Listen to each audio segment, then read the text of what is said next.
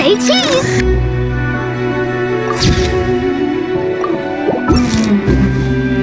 Smile!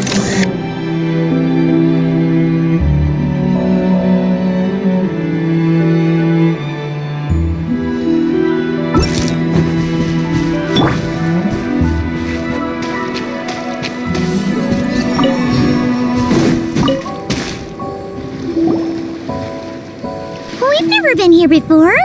Where is this exactly?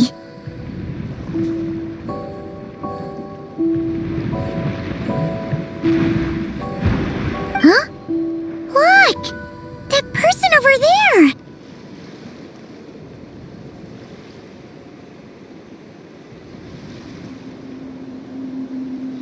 Why is she here? Paimon thought she'd be at Silver Moon Hall! Huh. Funny how life works sometimes. Let's go over and say hi!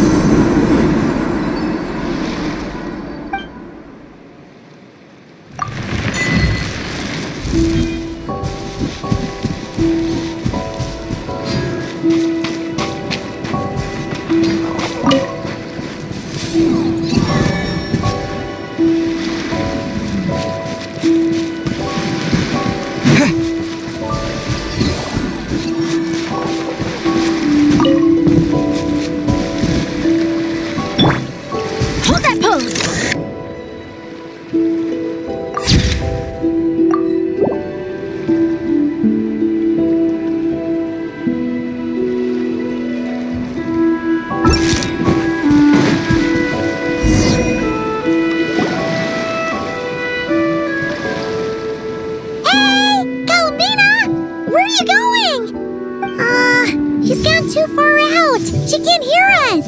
But what's she doing here? Does she have something to do? Yeah. Paimon doesn't think she'll run into any trouble, but better safe than sorry. Let's go.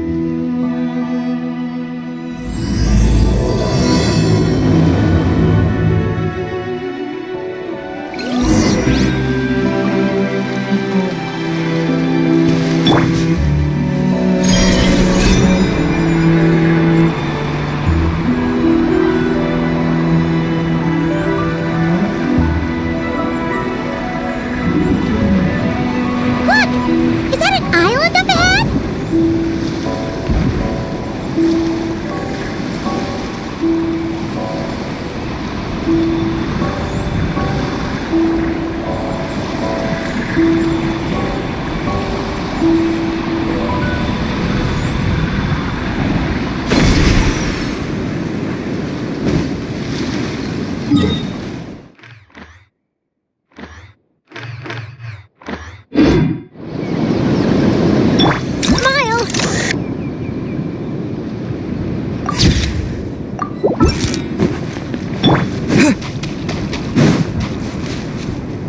Huh, what do you know? There really is a little island here. Could this have been Columbina's destination? Let's have a look around. Hopefully, we'll find her soon.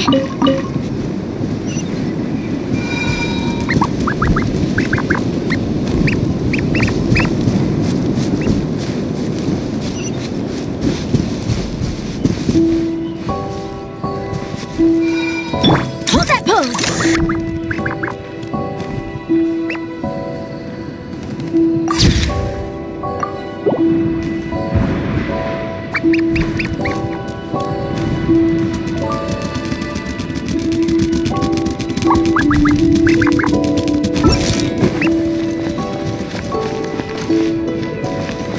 Where are those Kohangi going? Do you think they saw Columbina? Come on, let's follow them!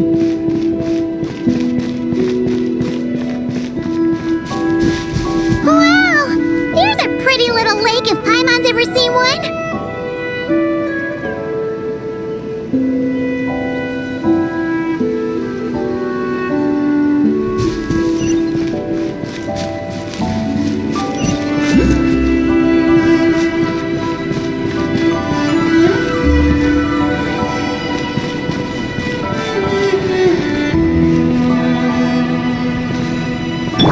Say cheese!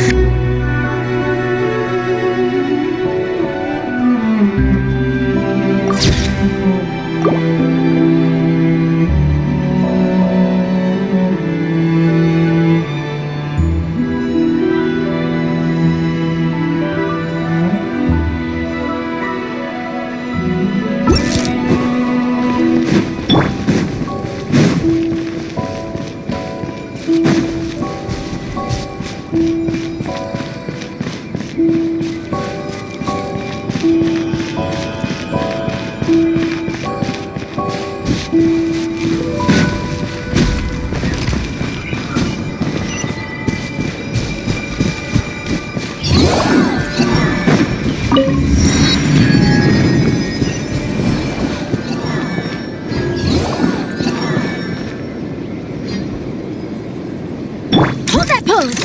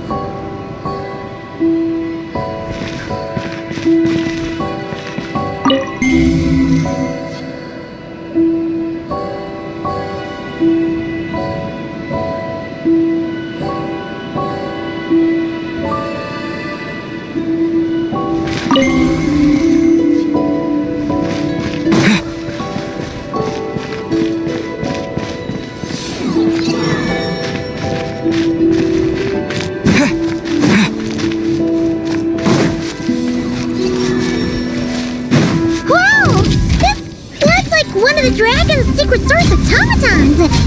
Could this place have something to do with that?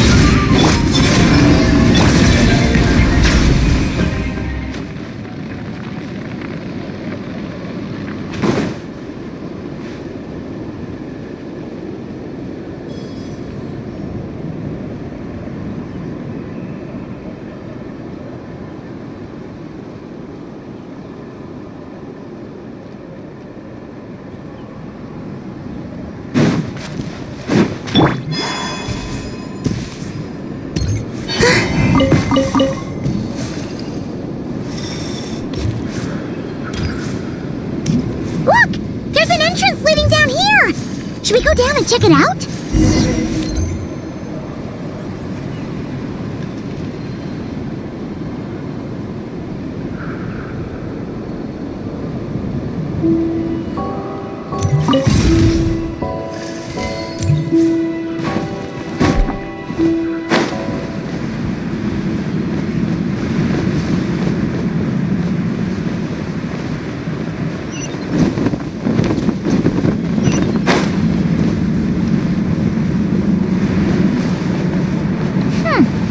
Why do these rocks look kind of floaty?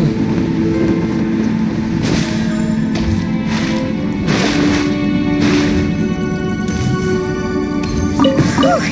There's tons of broken machines in here, and none of them are ones we've ever seen before either.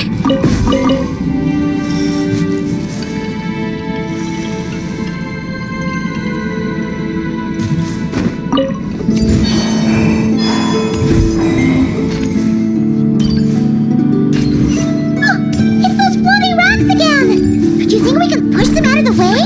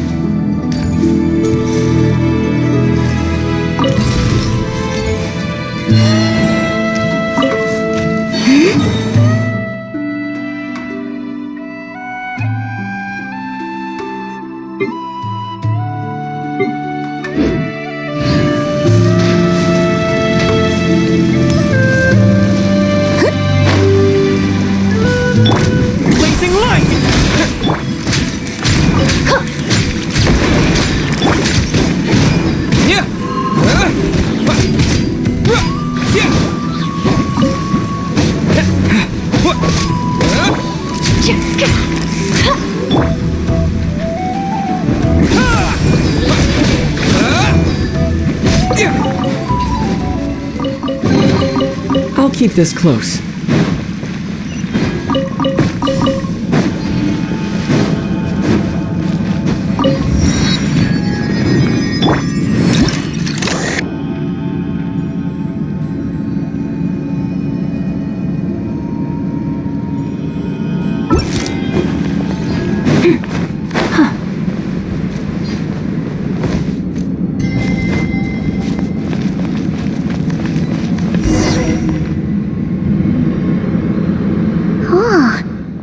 Like ruins.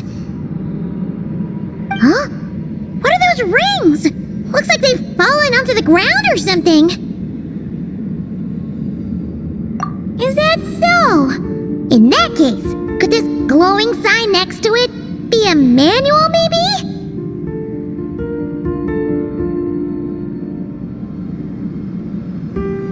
Let Paimon see.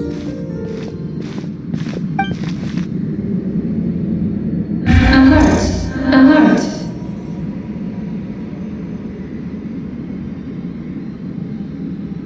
Oh!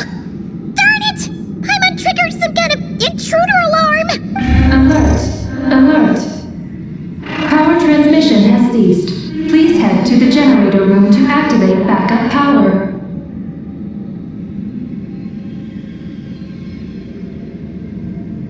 Oh, so it's just out of power! Ugh! Paimon almost jumped out of her skin! What? Come on! Paimon's way classier than that! You mean... Oh, right! If Columbina came here to do something, she'd totally need to turn on the power first. Haha! Genius! Alrighty then, let's go!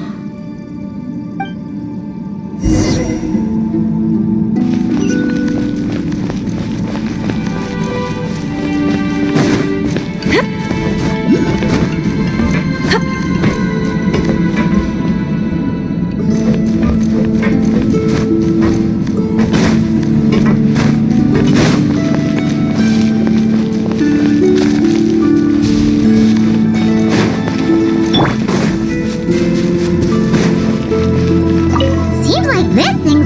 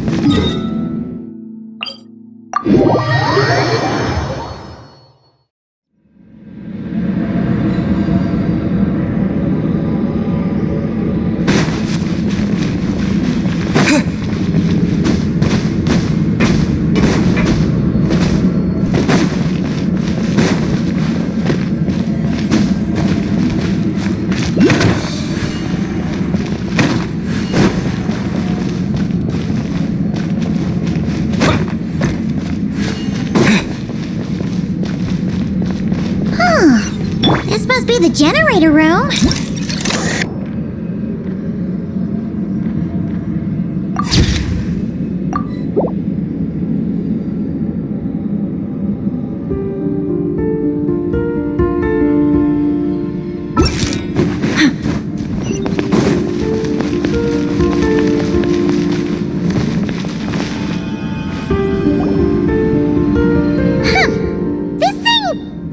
Look very mechanical, but given where we found it, it must be the key to getting the power on somehow.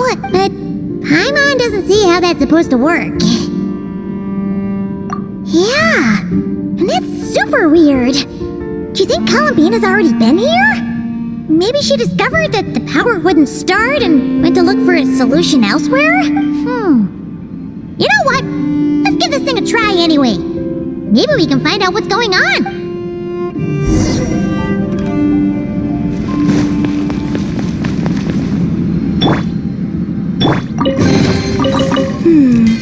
Did they run from home too?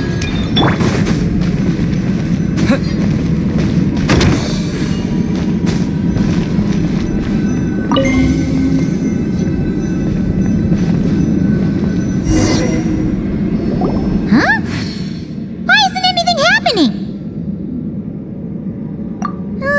Paimon guessed as much. There's gotta be something else to this. Columbina must have run into this problem and then gone to look somewhere else. Huh? Columbina! Thank goodness we finally found you! Surprised to see us? We were worried you might be in trouble, so we followed you here.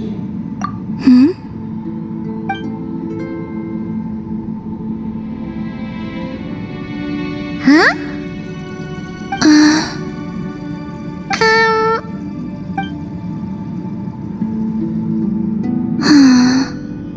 What's wrong? Are you trying to use telepathy like Nicole? Just so you know, we aren't hearing anything. Okay, now you're starting to worry, Paimon. Is someone threatening you? If that's the case, just blink.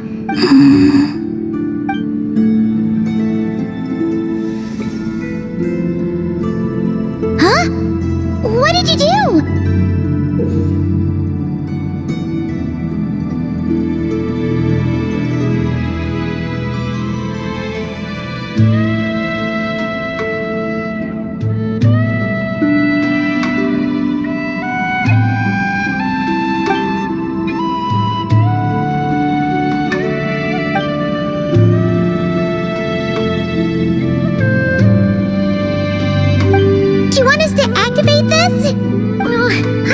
Sure what's going on, but it looks like Columbina wants us to activate this device. We should give it another try.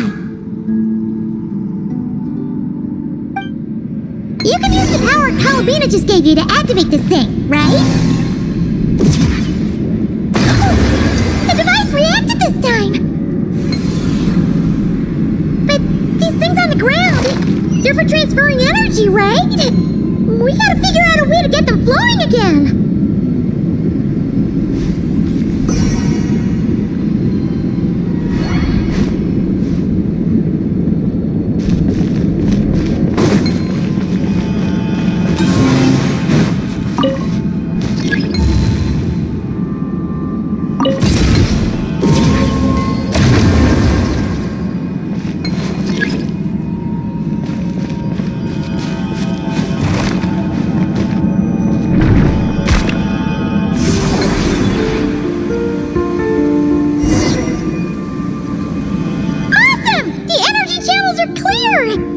How did you do that, Columbina?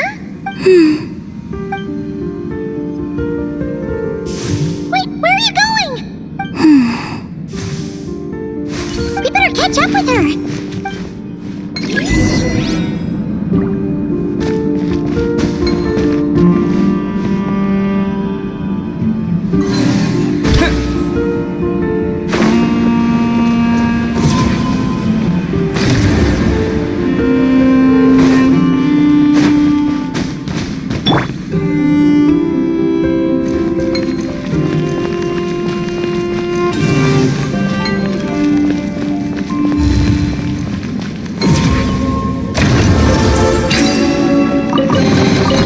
I doubt anyone's still looking for these. Look! The 3 rings that fell to the ground! Wow! They look pretty fancy now, don't they? It's like going out for a bit and coming back to find your little house has suddenly turned into the Dawn Winery.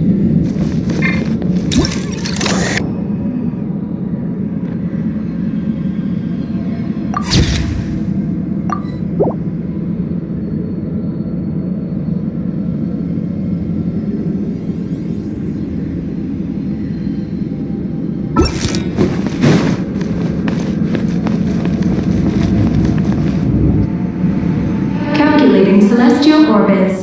Please select the triangle coordinates you wish to view.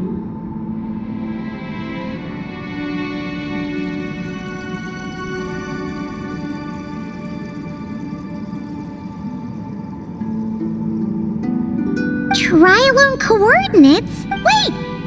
So this device is used to work out where the moons are? Calculating celestial orbits. Please select the triangle coordinates you wish to view. Connection lost. Failed to locate target. Calculating celestial orbits. Please select the triangle coordinates you wish to view. Connection lost. Failed to locate target. Calculating celestial orbits. Connecting. Target located.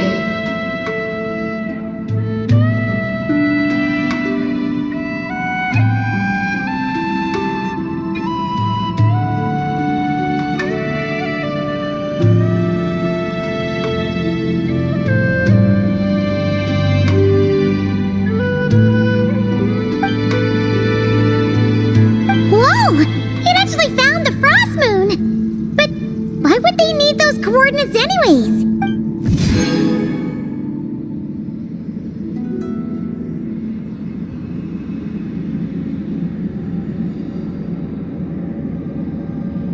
Frost moon coordinates located.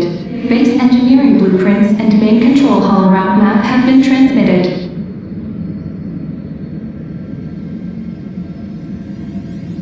Oh! These look like schematics! Whatever these are showing, it looks super awesome!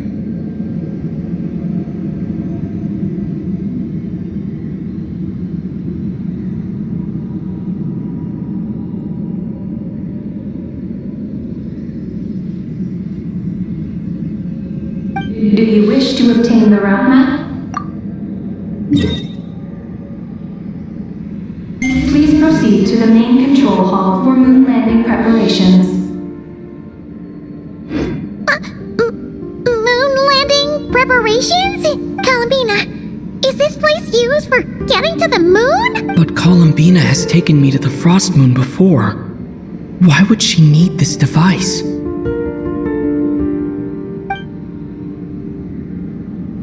And the power she just gave me is completely new. I've never seen her use it before.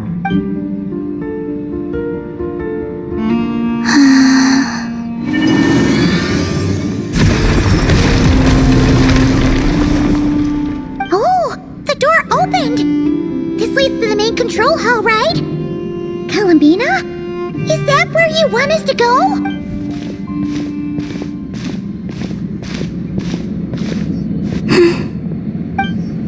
Columbina, can you hold out your hand? Place it in mine, just like we do in Silver Moon Hall.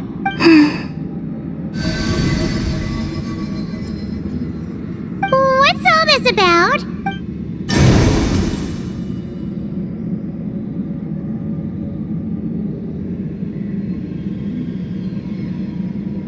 Ah! What's going on? Columbina turned into a black Kalanki! That's not Columbina! What? An imposter? Let's go after her!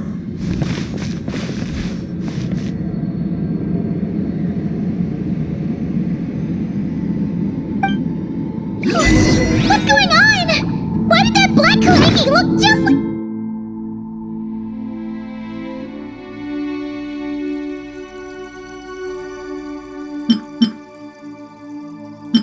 Columbina! We gotta hurry up and catch it!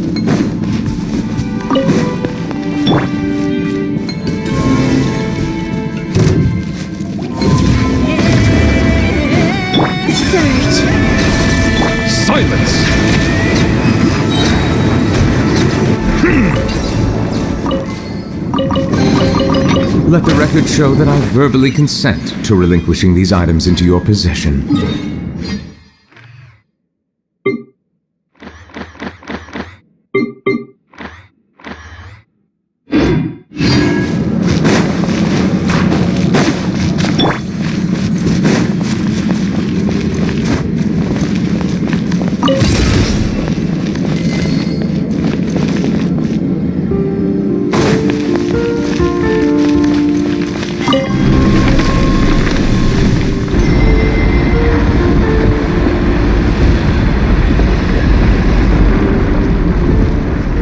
What's that? Looks like something we saw in the blueprint just now. Look! There's the Koheki over there!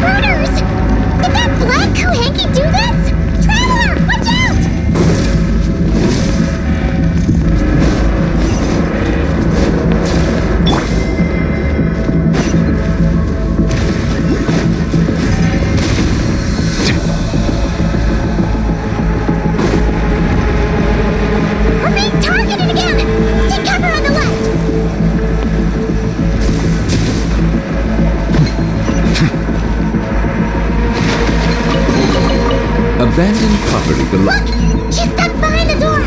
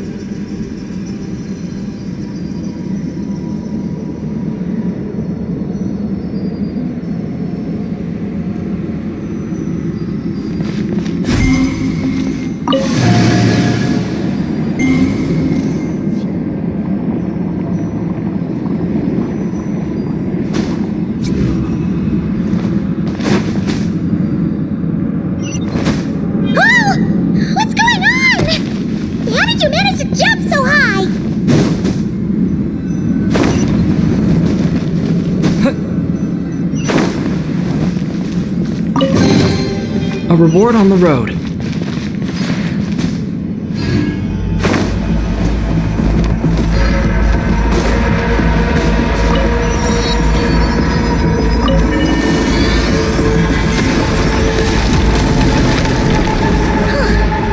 Everything's back to normal?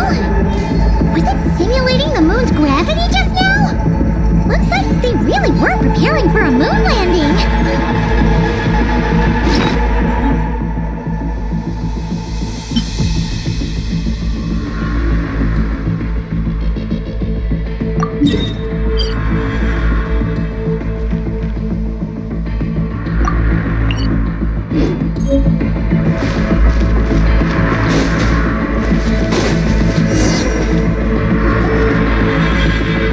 According to the route map, this should be the main control hall, right? Hey, you! The one pretending to be Columbina! Come out right now! Alert. Intruder detected in main control hall. Activating defense measures. Oh! Sorry! Wrong address! We were looking for someone else.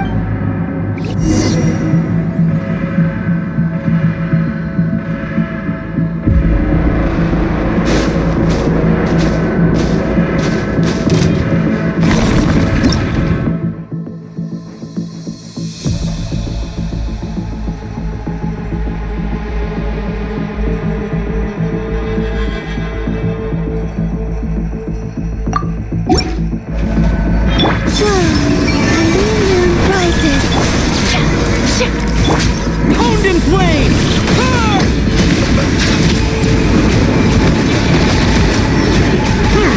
Let the mighty be humbled!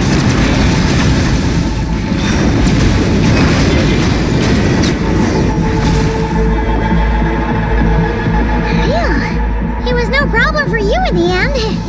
That should take care of things, right? Alert. Main control hall defender core destruction confirmed. Initiating self-destruct mode. All personnel, please evacuate immediately. Initiating countdown. Seriously? This place has gone crazy! It's trying to take us down with it! What should we do? What if some really important intel gets destroyed? Please verify orbital coordinates. Huh? What orbital coordinates? Ah! Our mystery Kuhenki's back! What are you doing? Will giving it the coordinates stop the base from self-destructing? What are the coordinates? Don't panic! Don't panic! Let Paimon think! Please verify orbital coordinates. Paimon remembers now! There were 3 symbols! The simplest looking one was first. The second symbol had a super complicated shape. And lastly... Paimon can't quite remember! But it was probably the same as the second one! Orbital coordinate verification error. Oh no! Did Paimon get the last one wrong? Okay, don't panic! Don't panic! Let's try again! Real quick! Please re-verify. One more time! First up, the simplest symbol. The second one's the most complicated. Oh no! It's...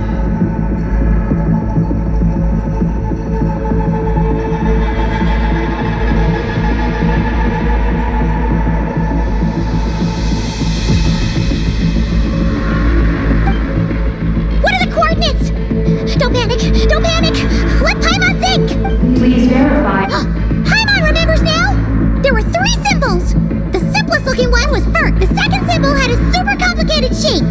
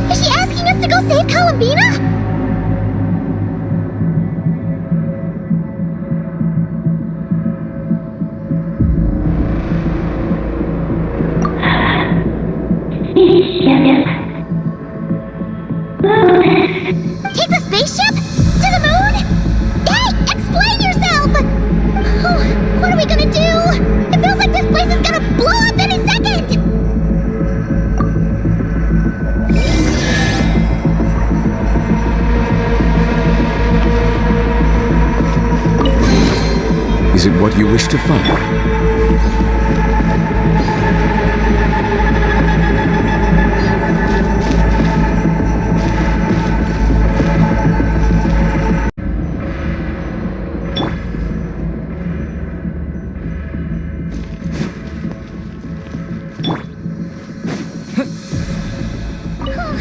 This is bad. We still don't really know what's going on. If Columbina is calling for help, the spaceship's our only chance. You're right. And if this base blows up, we won't get another shot at going to the moon to rescue her. My guess is we'll just have to take a chance.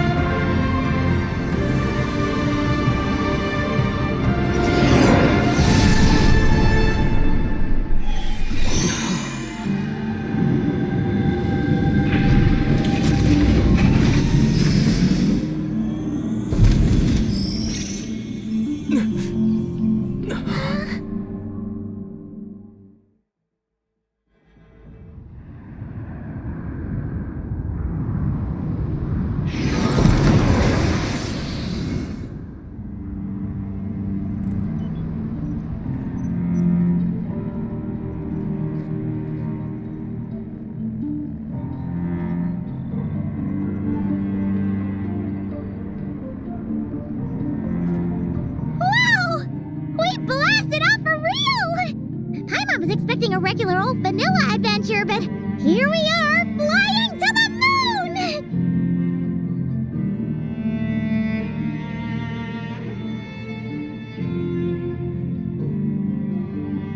Hey, you! Tell us what's going on, will ya? What sort of trouble has Columbina gotten into? Seriously? Playing dumb again? We definitely heard you speak just now, right? No, wait. You spoke through the base's systems, didn't you? Huh. That's weird. Then how about we take a look around the ship? Let's see if we can find something to help you talk.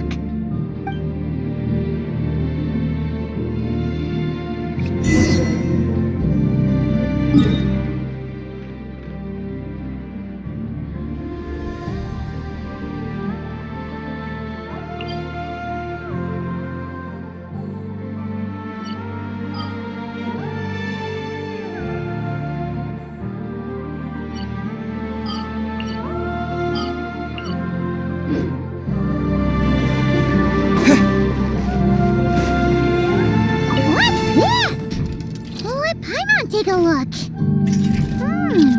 Looks pretty spacious. Oh, could this be some sort of escape? Huh. Is this escape pod broken? There's something glowing inside.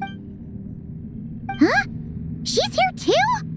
Does that mean there's something useful inside? But how do we get it out? What is that?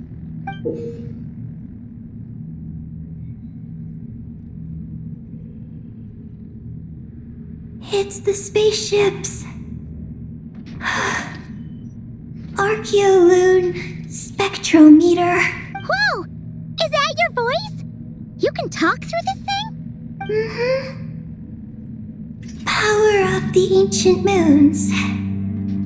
Transmit messages. Huh? That sounds a lot like phlogiston. Could this be dragon technology? Not.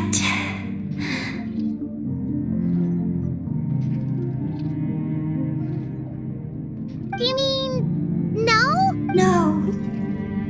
Not wrong. Why do you pant so much when you talk? No wonder we ran into their secret source automatons back there.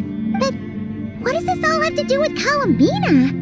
Why did you turn into her? Columbina. Moon. Rescue. Did she run into trouble and send you to get help? Not Wrong? Not right. Can you take it from the top and tell us the whole story? What exactly is going on? Columbina rescued me on the moon. Huh? She rescued you? So, she hasn't sent us a plea for help? That's right. Then why did you tell us to get on this spaceship? I wanted to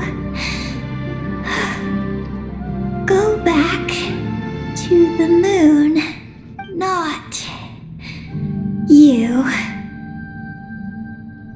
Oh no! In that case, what does that make us? No! How could this happen? We're not that clueless, are we? Hey, you! You're leaving something out, aren't you? You said Columbina rescued you. That means you were in danger. Not Not what this time? Not wrong? Not right? not sure. Huh? Ugh! This is really starting to get on Paimon's nerves. I'm sorry. I'm not sure. When I woke up, I was very weak. I forgot many things.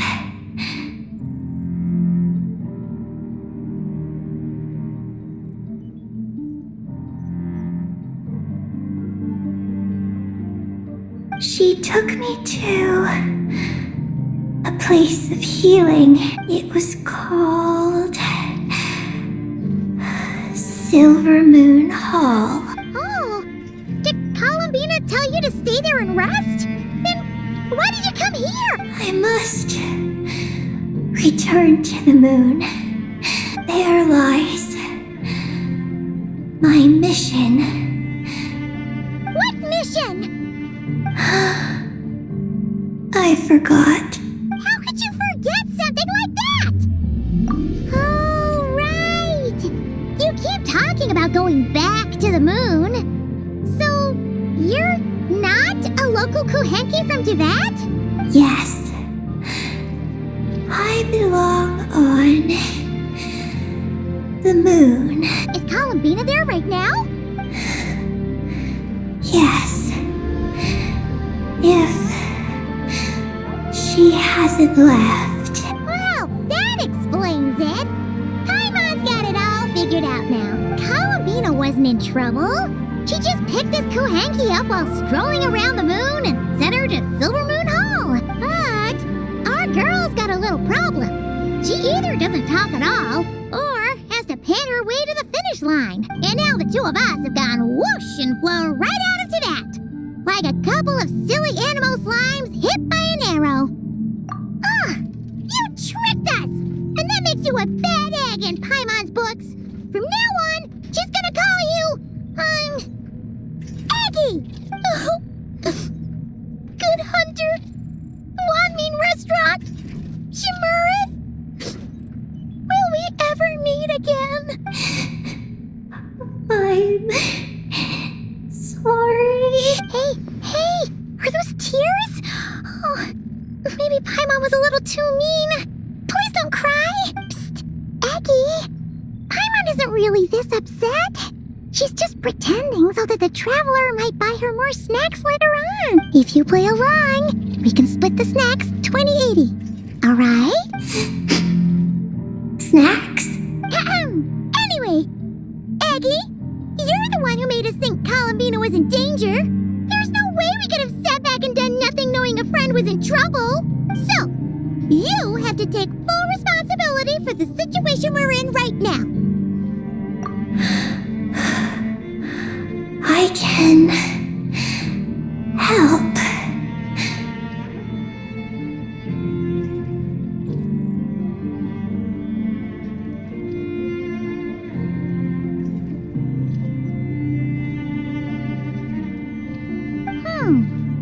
Then it's settled. Let's make this a surprise visit for Columbina. Who knows? Maybe she'll be really happy to have friends come and play with her.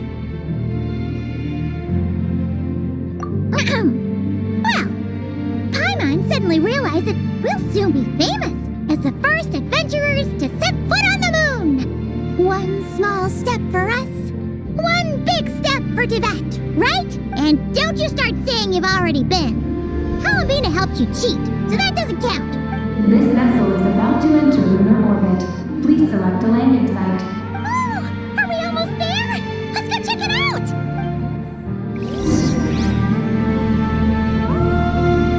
This vessel is about to enter lunar orbit. Please select a landing site. Oh, there are so many landing sites, but they all have super weird names. Which one should we pick?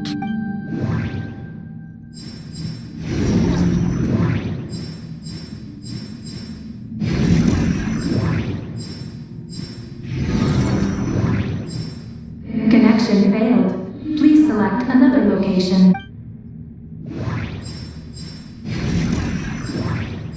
Connection established. Confirm landing thruster initiation.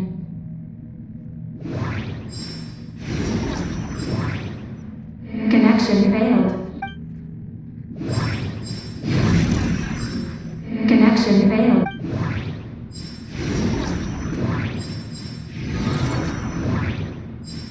Connection established. Confirm landing thruster initiation. Oh, are we getting ready to land?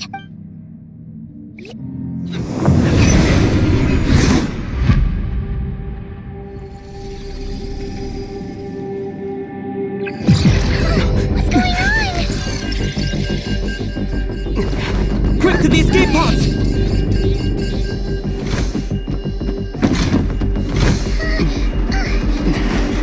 Don't worry, we'll be fine.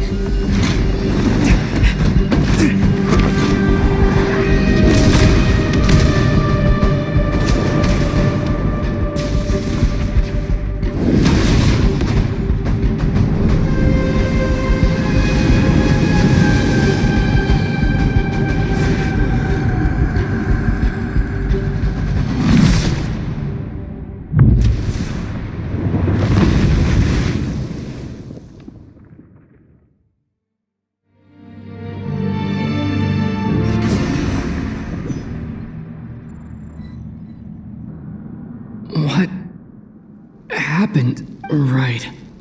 There was an accident on board the spaceship. We got into the escape pods. Did we make moonfall successfully? It seems like I'm still in my escape pod. I need to make sure Paimon's all right.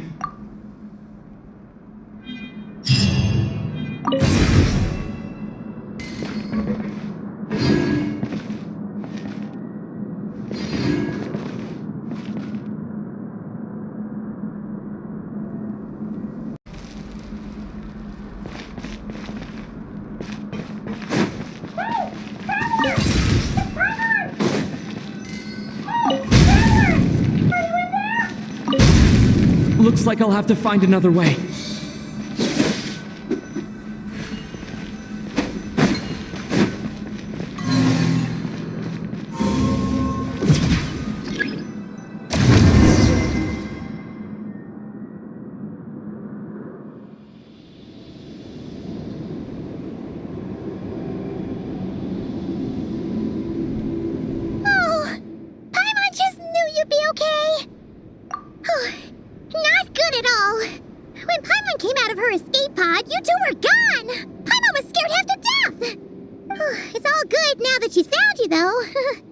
Now then, let Paimon give you a quick once-over. Are you hurt or anything? Well, that's a relief. Who could have imagined that ancient ship would run into problems?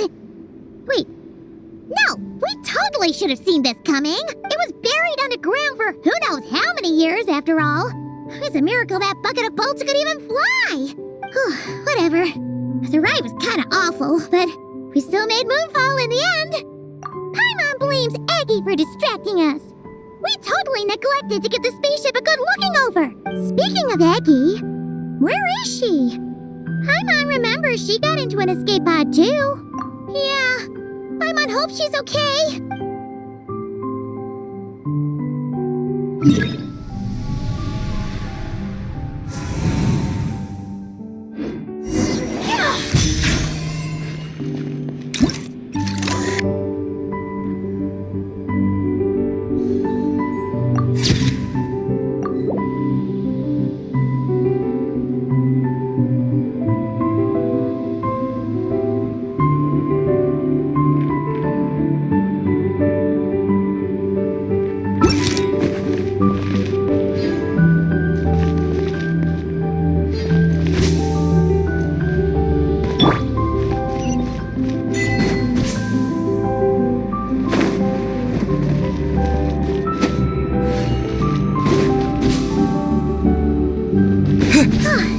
Now that we're finally here, Paimon feels so light! It's just like that simulation back at the base! Speaking of which, Paimon figured it'd be super lonely on the moon, but seeing those buildings up ahead, it doesn't seem that way anymore. They've gotta be the dragon's doing too, right? After all, they built a whole moon base. It's so amazing!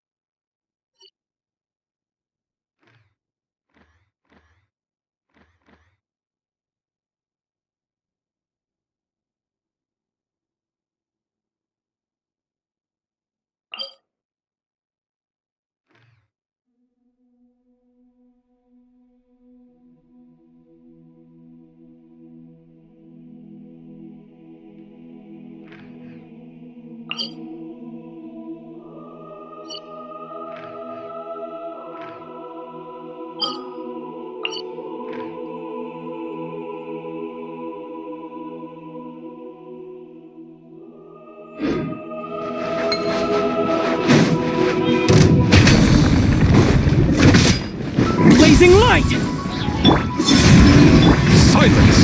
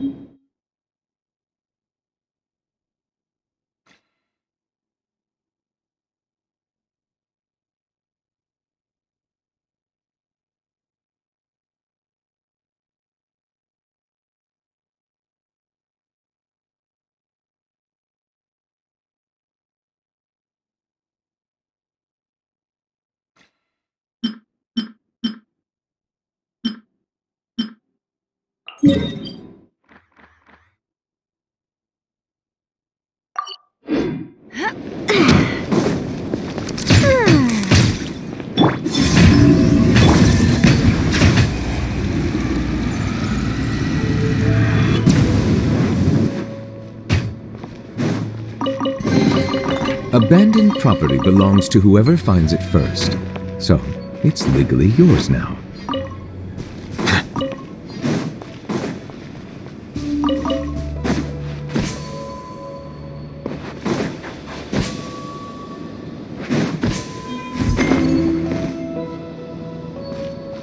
Looks like there's a big hole over there. You don't don't think Aggie's escape pod crashed underground, do you?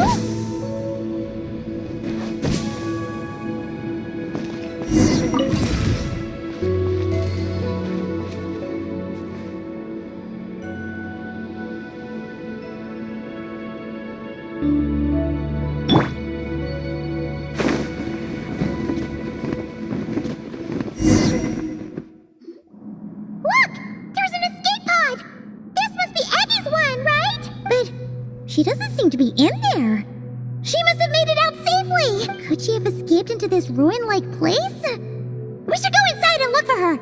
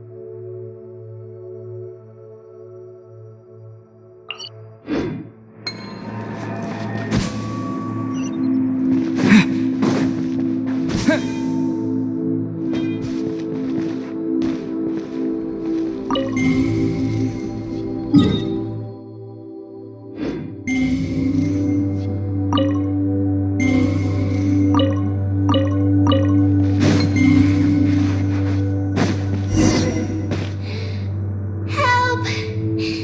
Help me! Listen! Is that Aggie calling out? Her voice seems to be coming from behind that door!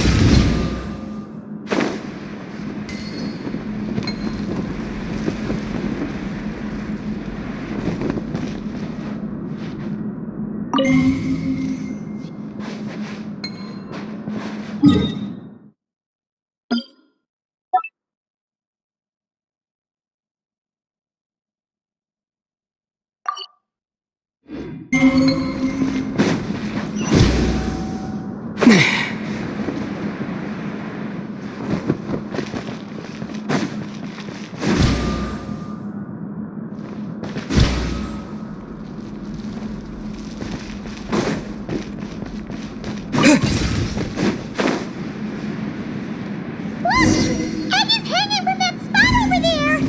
We gotta save her!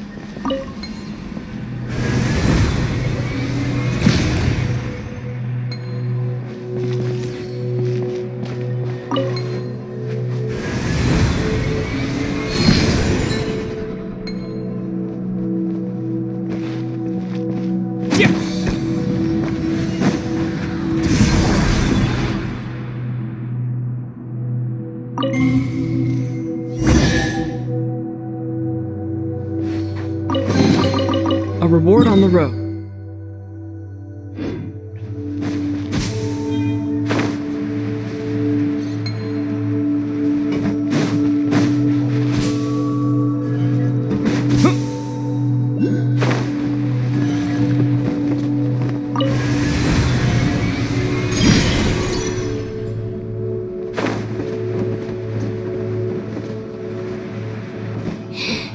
Let me go.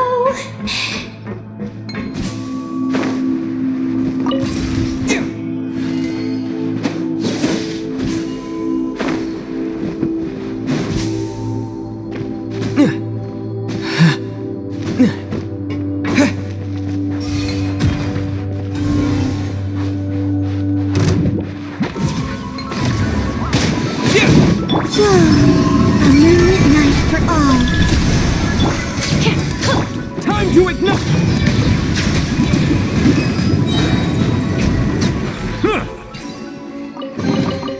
Is it what you wish to find? Hopefully the excitement of opening a treasure chest has at least made...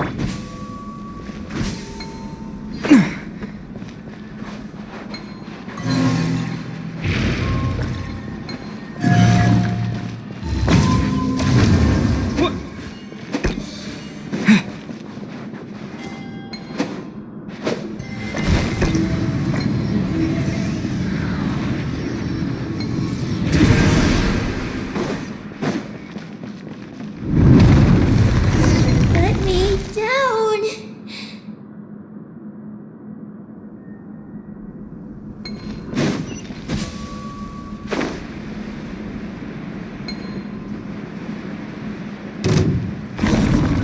Wayne. Hard-hitting Bow your head.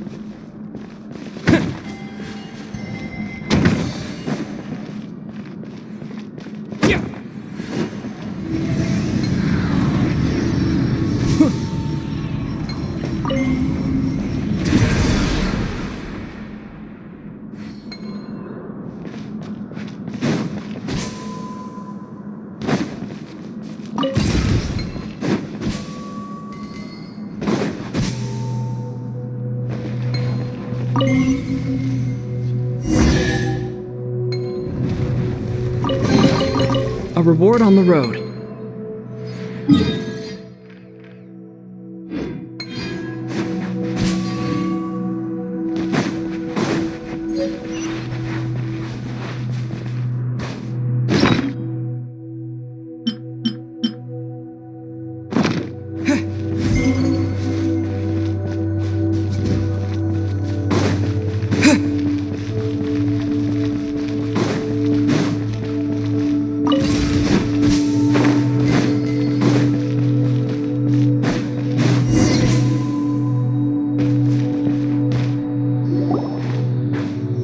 Eddie!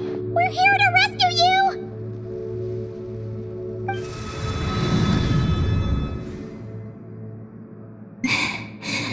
Let me go! Hey! Eddie! Wake up! It's us! You... let go of me! Snap out of it! We're here to rescue you! You're safe now! Oh!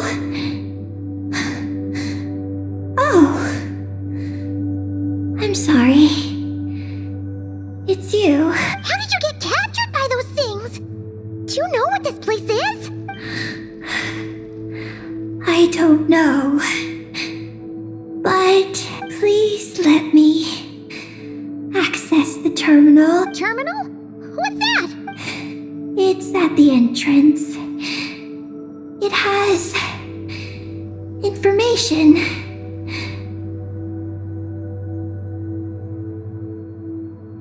Oh, is that the thingamajig we saw on our way in? Let's go find it.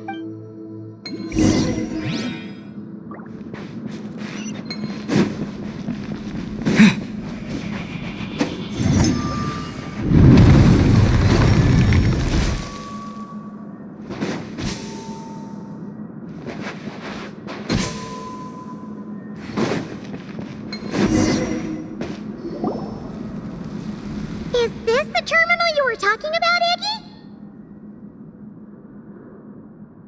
Yes.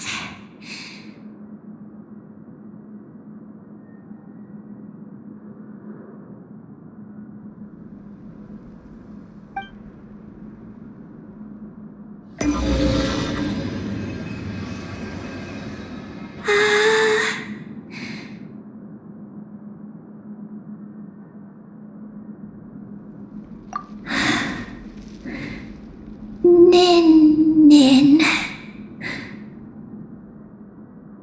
Sorry, what? My name.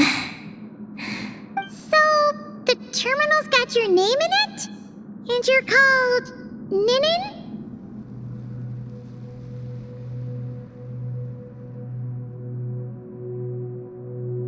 The moon's power can record information.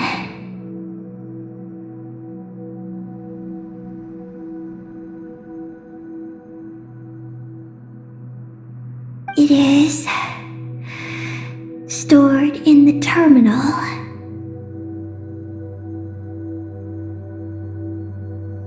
Ah, so you can read the information in the terminal?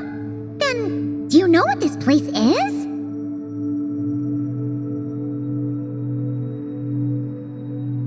It's an energy generation station, used to produce and store energy.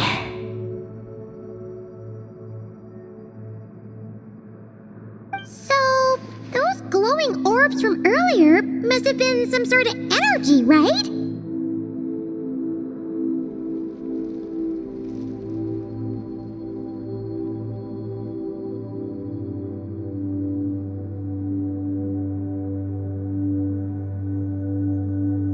You must have been taken away to be used as an energy source because you have the same power.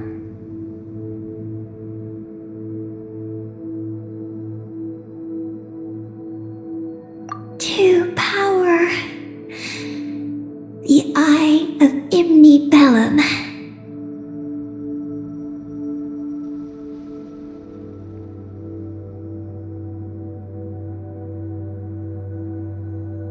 The Eye of Imnibellum? What's that? Sounds kind of familiar.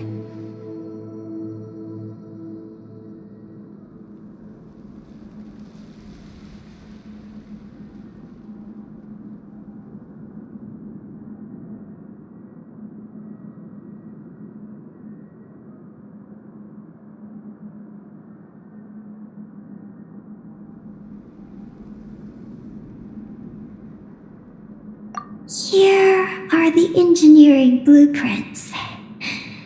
Let me show you.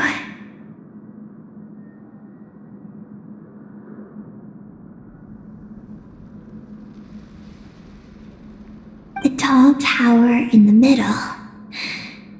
That is the eye. Whoa! That's so cool! What about the three shorter towers? Are they energy generators? Yes. We're inside one of them right now. The work logs record that it is a lunar surface monitoring station, capable of monitoring the entire lunar surface. Monitor the lunar surface?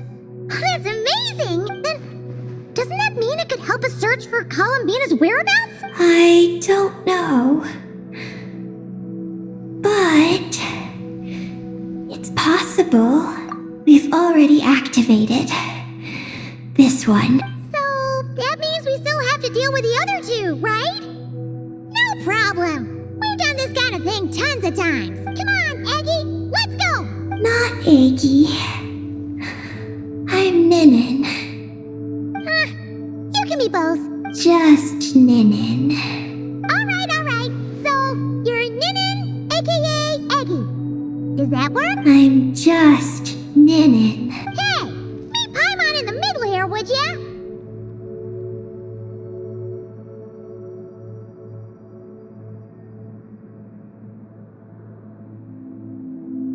Don't forget, you got us stranded in this wasteland where there's not a single restaurant in sight. Do you still want your snacks or not?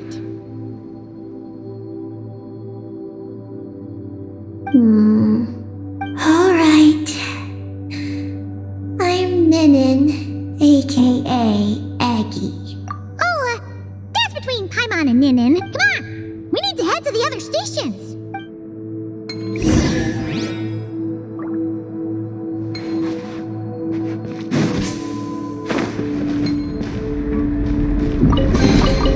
I'll keep this close.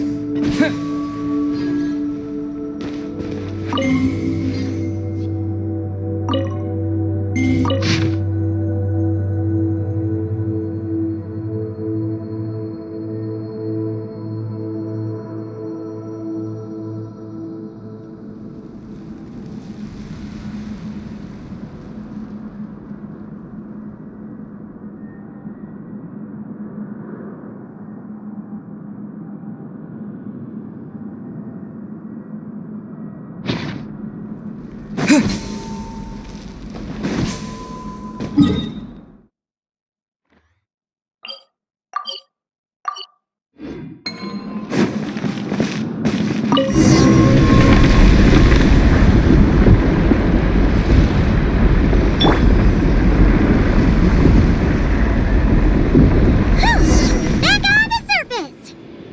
So, where are the other two energy generation stations?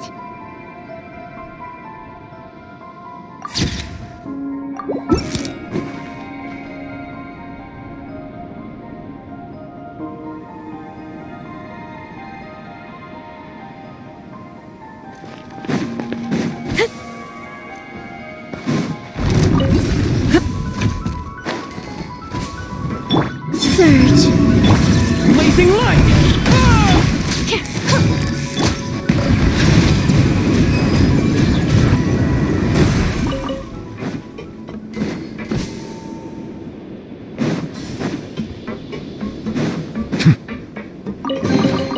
Abandoned property belongs to who?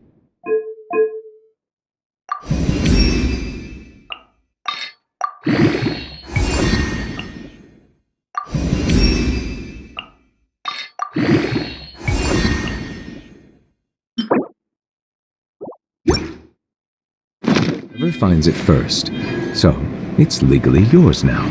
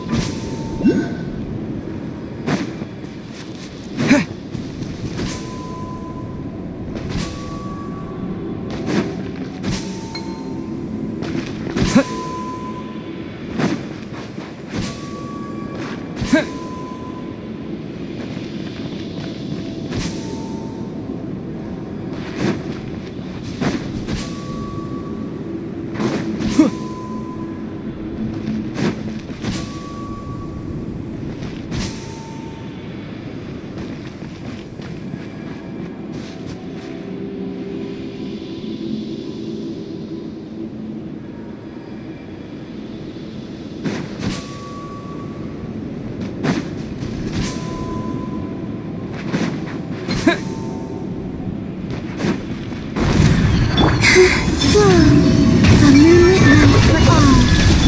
Time to ignite! Be sanctified.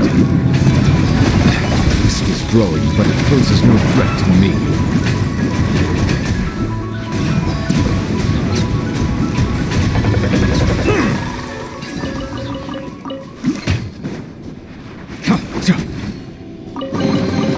Let the record show that I verbally consent to relinquishing these items into your possession.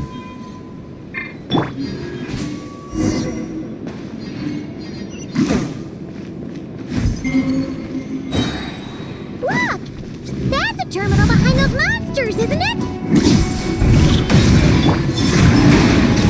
Smile! Hard-hitting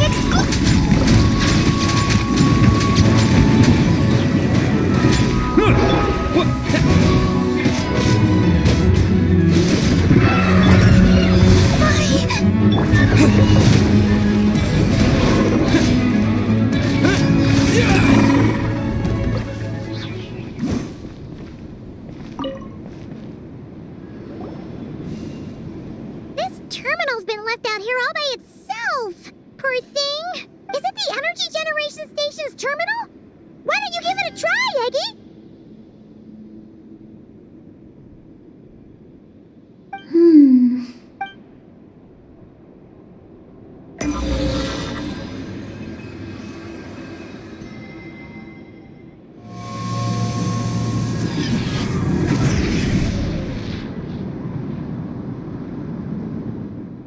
How's it looking? Any new intel? This is the energy generation station terminal, but I retrieved no new information. Even though we didn't find any new intel, we still managed to activate station number 2. Paimon would say that's a job well done.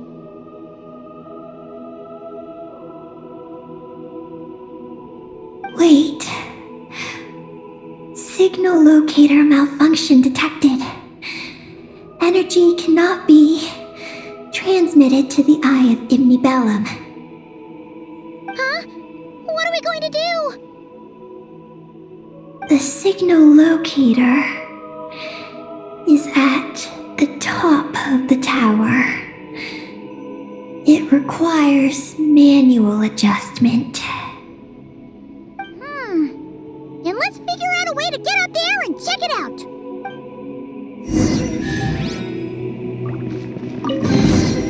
Is this an answer from this world?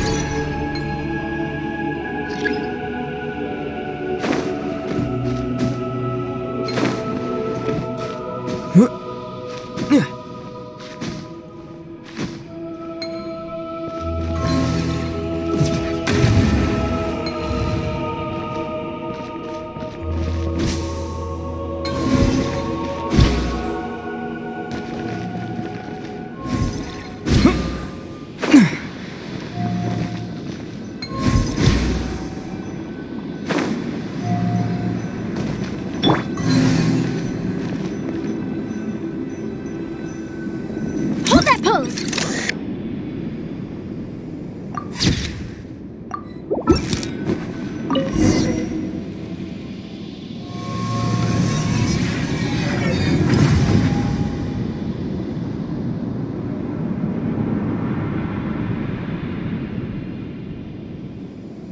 Success!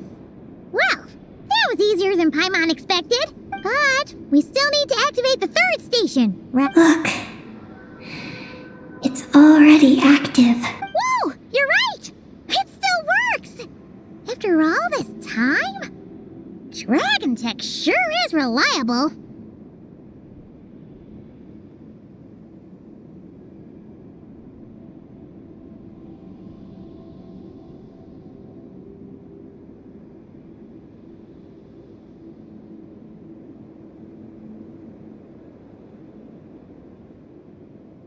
Someone else?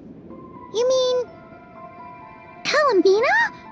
After all, who else could it be? But why did she only activate 1? You don't think she found out something was wrong? Are we gonna run into some sort of problem? Hey, Eggy! You're not misleading us again, are you? This one's coming out of your friendship level. I don't know what my mission is, but I'm sure it doesn't include raising anyone's friendship levels.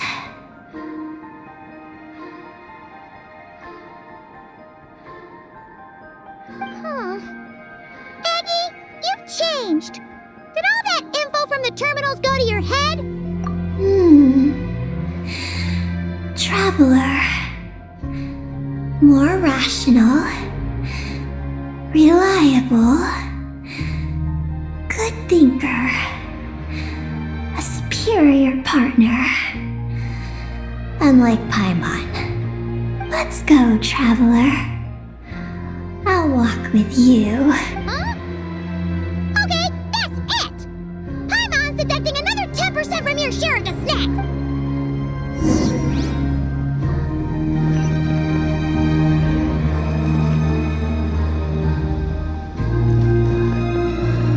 Say cheese!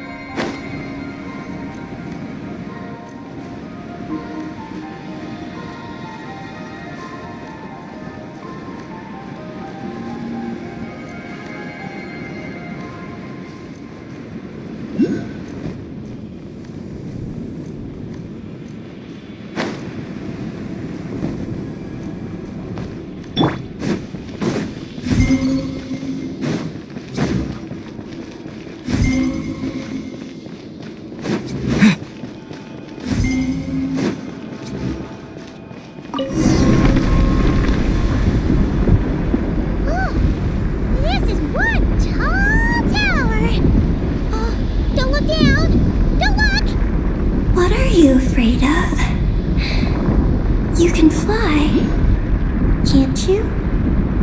Paimon's just worried about the traveler, that's all.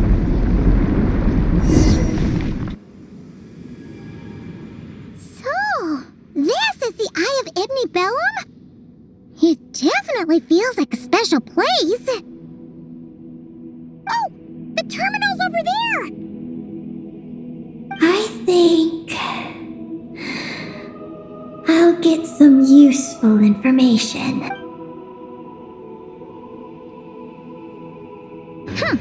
Let's hope it doesn't puff your head up even more.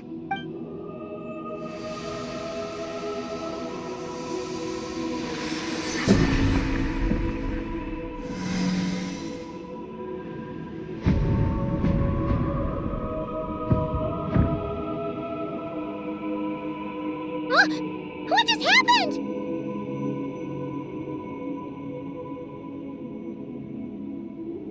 I activated the Eye of Ibni Bellum. Oh? Did it work? Can you find Columbina? In the facility known as Ungian Circle, the terminal has detected the appearance of an unknown individual lacking an identification code. Could that be Columbina? The system cannot confirm this person's identity.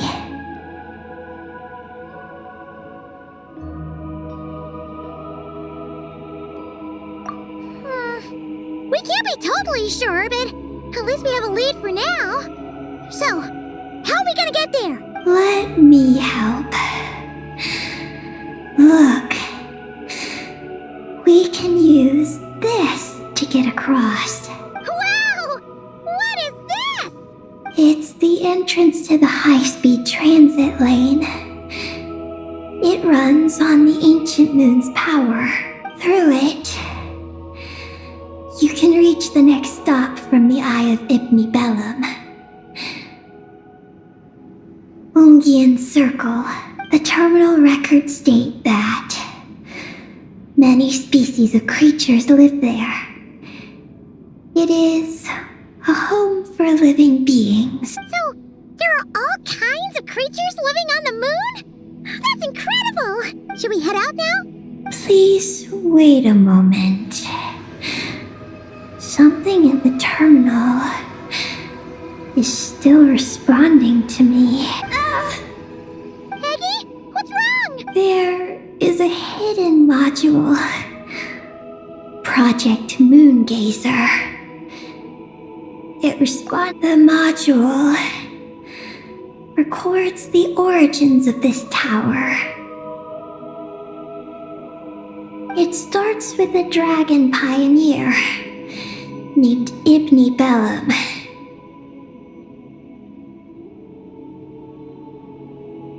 The lunar vessel we traveled in was his creation.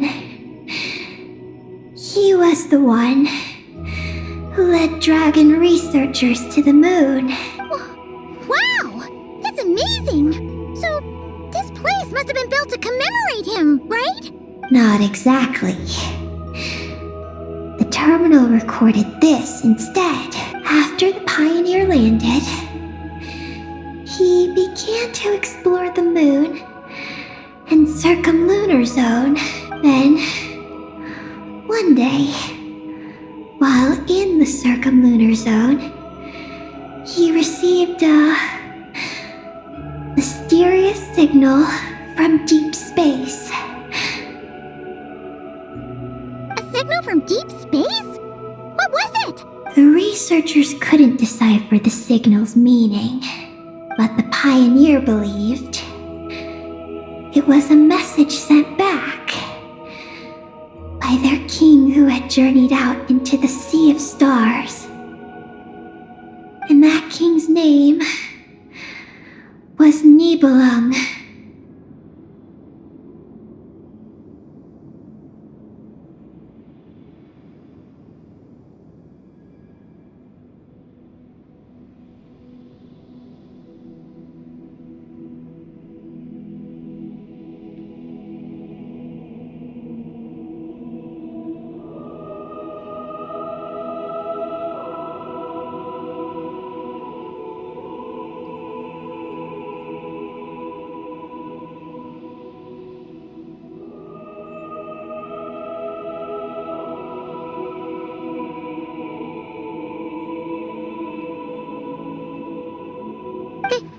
The Dragon King?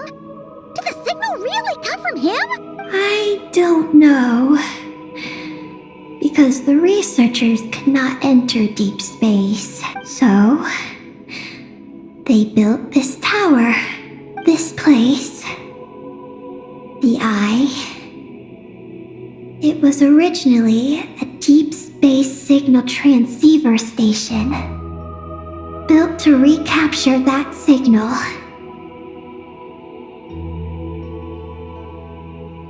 Many years went by.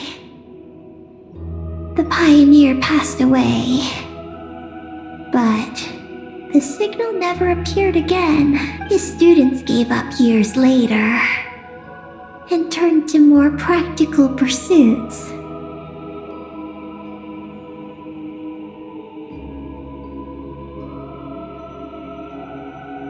They renovated the Eye into a lunar surface monitoring station to make it easier for them to conduct more practical lunar research. Oh, what a shame. Wow. Paimon feels like we just stumbled on something super important. No. These are just the log entries I read. The real project file is encrypted. I can't open it. Huh? Didn't you say it responded to you? Shouldn't you be able to, open it? My data matches it. But maybe because it isn't enough. Sorry.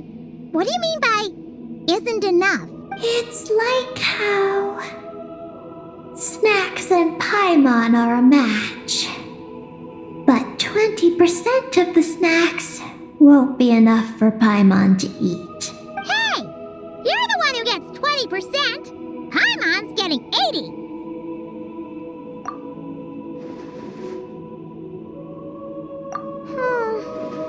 Yeah, Paimon feels like that's exactly it.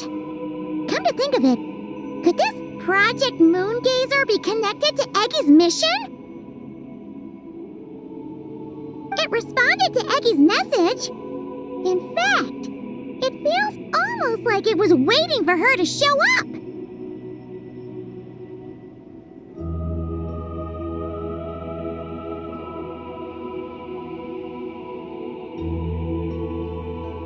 I don't know. But I want to open it. Then let us help you. If there's not enough information, then Then we just need to go find more terminals, right? Paimon noticed that with every terminal Eggie absorbs, she speaks a little more smoothly and gets a little more full of herself. Oh, Paimon could certainly do without the attitude. If this is Eggie's mission, then Paimon's gonna help. Well, Eggie did help us look for Columbina, didn't she? Don't worry, Eggie. Since there's a terminal here, there's gotta be more up ahead. Come with us, and we'll make sure you get plenty to eat. Thank you, Paimon. I'll try my best not to puff up. So, should we head to the next stop now? Yay! Second stop on our super awesome lunar adventure, the Ungi Circle. What? It's Ungian Circle. Ungi Circle! Ungi Circle!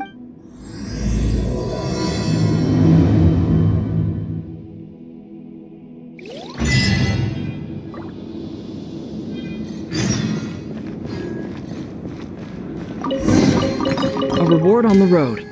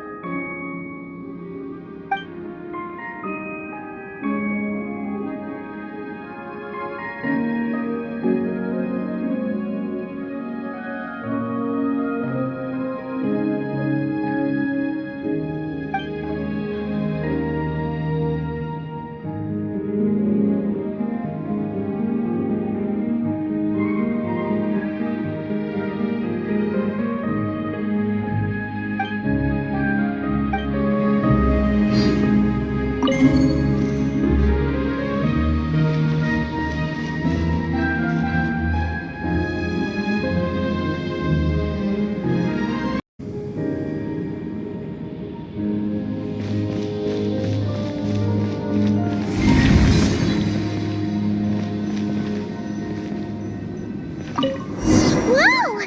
High-speed transit lane! Here we go! It's so fast!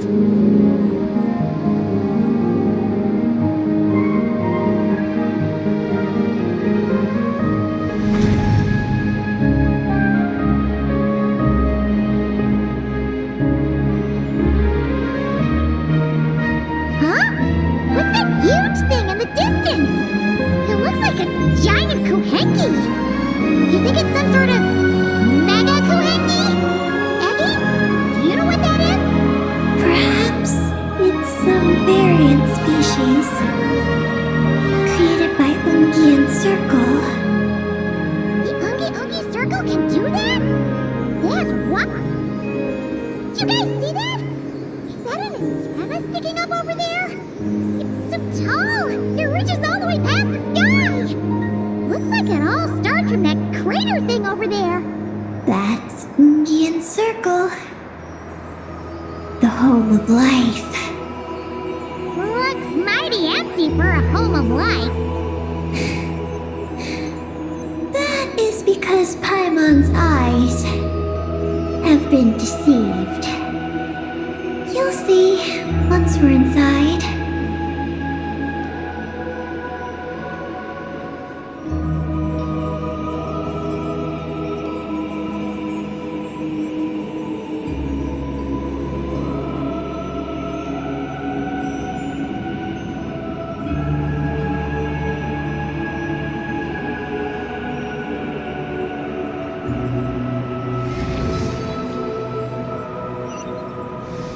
Is this our stop? The Ungi Circle should be just up ahead, right? Looks like we'll have to walk the rest of the way ourselves.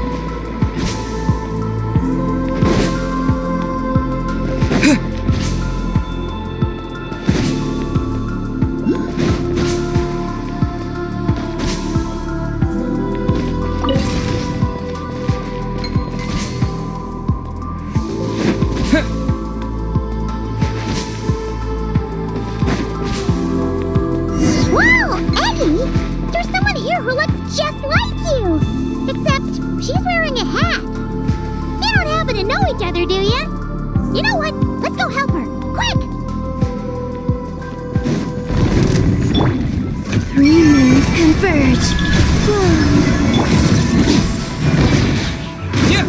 Bow your head.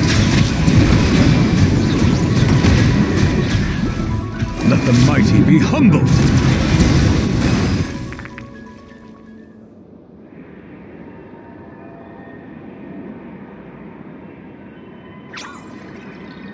Oh, it looks like they're talking to each other. You're back, Eggy! So, how did it go? What did you guys talk about? She said she saw a girl who walks like she's floating. That must be Columbina! When did this happen? It was a few days ago. That giant creature we just saw was beside her. The Mega Kuhenki? With Columbina? That means she must still be here! She hasn't left yet! Come on, let's hurry inside and take a look! Let's follow the giant life form first. It will lead us into Ungyen's circle.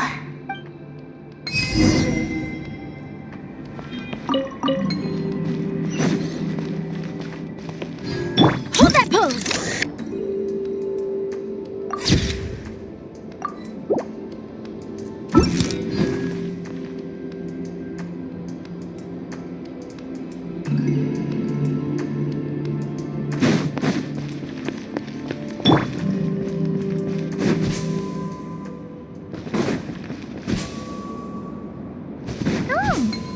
Thinks she hears chirping. Could there be little birds inside?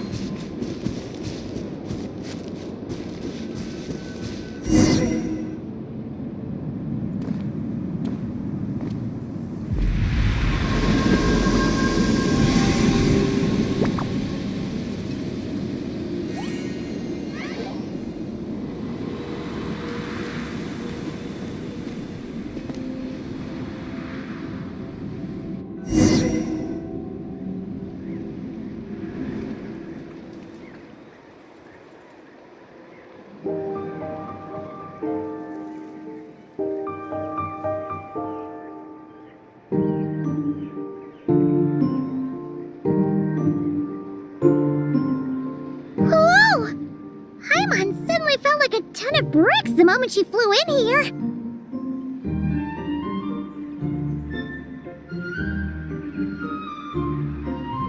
But this place sure is pretty. There's even other Kuhenki like Eggy here. It's teeming with way more alive than Paimon thought. Yes. Ungyen's circle is the realm of life. Why couldn't we see them from the outside? I mean, someone built this place? Was it that Ungi guy? We should follow them. Oh! Eggy's buddies are leading the way! Quick, after them!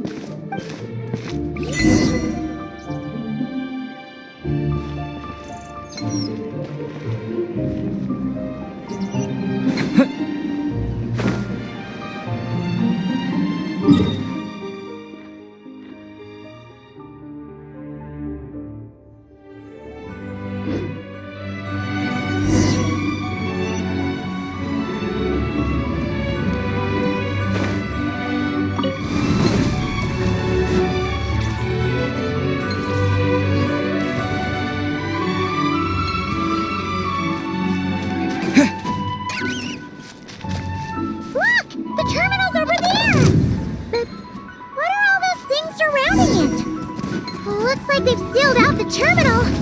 Let's try clearing them out.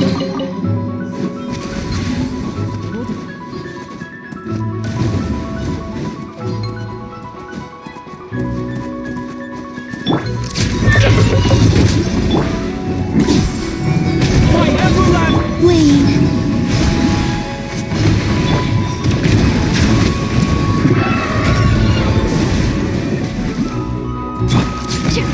Say cheese. A new moon rises.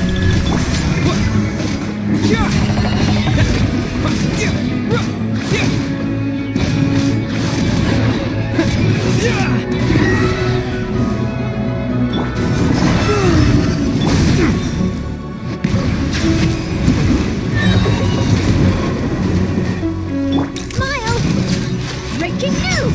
Be sanctified.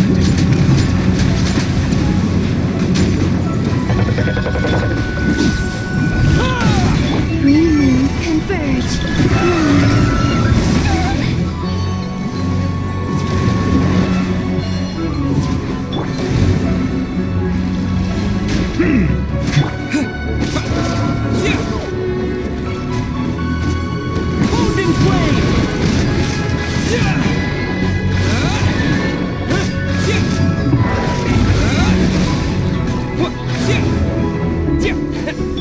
Say cheese!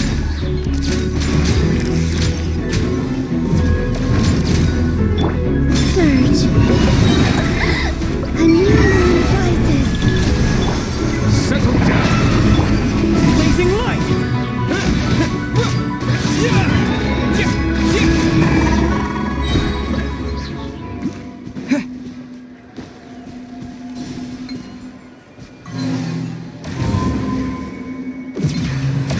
Can't we get rid of him? These are knotted moonlight vines. I've seen information about them in the terminals. I can show you how to clear them out.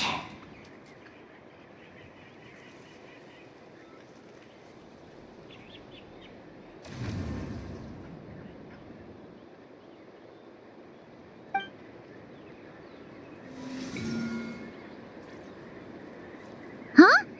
What did you do, Eggie?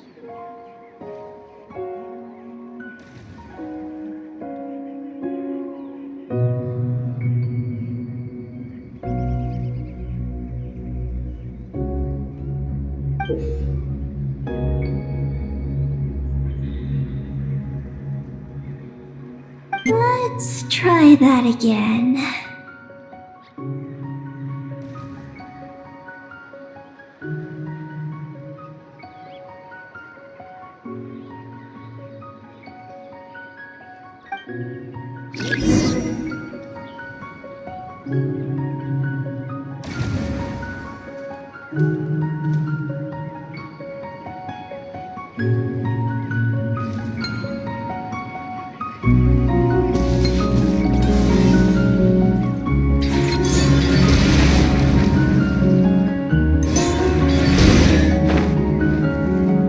Success!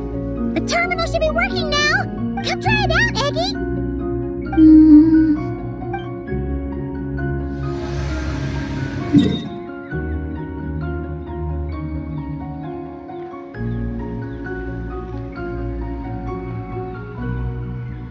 I activated the terminal, but much of the data is missing. Huh?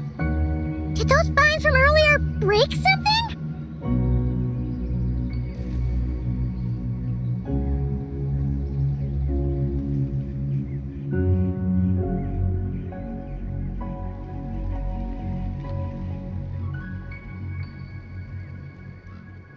Knotted moonlight vines. They grow in places where the ancient moon's power has been thrown into turmoil. Perhaps that's why there's a damaged engineering blueprint here. Oh! Oh! You can barely make it out now! So, any news about Columbina? The terminal shows that a young girl entered this place, accompanied by a giant flying creature. That matches what your buddy said! Look! There's that Mega Kohenki again! And it's flying up that big tree! Let's hope you're right! Come on! Next up, that tree!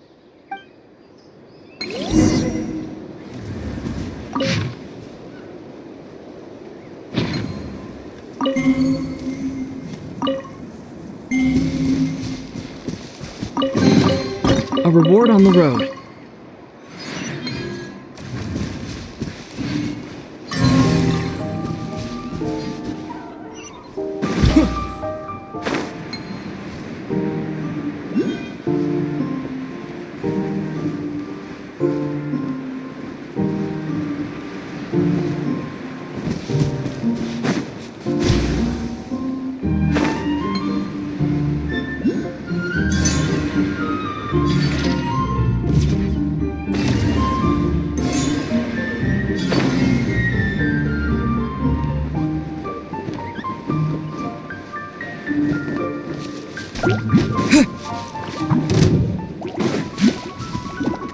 A new dawn rises! Scorch and burn!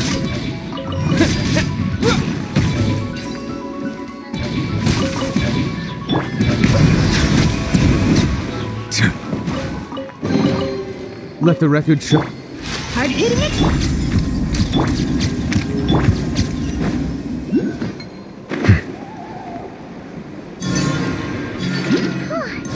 Now that we're looking at it up close, this tree's so big. It's more like a wall. But what's that shiny thing up there? Look! There's a door over there!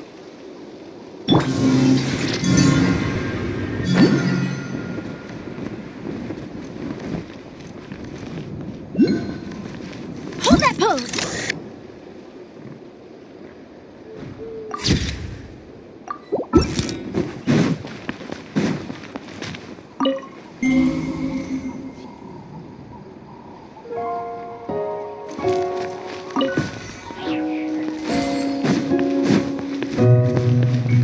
Oh, looks like the door won't open! But there's a crack! Let's see what's inside!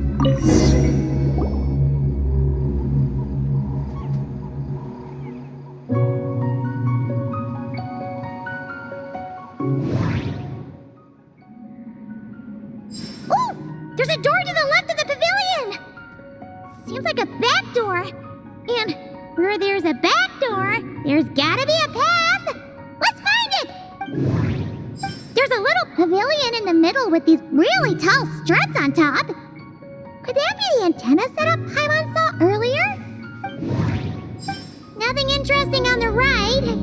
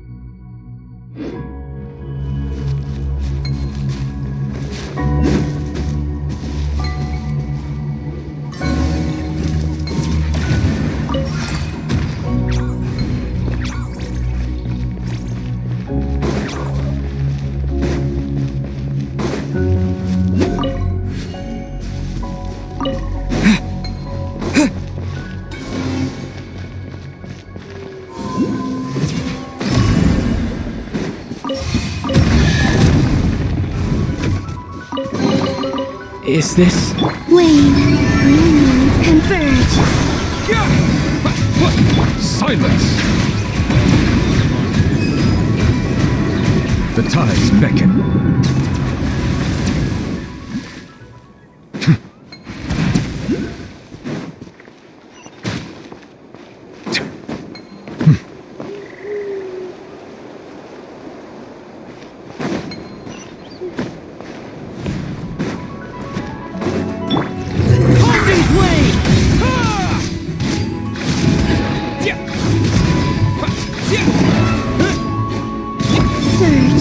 Bow your head.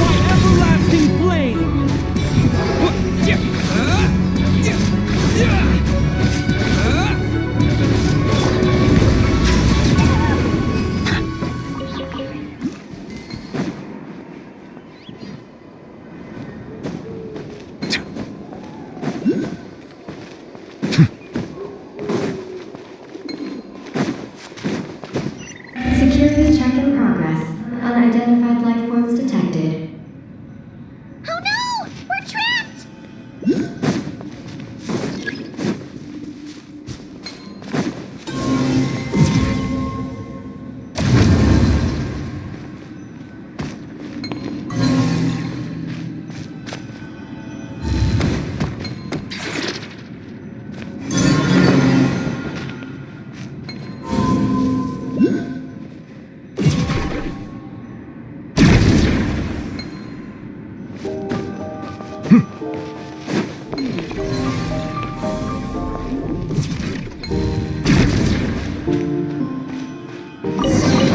Now that we're inside, this place sure looks like an elevator. It should be able to take us to the top, right? The Mega Hanky flew up there earlier. That means we might find Columbina there.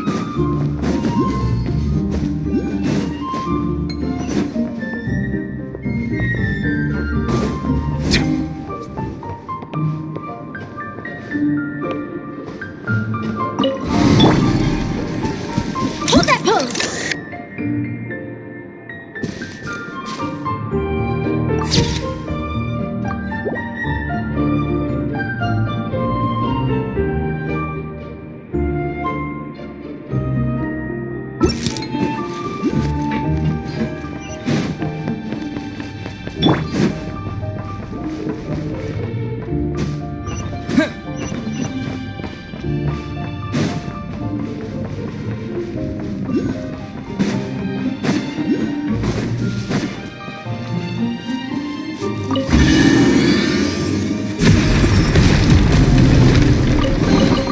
A reward on the road.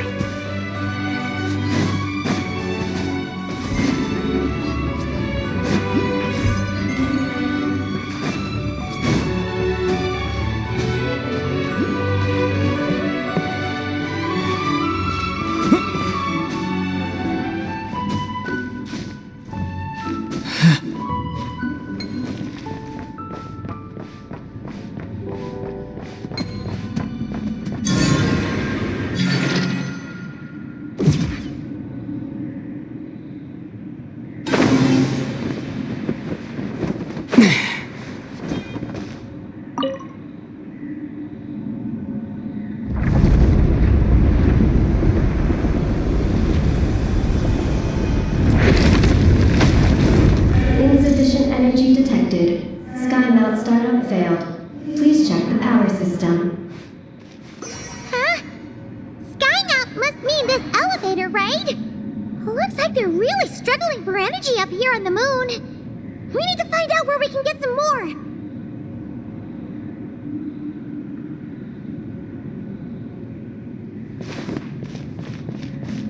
Look! Is that a path over there? Maybe we should check it out?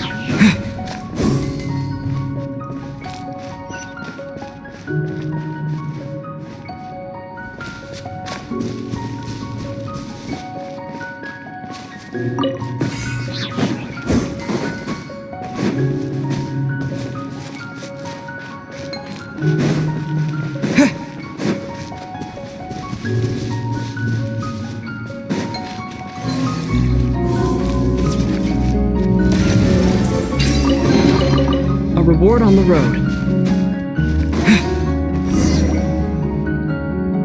Well, what do you know? There's another terminal here. And there aren't any moonlight vines nearby either. Talk about a pleasant surprise. Aggie, come give this one a try. Let's see if it works. All right.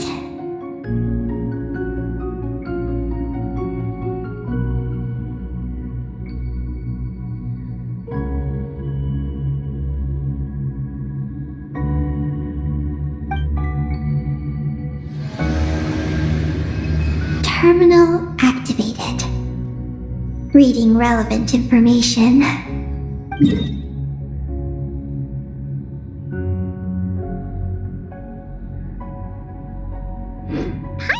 feeling we're gonna find some unexpected intel this time.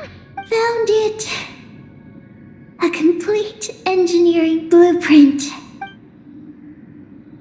Wow! This one looks fresh off the press. Let Paimon take a closer look. Huh. That stub on the left looks just like the Ungi ring from the outside, but what are those two things on the right?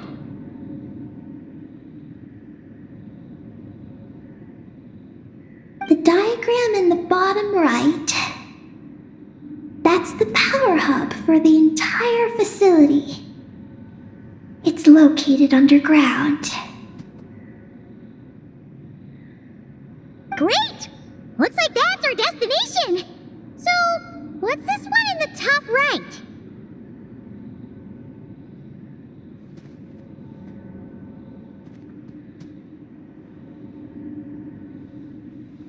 It's the destination of the sky map we just rode. The Space Life Form Capture Station.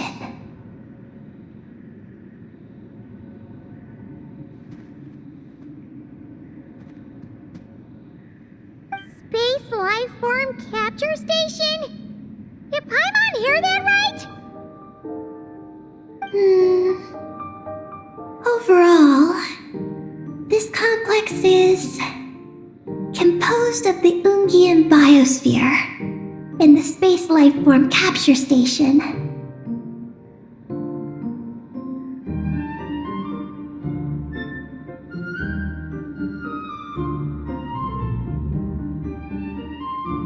Its designer was named Ungian, a researcher in the field of life sciences.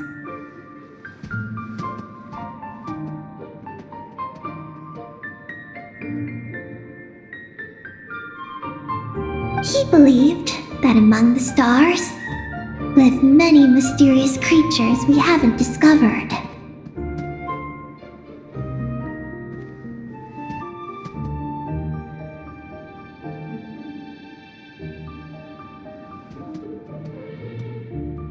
Do those kinds of creatures really exist? Why did he want to capture them? Because he wanted to overturn Ibn Bellum's theory.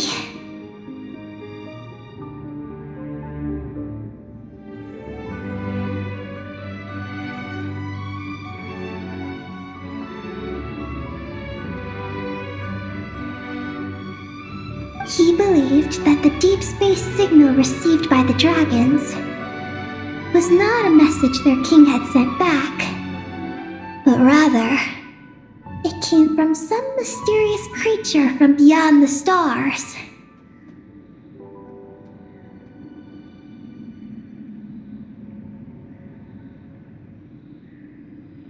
So, it all comes back to that signal. Yes. To that end, he built the capture station in the space above Ungian Circle. What a crazy idea! So, was it a success? I haven't found any relevant records. Makes sense. First off, though, we have to solve our power problem. The blueprints say the power system's underground. So, let's get moving!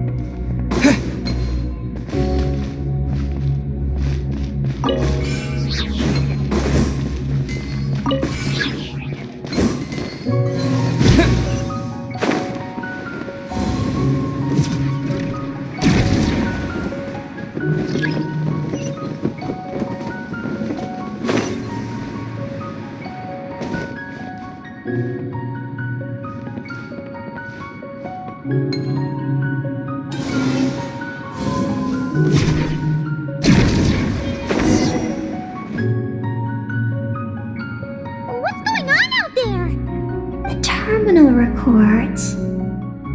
A sea of highly concentrated ancient moon energy beneath Ungian's circle. It provides power to the entire facility.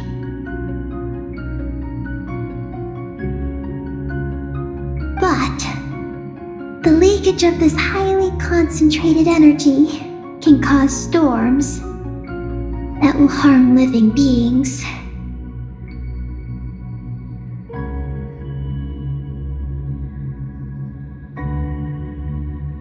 But don't worry. This seclusion field can temporarily hold the storms back, so long as we don't exit the generator's range.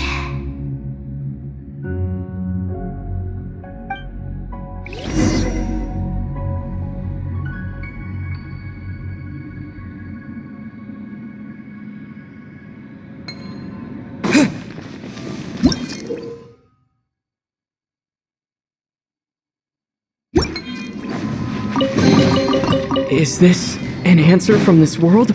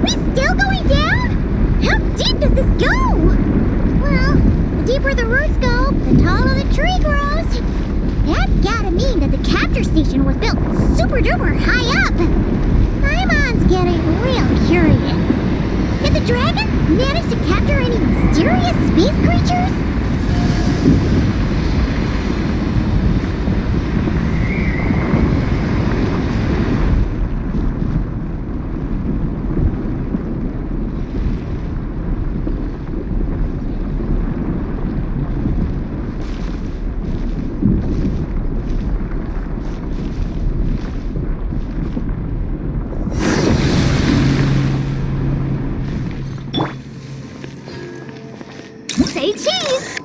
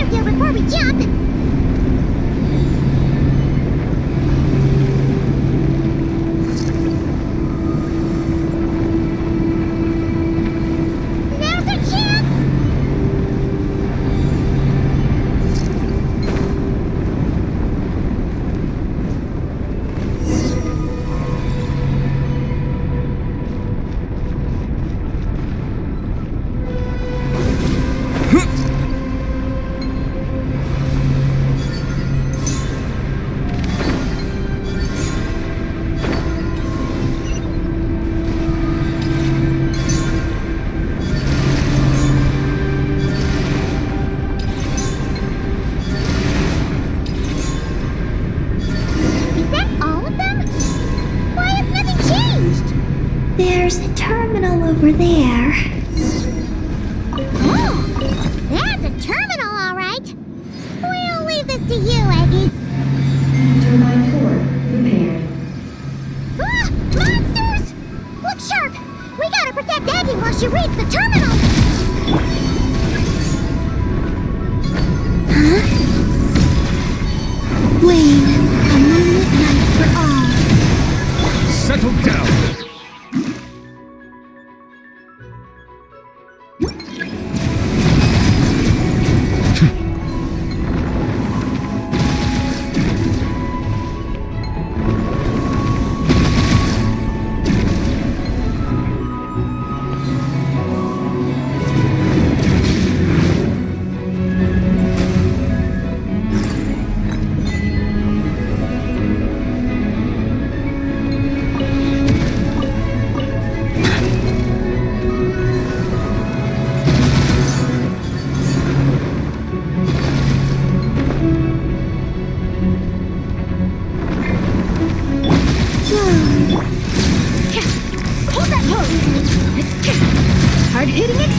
Let the mighty be humbled.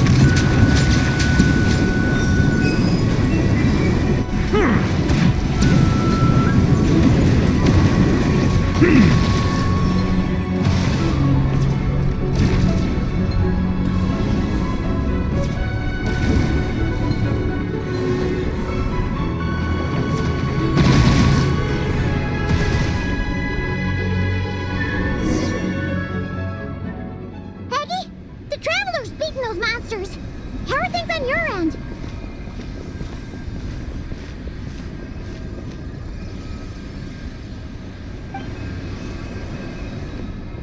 This is Project Moongazer.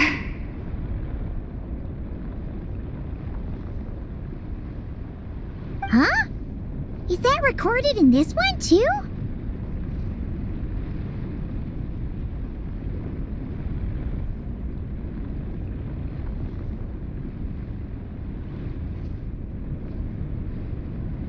Nothing about the project. But there's a supplementary note.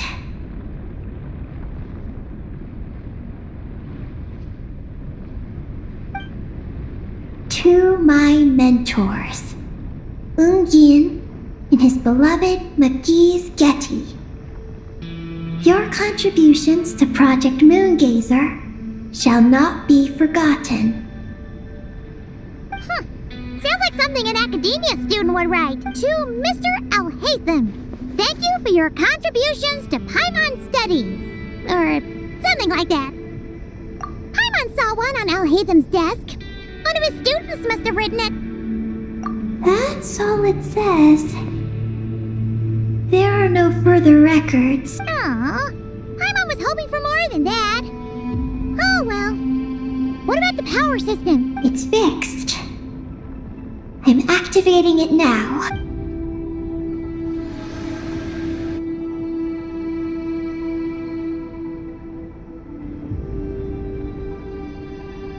Oh, it worked! Uh-oh. Those big wheels are spinning so fast, they might suck us in! We gotta skedaddle! Now!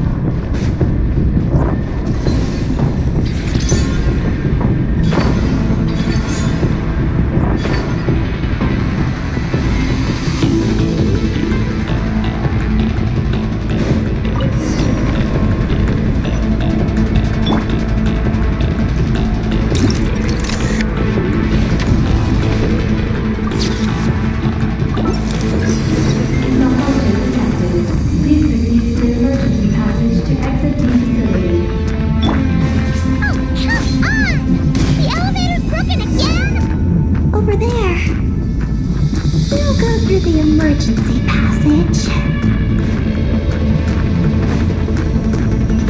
Are we really gonna go this way? Be careful! As long as we get to the top floor, we should be safe.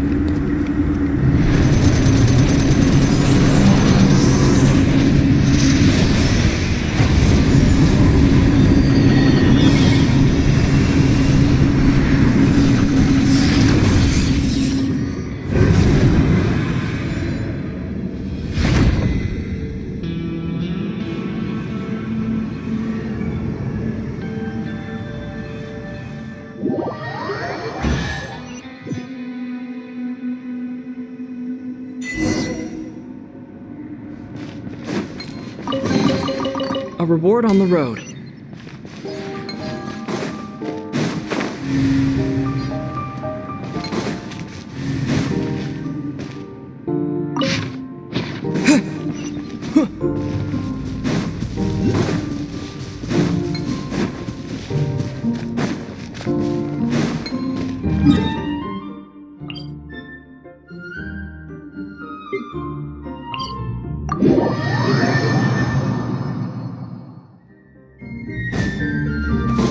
We should be able to start the elevator now, right?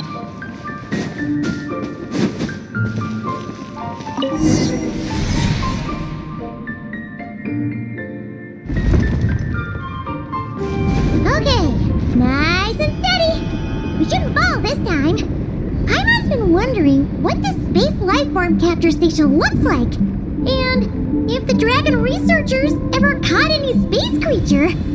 Speaking of which, Traveler, do you think the dragons would have mistaken you for a space creature and captured you for their research if you'd arrived back then? Never mind. Best not to dwell on such scary thoughts. Dragons don't eat humans. What's so scary about them? Aggie, are you going through a rebellious phase? You're talking back to grown-ups like a little bird who's learned to fly. You're not a grown-up. And I am not a little bird. Nor do I have wings to fly with. Hey!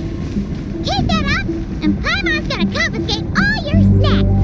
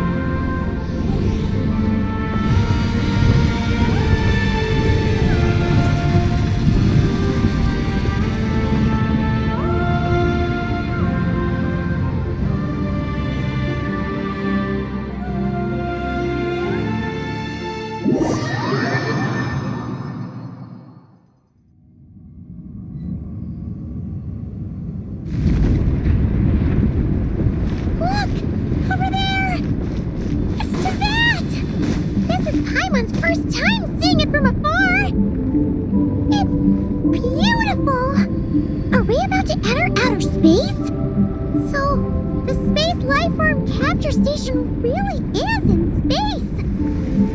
Wow! Good going, Ungy Ungy!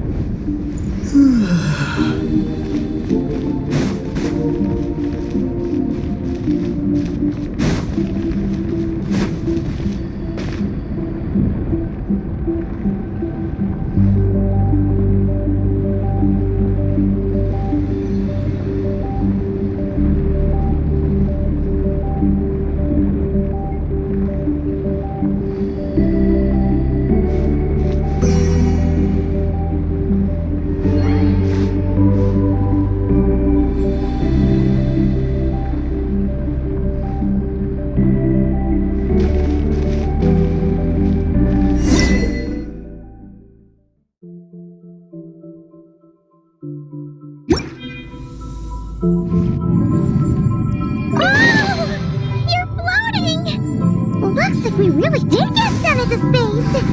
Let's search this place carefully first. Paimon just hopes we don't get jumped by any space life forms.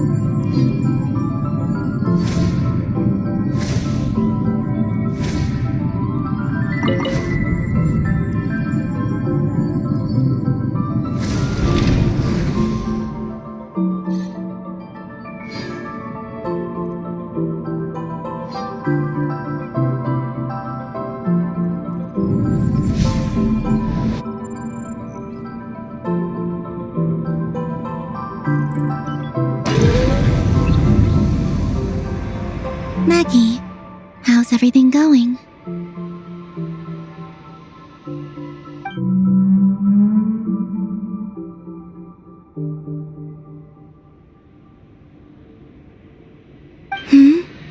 Ungi's left, you say? Then let's... one moment. We appear to have guests.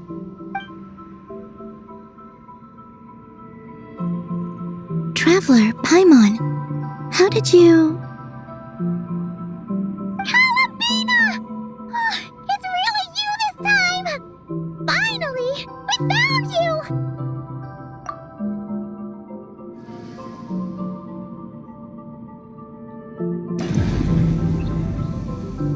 Of course not. I'm glad to see you. I'd go so far as to call this a pleasant surprise. What did Paimon say?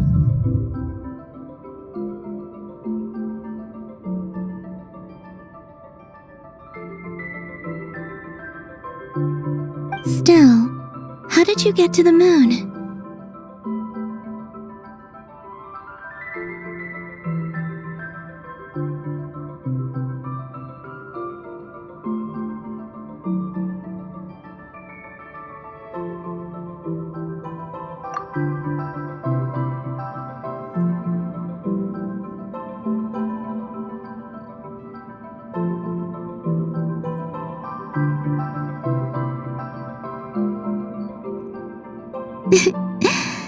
I suppose that's the moon's gravity for you. It was even able to pull your journey into its orbit.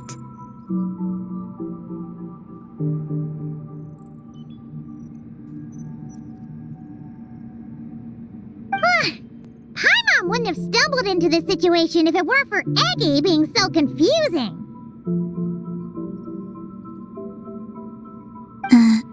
Eggy? Is that your name now? My name is Ninin. She's Ninin, aka Eggy.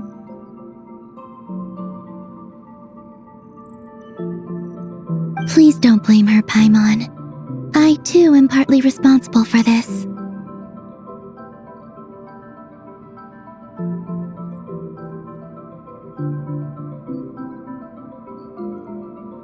Oh, Paimon was just kidding. But why would you say that? What exactly happened between you two anyway? Let me see. After returning to the moon, I had an idea. I wanted to tidy this place up and then invite my friends to come visit.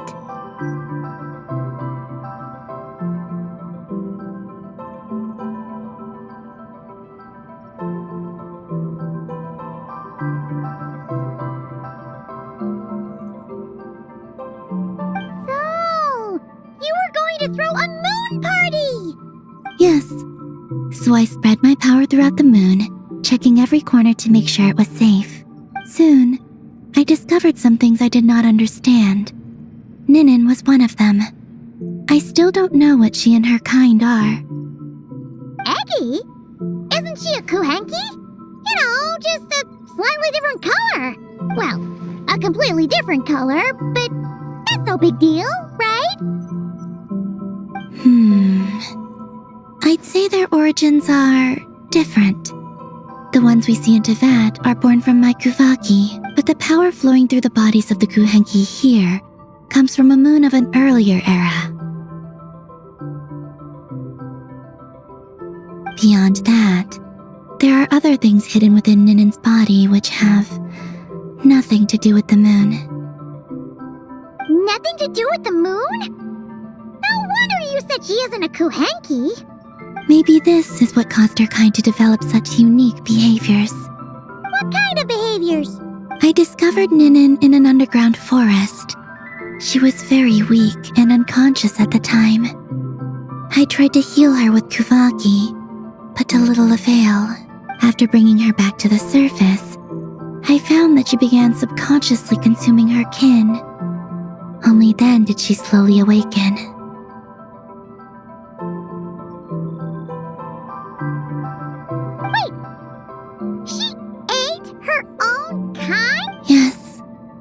Kuhenki would never do this.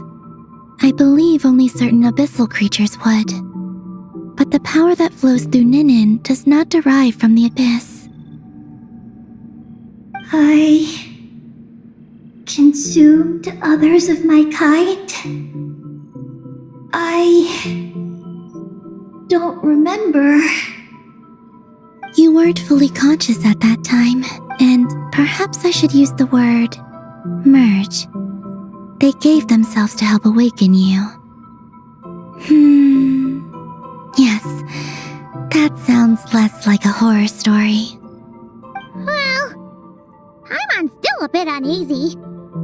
Yes, I had my concerns as well, so I brought her back to Silvermoon Hall to keep her away from her kin for the time being. So, you did that to isolate her? But what about the regular Kuhenki? What if Aggie started absorbing them? Don't worry. That only happens between Ninin and her own kind.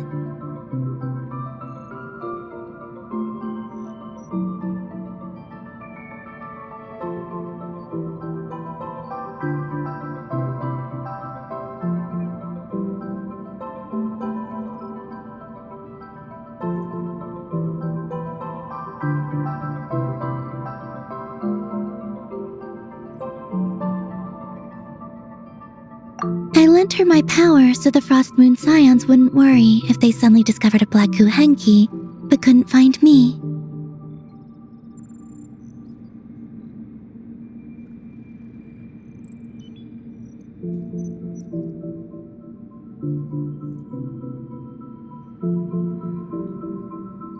Though, I didn't expect you to come back here.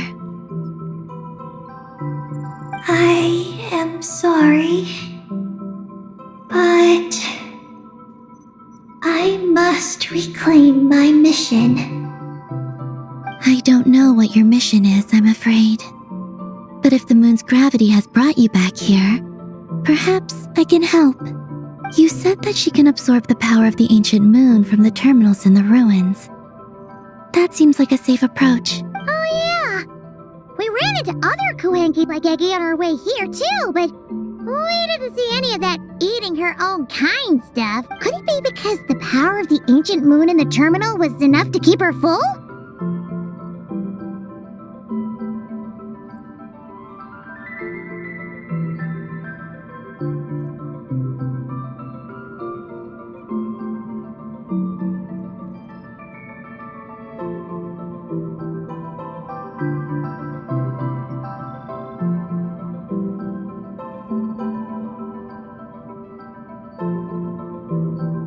That sounds likely.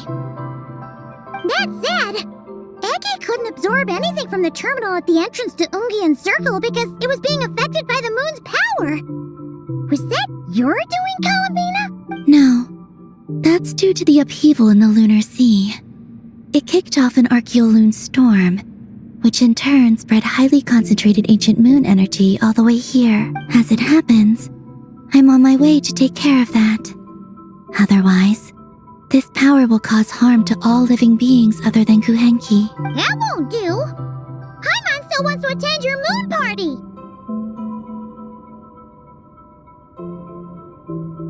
Maggie.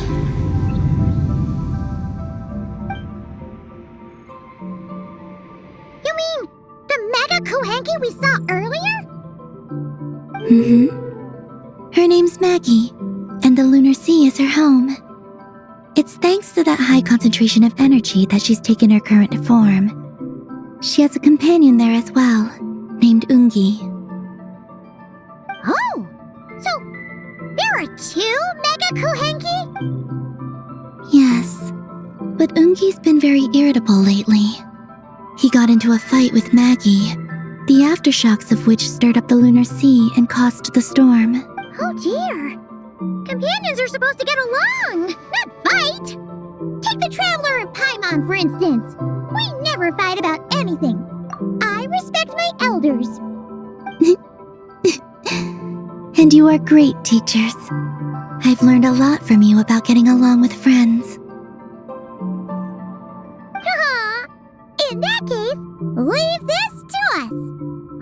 get those Mega Kuhanki to make up? That alone won't be enough, unfortunately. The Archeoloon storm has already formed, so I plan to extract the ancient moon's fount at the center of the lunar sea, which lies at the heart of the energy storm.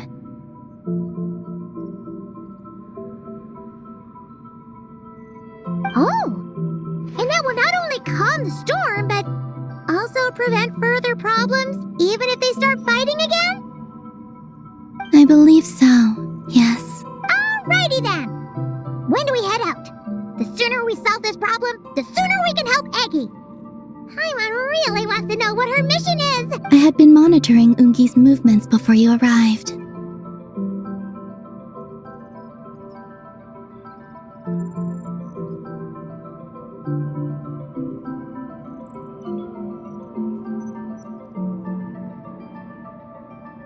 If we want to avoid hurting him, it might be best if we wait for him to leave before retrieving the ancient moon's fount.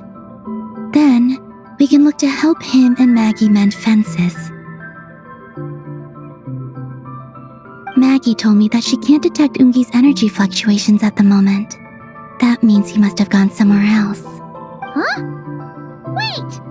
Aren't we wasting time dawdling around here then? Not to worry. We can still make it in time if we leave right away. Please, wait. I want to ask her a question. Maggie? Sure, but she might not be able to answer you very well. Maggie.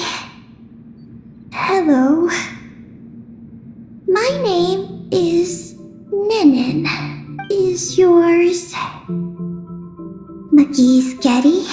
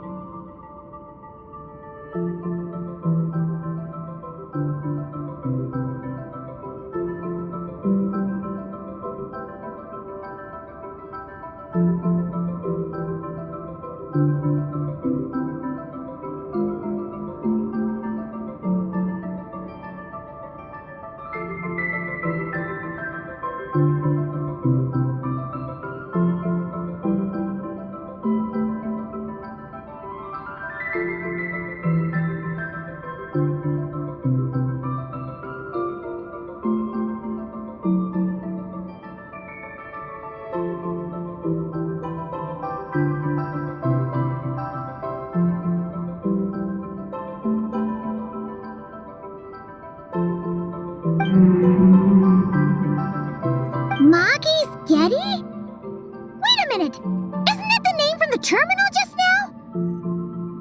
So, she turned into a Mega Kuhanki? What's going on? Then the second one... I don't know what to make of this either. But that's most likely Ungian. What's wrong?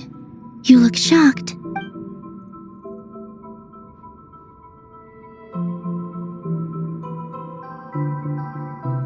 Two dragon researchers and Project Moongazer?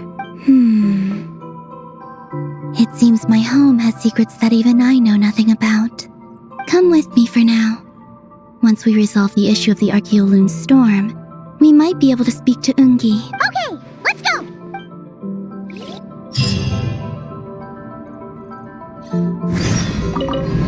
Maggie, please show my friends the way.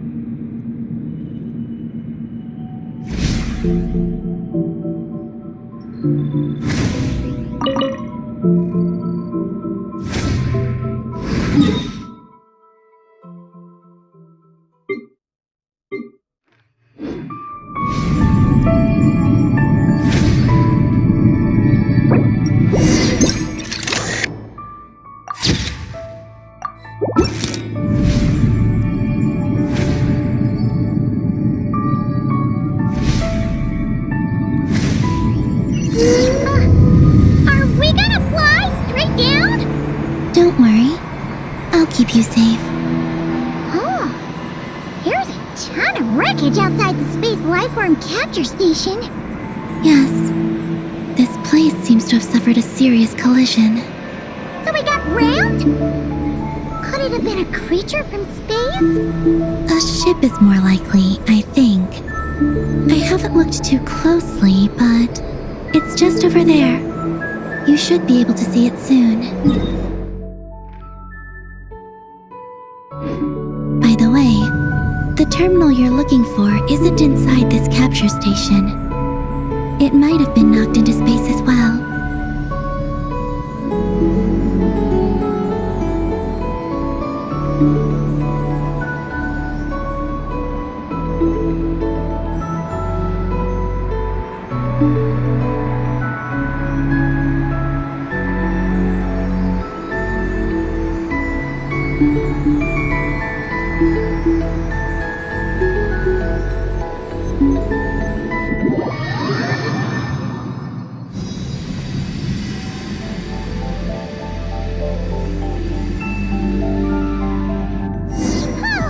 We finally made it down!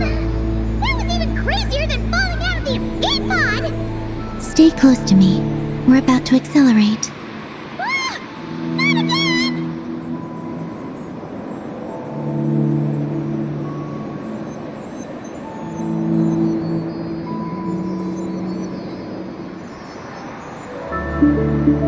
The Archeoloon storm is closing in. We'll need to pass through it quickly. Okay!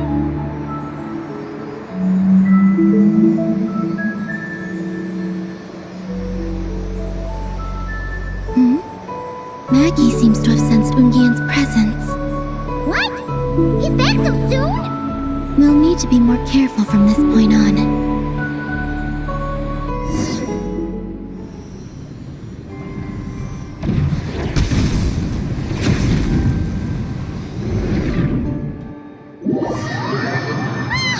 Are we under attack? Is Columbina okay? Let's hurry over and help!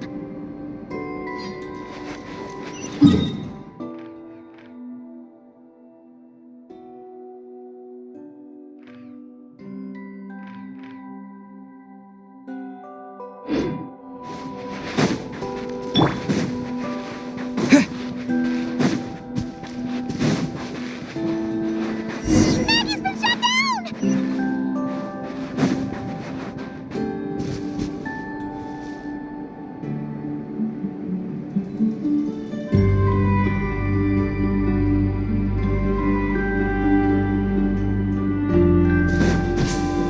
Those blue areas.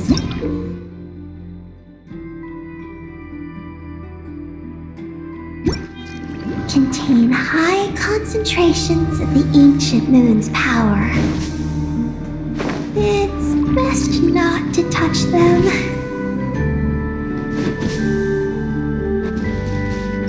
Say cheese!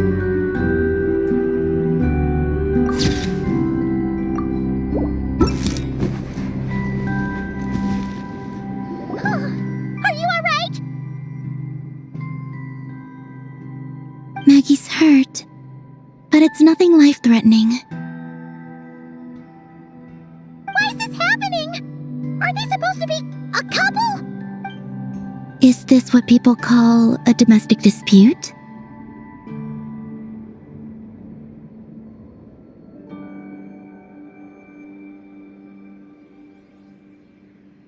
Where'd you even learn that phrase? Anyway, we gotta stop that guy! You saw it all just now, right? Ungi's the exact same color as Eggy! The only difference is, he's huge! Do you think he ate a few too many Eggies or something? Wait for me to grow as big as him. Then I'll tell you, Paimon. Ugh. Oh, fine. So, what do we do now? Should we fall back and wait for another chance now that Ungi's back? Yes. The Archeoloon storm is closing in on Ungian's circle, and there are many little creatures living there. All right. But be careful. I need time to treat Maggie. Just keep Ungi busy until I get there. There are some small schools of Kuhenki living in the Lunar Sea. I'll ask them to help you out. Okay, leave it to us. I'll help too.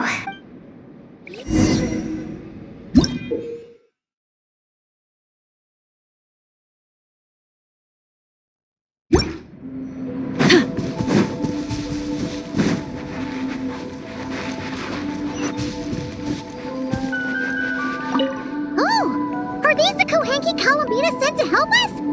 Looks like they're pointing the way. Let's follow their lead.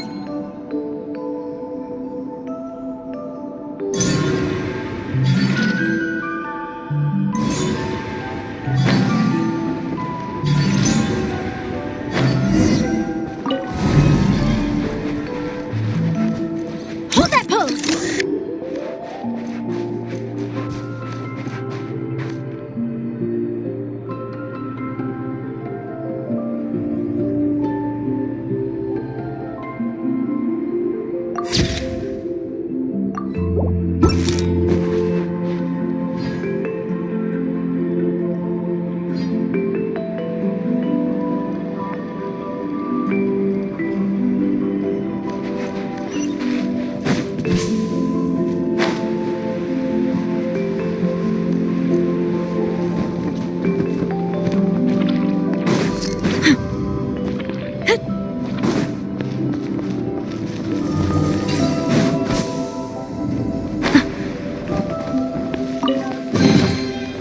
This looks all right.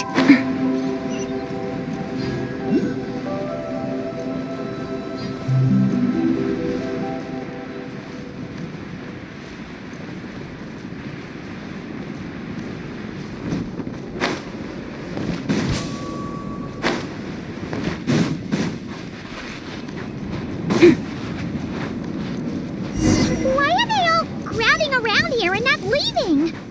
They're companions. Huh, they're stuck together so tightly. It's almost like they're trying to imitate something. Ooh, this looks all right.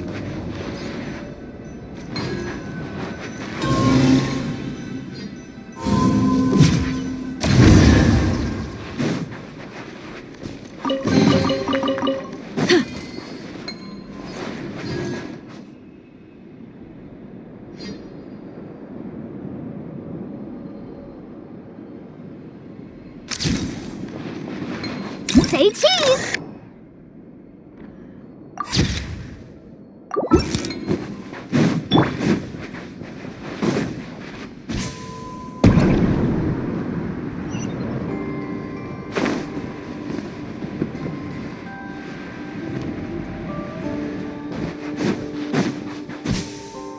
Do you think they could carry us across if they imitated those jellyfish?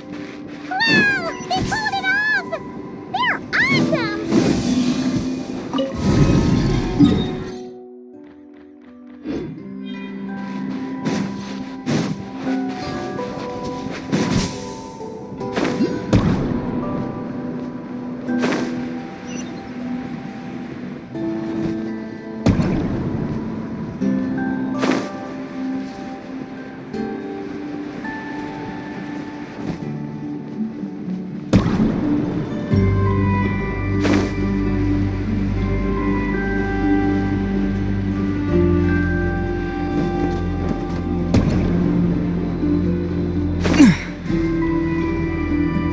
Looks like monsters are attacking the Kuhenki over there! Huh? Are those little guys turning from shield to protect the other Kuhenki?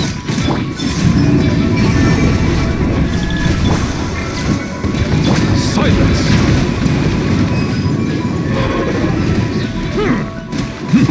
Hold that pose! Shoot! Bomb! Scorching burn!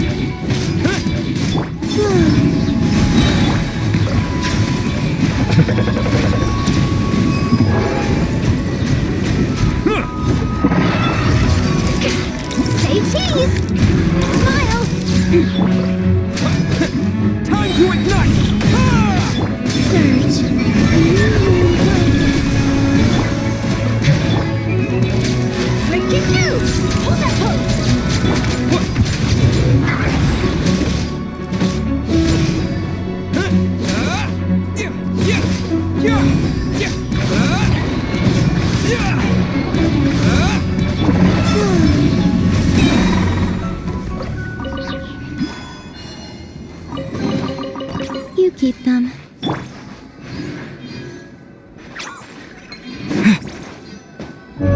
Since the school of Kuhanki can mimic jellyfish, do you think they could mimic that whale over there, too? Haha! They can! Ah, these little guys are amazing!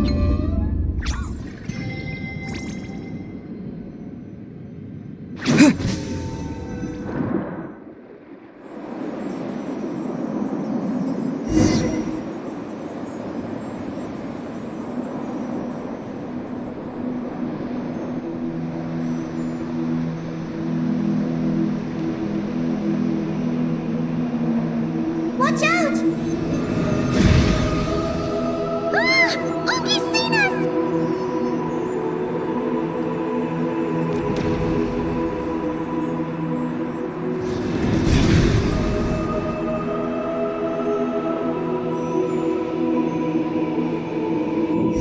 Oh, that was close.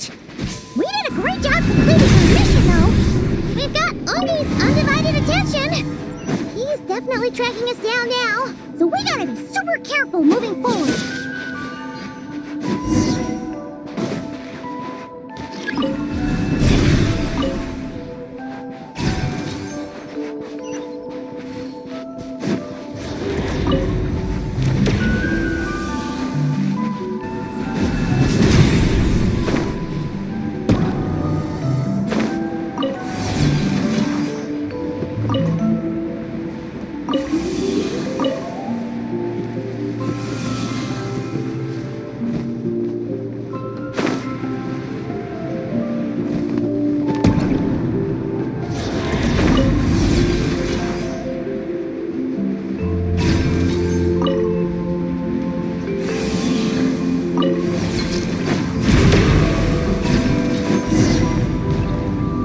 Look!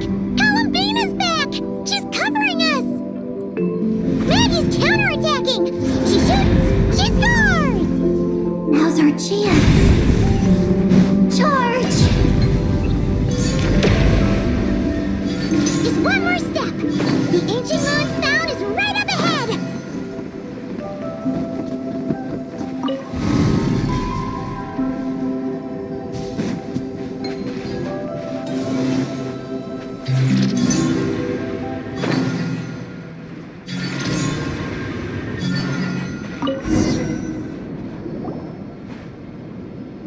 We finally got our hands on the fount!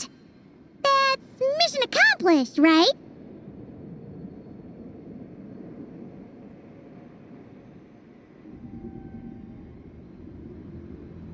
I sense there's information I need in here. So, you don't just absorb data from terminals? Because this looks like it formed naturally.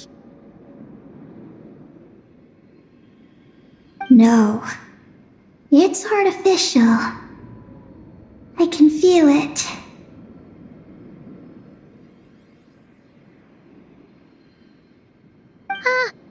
Oh. Be careful then.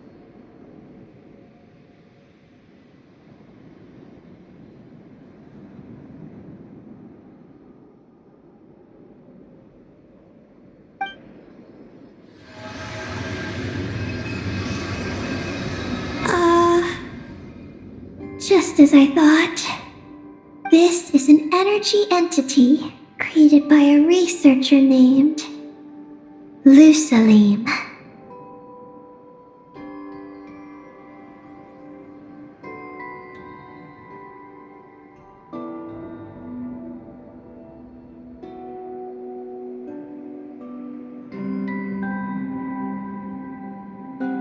Ungian and Maggie's student.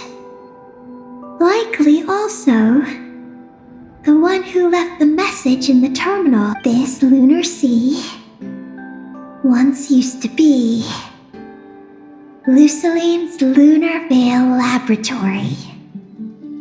Lunar Veil Laboratory? What's that supposed to be? It's a grand project meant to hide the moon.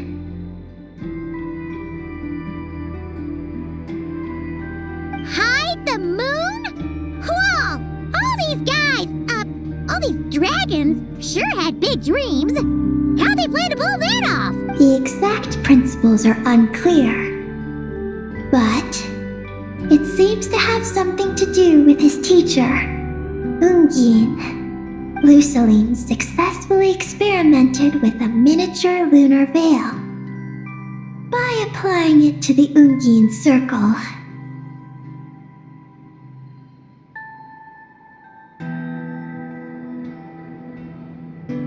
Oh, Paimon remembers now. The circle looked empty from the outside, but was completely different on the inside. So that was the lunar veil at work. That's right.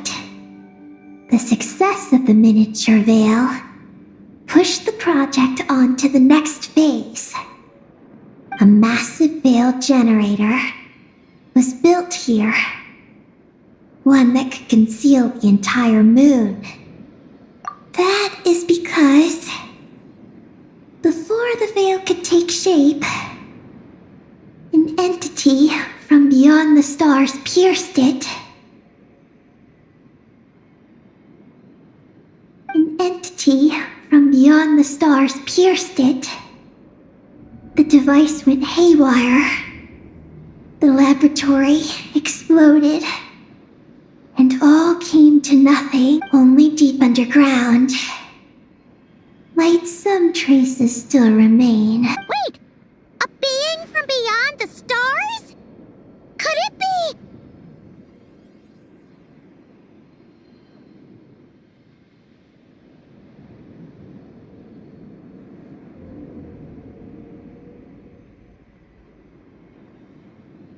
No one anticipated the entity's arrival, but it changed everything. Luceline had designed the lunar veil as a crucial part of Project Moongazer, but it had to be suspended. So, what exactly is Project Moongazer?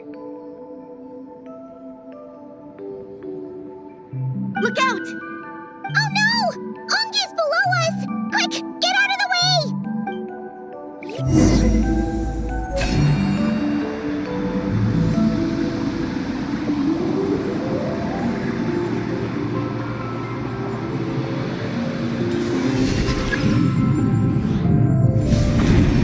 It's Columbina and Maggie! They're here to help!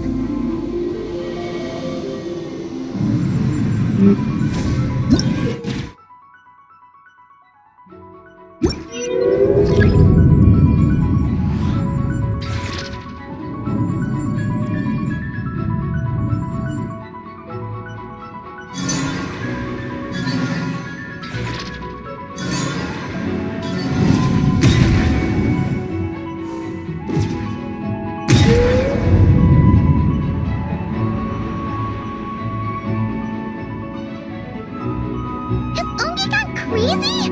Isn't there any way we can calm him down? His body seems to be entangled in knotted moonlight vines. Is that what's driving him nuts? Traveler, could you try removing the vines? Up there! Look out!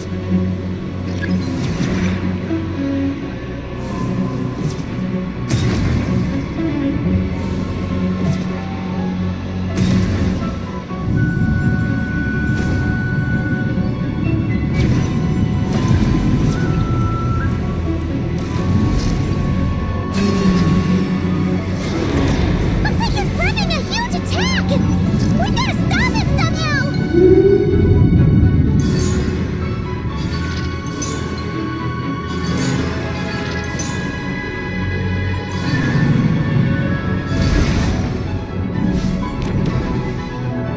Looks like it's working!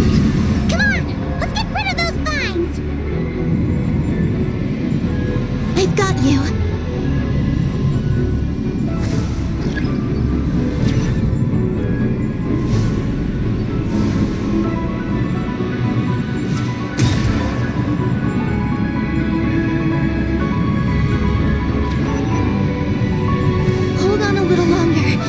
shaking him off.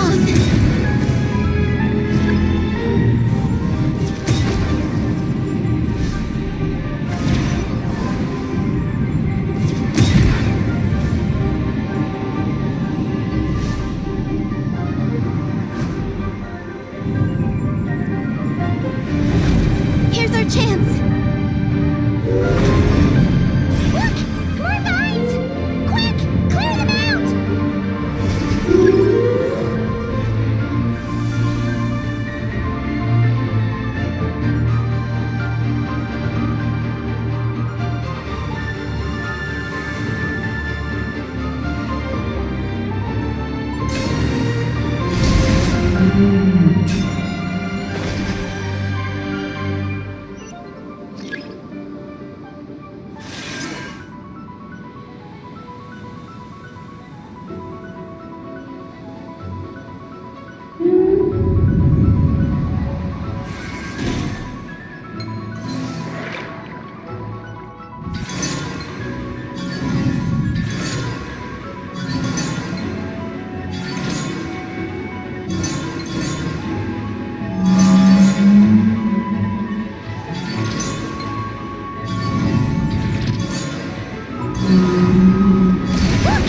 Vines are sprouting from Ungi's head! Quick! We've got to remove them! Huh? Is Ungi running away?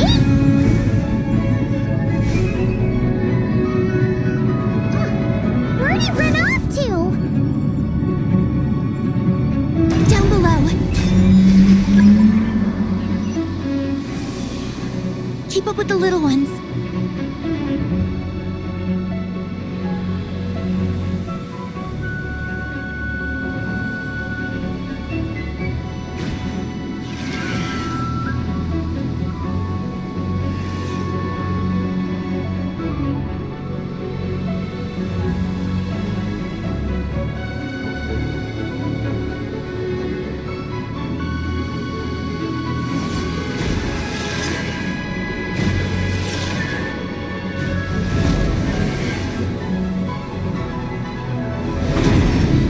Here's our chance.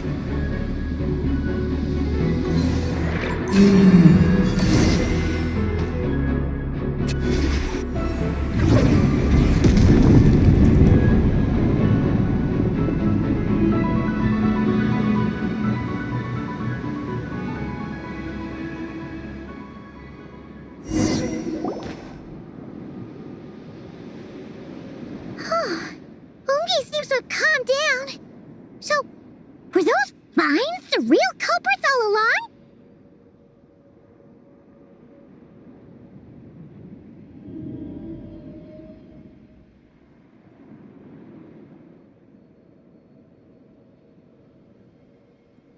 He's still in pain. I can tell. His mind's been thrown into chaos, and he can't communicate with me. It's because of the information inside him. I can feel it. He and I are of the same kind, after all. What are you doing, Eggy? His body has information from Ungi's circle within it. Do you remember how there were moonlight vines growing near that terminal? You mean he was the one who absorbed the information from there? Yes. That information may contain details regarding Project Moongazer. That must be why I'm here. But you'll be putting yourself in too much danger! Paimon, let Ninin go. She was born on the moon, and I was the one who, out of worry, sent her to a place thousands of miles away from home. She did everything possible to return here with your help, back to her homeland, all for the sake of our mission. That determination, it's remarkable. I don't think she wants to be protected, even if it's out of goodwill. But Columbina, Paimon's worried precisely because she's trying so hard. You know, even though she's had her rebellious days and hasn't shown Paimon any respect for a while now. and maturity is what follows that period of rebellion.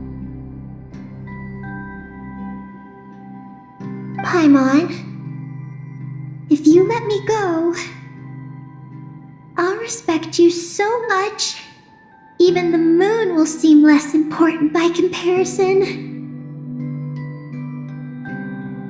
This guy's huge!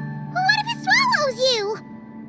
If that happens, then that must also be part of my mission.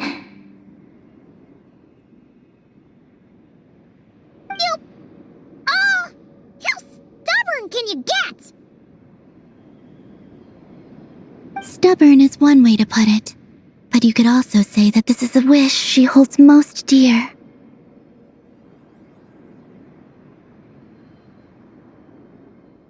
That's right.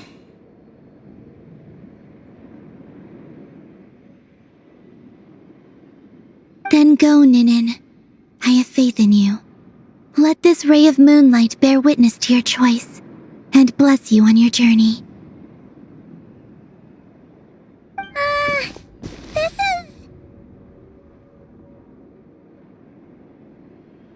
Thank you. Here I go.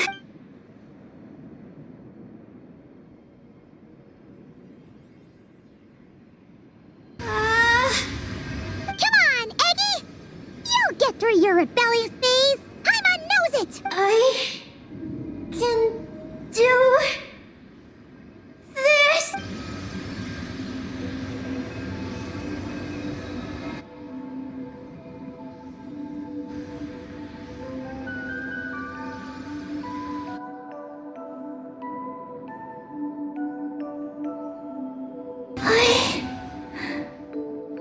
I did it.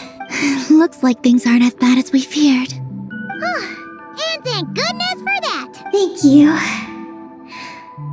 I've obtained some critical information. I know what transpired at Ungain's ring and the space lifeform capture station. All right. What happened? I'm curious too. It all comes back to that mysterious signal from deep space. It finally appeared again. Many years after the Dragon Pioneer's passing. But, even so, the Moon Gazer Tower he designed, the Eye of Ibn Bellum, captured the coordinates of that second signal. Wait! He finally did it?! Awesome! So, where did the signal come from? From the depths of space. Far away from the moon. So far away that the spaceship could barely reach it. And even then, it would lack sufficient energy to return. But Ungian, the life scientist, chose to pilot a spaceship named Moongazer and set out for those coordinates nonetheless. Wait, did he go cuckoo or something? Or was he not planning to come back? Perhaps it was enough for him that he'd be able to decipher the signal. And at that distance, he might have been able to transmit his... So, what happened? He disappeared into the sea of stars. And the dragons did not receive any messages from Moongazer thereafter. So, he failed. No. Years later, the Space Lifeform Capture Station was suddenly ramped by an unknown object. After emergency repairs were complete, the researchers discovered that the object that ramped the station was a cloaked spaceship.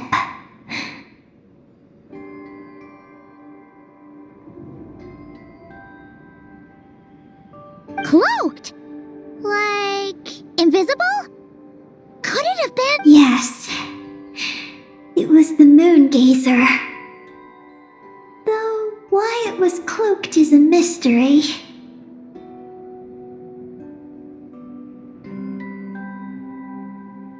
Ungian's wife, McGee's, was the first to enter the spaceship. But she only found a round, black, spiky creature inside. Archeloon spectrometers indicated that the creature matched Ungian's data signature. What happened? McGee's ran a series of tests, and thus discovered that her lover was fusing with some unknown creature. Oh, that's terrifying! Was it the mysterious space life form that had sent the signal? Did it eat Ungian? Could he still be saved? Unfortunately, the dragon researchers had never encountered such a situation before. At a loss, they could only watch helplessly as Ungian transformed into an entirely new life form. Then, Ungian awoke, and he passed a message to them. There is no information about this.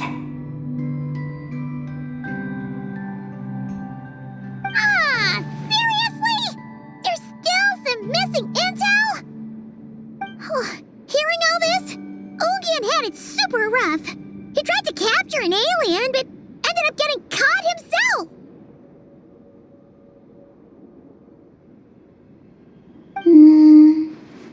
That's not the case. The ship's logs show that the creature emitting the signal didn't attack Ungian. Instead, he was the one who chose to fuse with it. In this way, the creature was able to overcome the language barrier and pass a message to the dragons.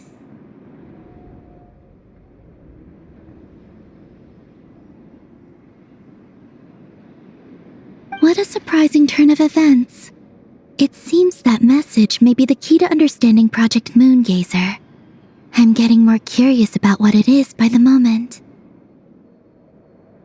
So, was Ungian still alive after all that? After delivering the message, Ungian began to die. But McGee's, being an expert in life sciences herself, used an experimental technique on him. One that could convert a life form into one composed of pure, ancient moon energy.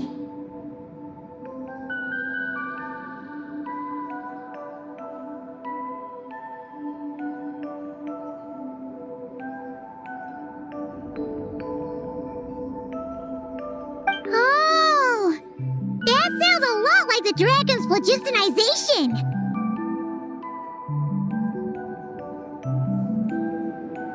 So, did she succeed? To an extent. She saved his body and created Ungi, the first artificially birthed Kuhanki on the moon. But Ungian's consciousness was completely lost during this process. From then on,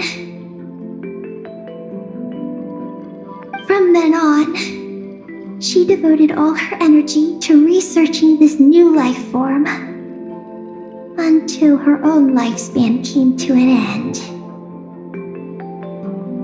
Then, she requested that her student, Lusalim, use the same technique on her, ultimately being converted into a new life form. Just as with Ungian, her consciousness was not preserved. So this is your story. If that's the case, I think that Lusaline may have been the one to inherit the message that the creature from space transmitted to the dragons.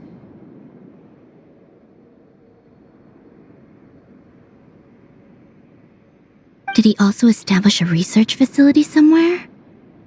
That's most likely where we'll find the key to Project Moongazer. Oh? Did you discover something?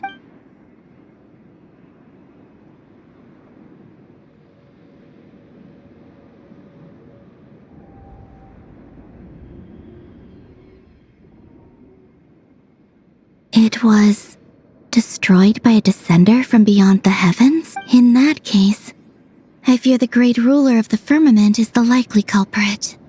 A veil that could obscure the moon. That sounds very similar to the false sky. Yeah, like some sort of baby version. But his research institute has already been destroyed. He might have been lost in that explosion too. My guess is just the opposite. That Lusalim didn't perish, and that his research survived. Huh? Why do you say that? As you can see, apart from the lunar sea itself, none of the draconic facilities have been destroyed.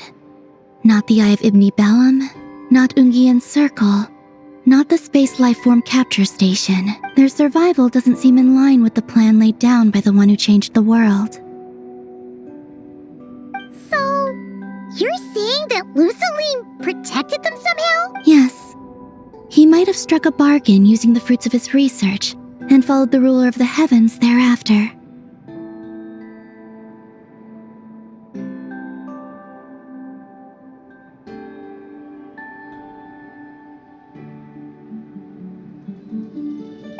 That makes sense.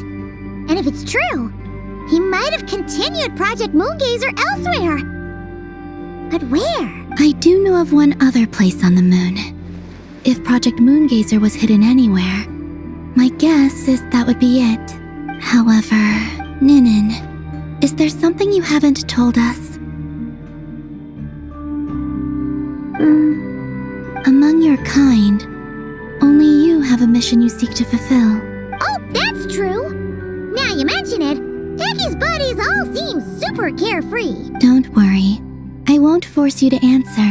I just want to know more about you. After all, out of all the terminals we've seen, not a single one seems to contain information about you. I don't know either. It's okay. I'm just curious. If you don't want to talk about it, you don't have to. We trust you. What if I really am hiding something from you? I'm just curious too. Keeping secrets isn't always a bad thing. I learned that from a friend. But if I do get angry, I might take the hat I gave you back. And Paimon will throw the snack she was saving for you into the lunar sea. I understand. I promise I won't hide anything from you.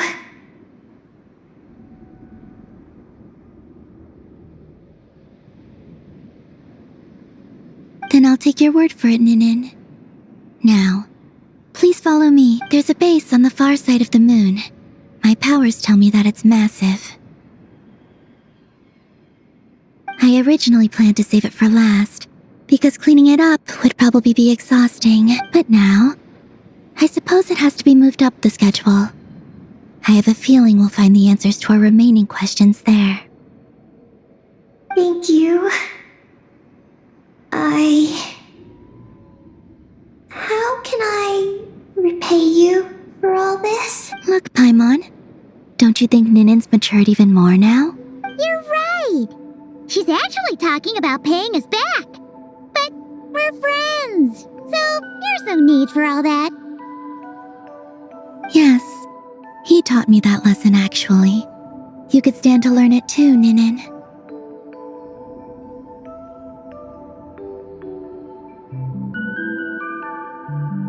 Well then, follow me when you're ready.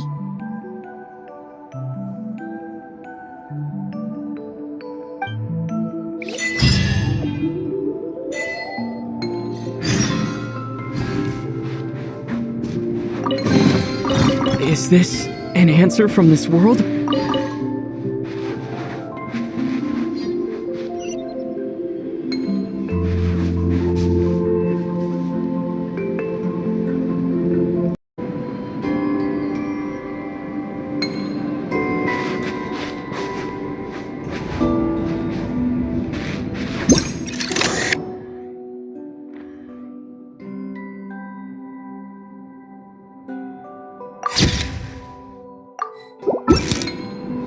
Are you ready?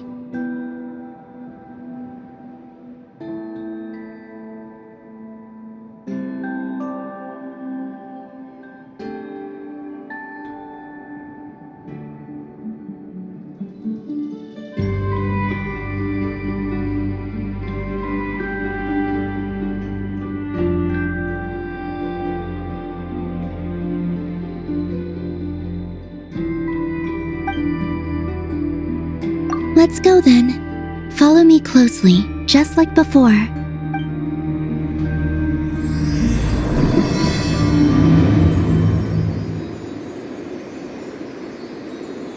So, how does your friendship work?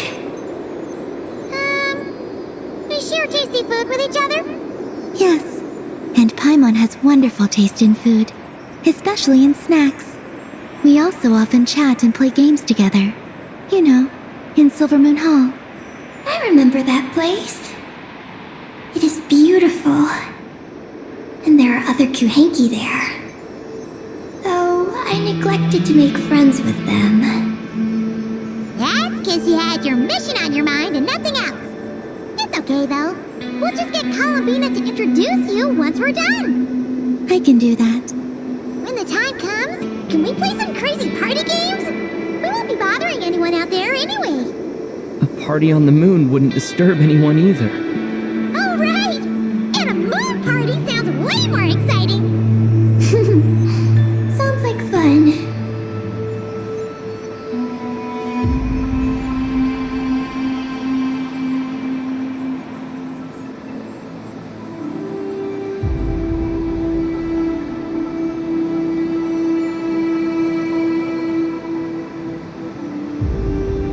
Look!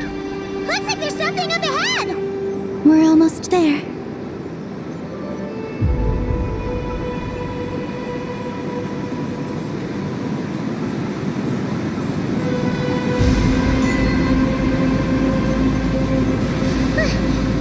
This place is huge!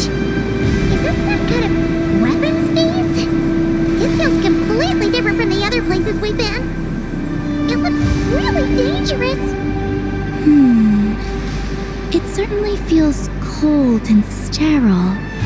But for some reason, I feel an odd sense of familiarity. Familiarity? Have you been here before? No. I've only scouted the outskirts using Kuvaki, so I don't know where this feeling is coming from. Let's explore deeper inside.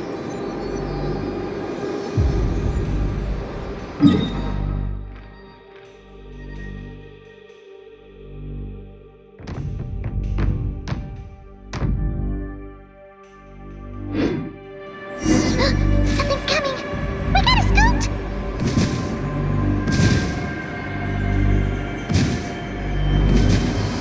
Getting caught in those searchlights will probably trigger an alarm or something. We better avoid them, too. So many searchlights! Quick! Follow the crates to avoid them! There are crates blocking the way up ahead. Don't crash into them, alright?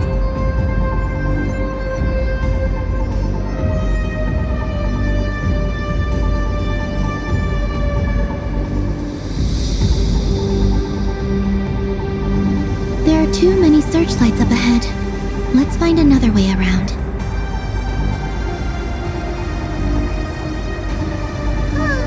Those floating things look super dangerous.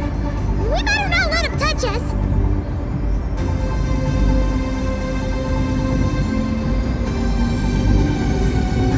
Not another searchlight! Good thing there are more crates here, too. Quick, let's follow them!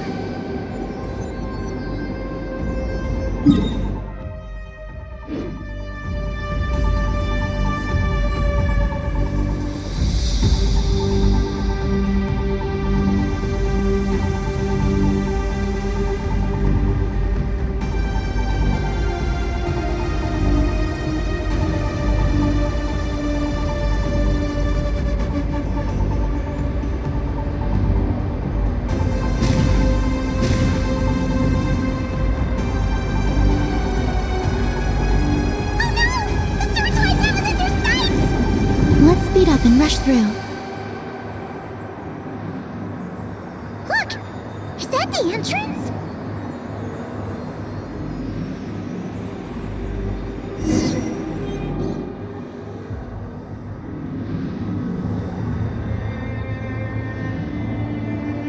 Looks like we can head deeper into the base from here. Who would have thought this base would still be operational?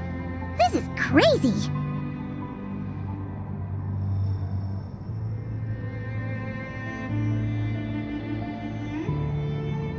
that case, let's not disturb the fruits of their labor. What are you talking about? Paimon thought we could turn this place upside down now that you're here. Aren't you afraid that things might turn out like when we came to the moon? We almost didn't make it onto the spaceship. Paimon completely forgot about that. Ugh. Seriously, why would a base even have a self-destruct system anyway? Guess we'll have to keep a low profile, just like old times. Yes. To be honest, I'd like to know what's inside too. And sneaking into my own home is quite novel. Also, now we're here. That strange sense of familiarity is only growing stronger.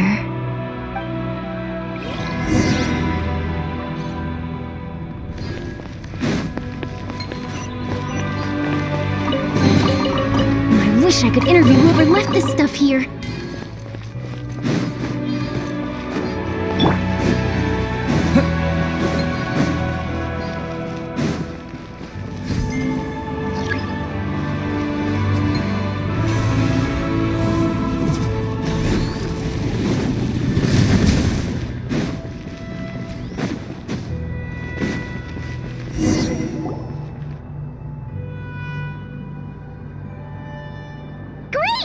Here's another terminal!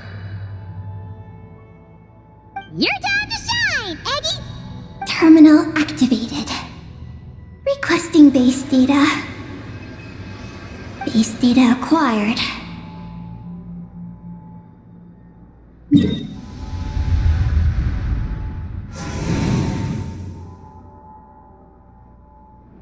Searching for Project Moongazer. No data. Searching for Lucilim. There we go. I've located Lucilim's research lab. It's inside this base. Haha! Jackpot!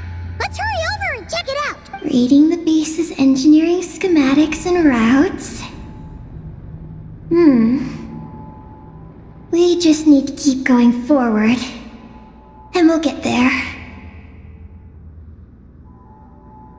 Retrieving other data. Huh? The Lord of Darkness, who returned from the Sea of Stars? Who's that?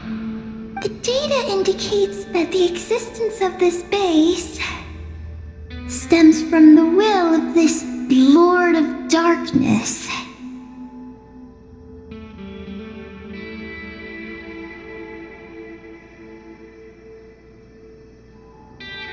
Its construction also dates to a much later time than any of the other facilities we visited. Its bottommost levels lead to the moon's core, into which a fissure has been carved. An endless stream of ancient moon energy surges from the fissure. It's what powers the space. Its purpose was to turn the moon into a space-based weapon. Space-based weapon? Wait, is this Lord of Darkness? So the Dragon King returned? Wow, we must be pretty special to have stumbled into a place like this! First, the Heavenly Principles arrived, then the Dragon King, and now us!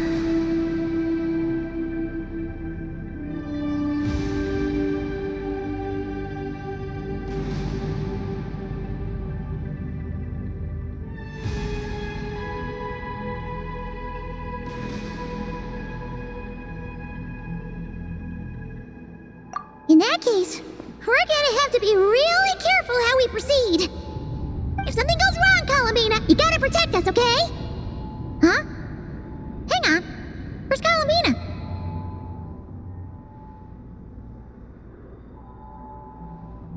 She's gone! Paimon didn't even notice you're leaving! Aggie, did you see where Columbina went? No. I was extracting the data from the terminal. Oh no! The one person keeping us safe just disappeared! Is this place haunted or something? Columbina wouldn't leave without saying something. There must be some reason for this.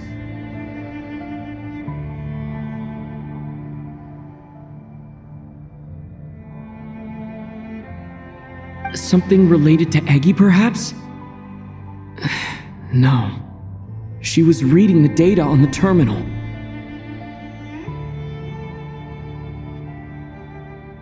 Could it have been? Also, now we're here.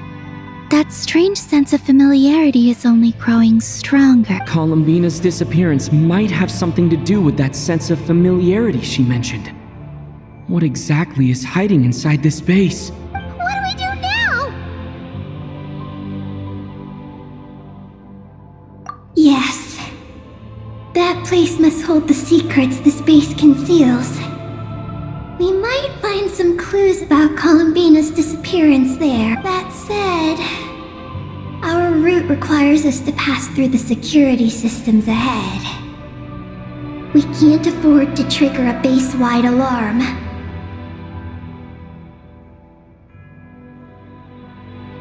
Is there a way to disable the security somehow? Let Paimon see.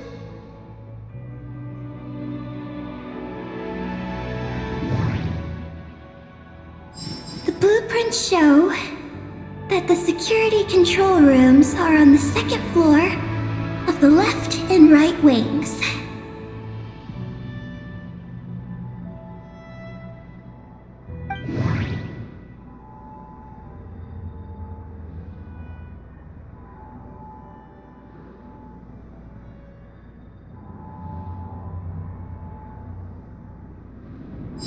The blueprints show that the security control rooms are on the second floor of the left and right wings.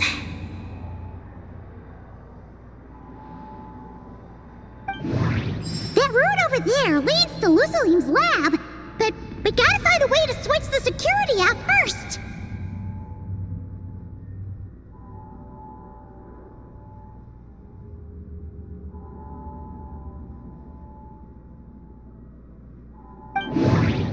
Looks like this room leads to the second floor.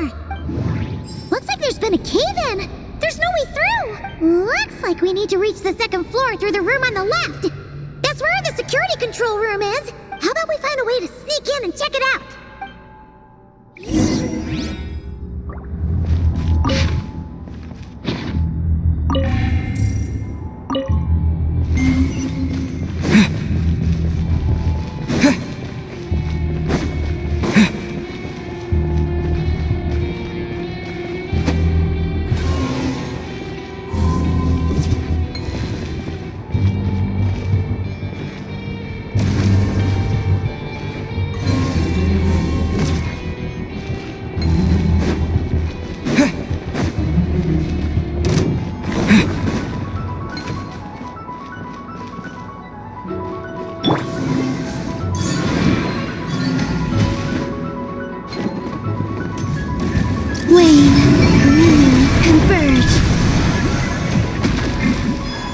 Settle down!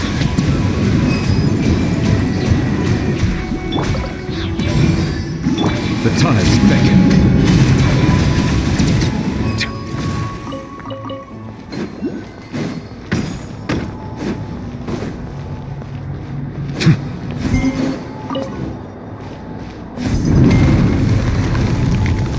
We better not get caught by those patrolling machines.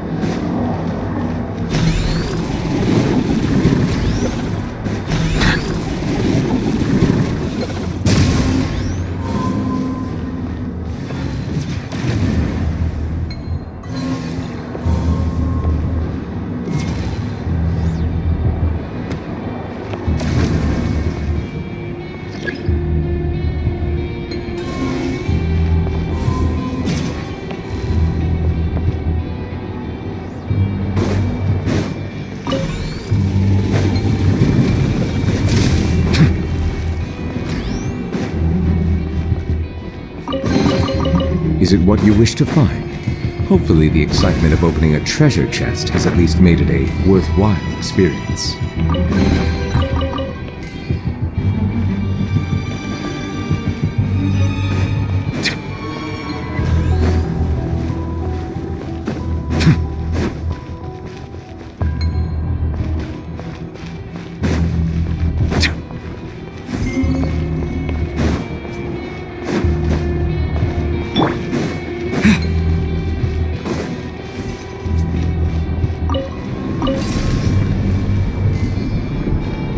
Whoa!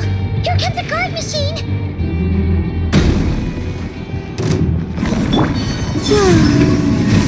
A new moon rises. A new dawn! Bow your head. Say cheese!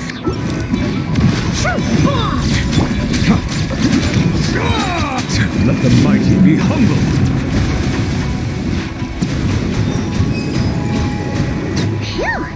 You made quick work of them. We should be able to keep moving now.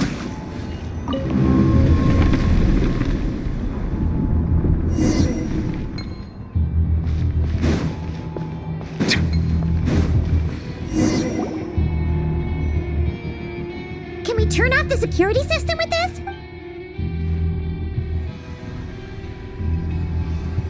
That's right. These are the security controls, but it seems we need to shut down both the security controls here and in the room on the right. And we need to do it in quick succession. So, that means once we turn the security system off here, we've got to hurry over to the other control room as fast as we can, right?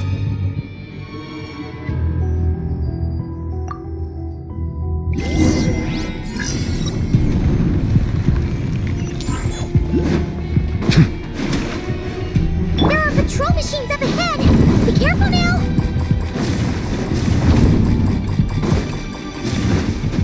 Looks like everything in this room's been buried.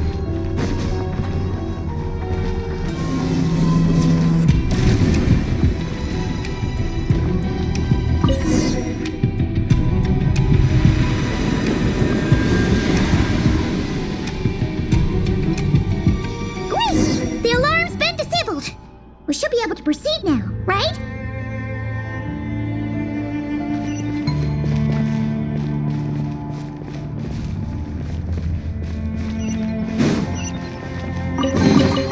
A reward on the road.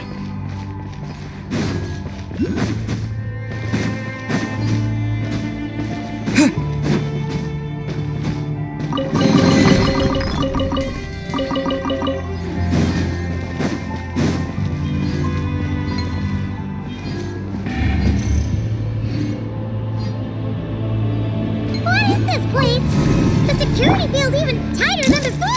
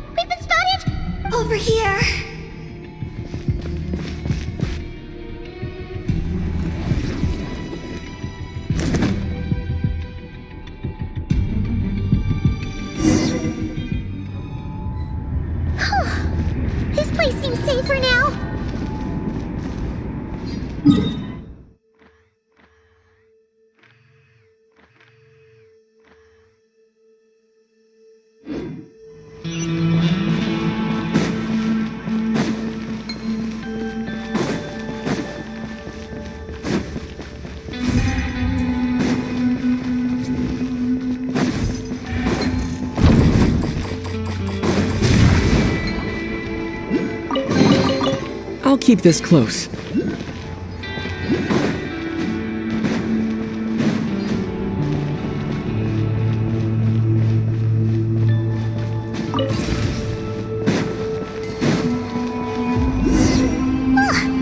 Searchlights again! How are we supposed to get past? Can we use something to create blind spots?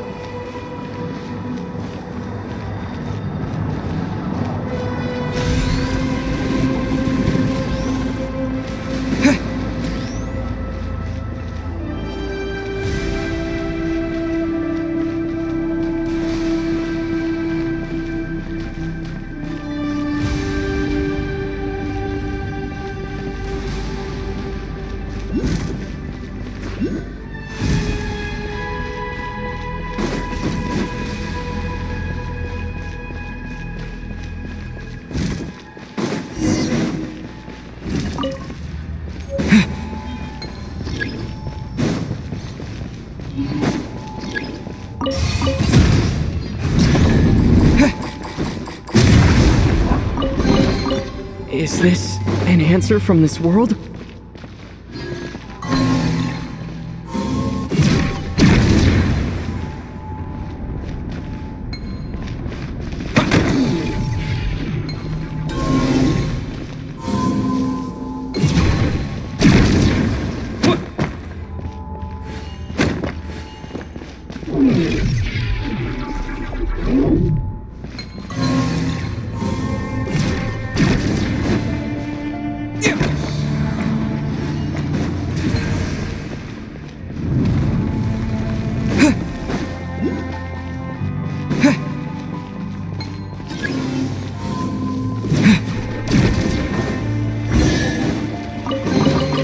I'll keep this close.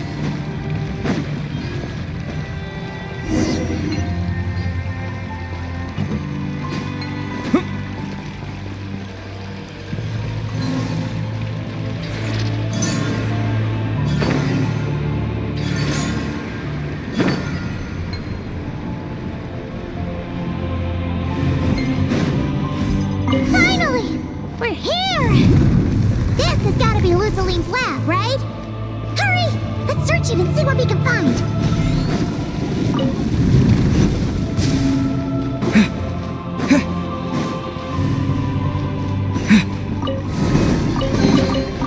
Is this an answer from this world?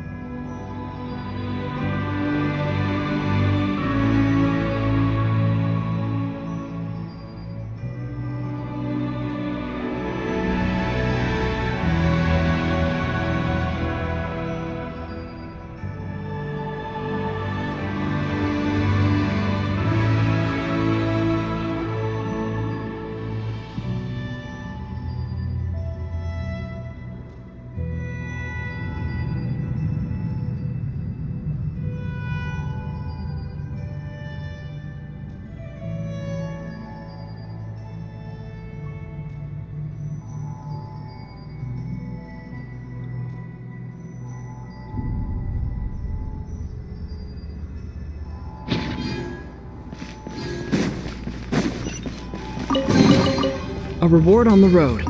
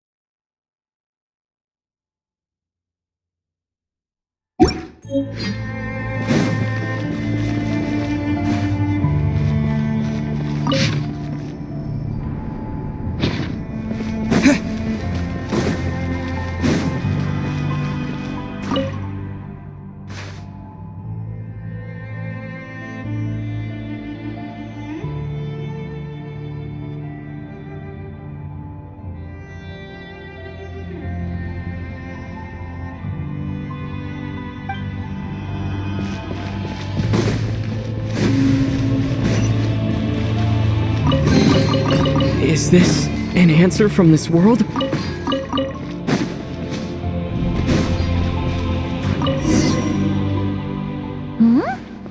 This thing looks like it still works. Maybe there's some info inside. Let's open it up and take a look.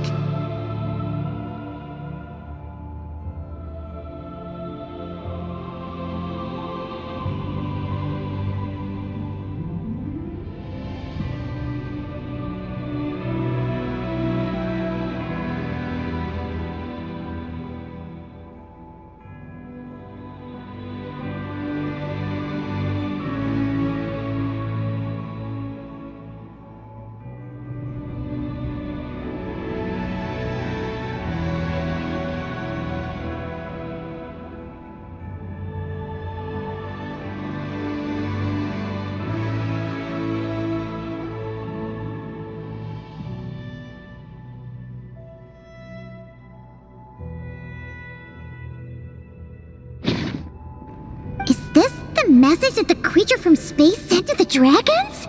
I see. So, that's how it was. So, Project Moongazer was meant to send this kind of message back out into the universe? If that's all there was to it, couldn't they just have used the Eye of Ibn Bellum? Did Paimon miss something? Hang on, just gonna check again. Huh, what do you know? There really is a footnote at the end. To my daughter, Ninin. Ninin? Wait, so you're Lusalim's daughter, Eggy? Wait, then how'd you end up like this? I don't know. I don't have these memories. Why don't I have them? But what about Columbina? We still haven't found any clues regarding her disappearance.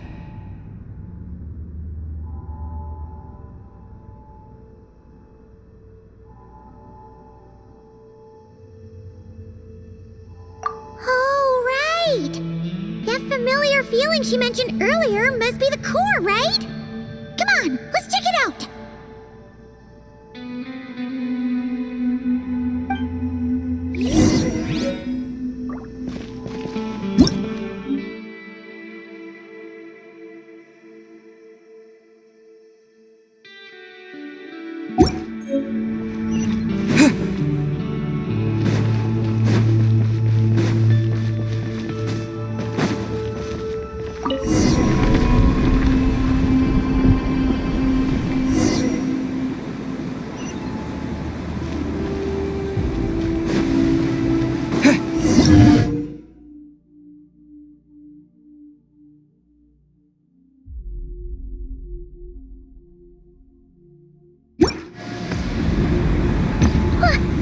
What's going on? Paimon suddenly feels so heavy. Paimon can barely fly anymore.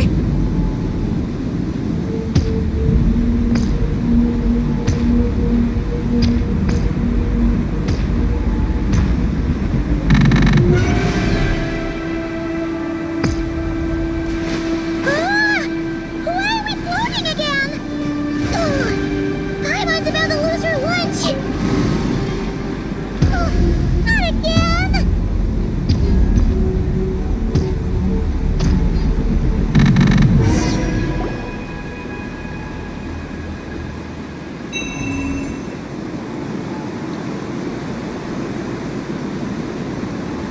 Huh? Gravity seems back to normal.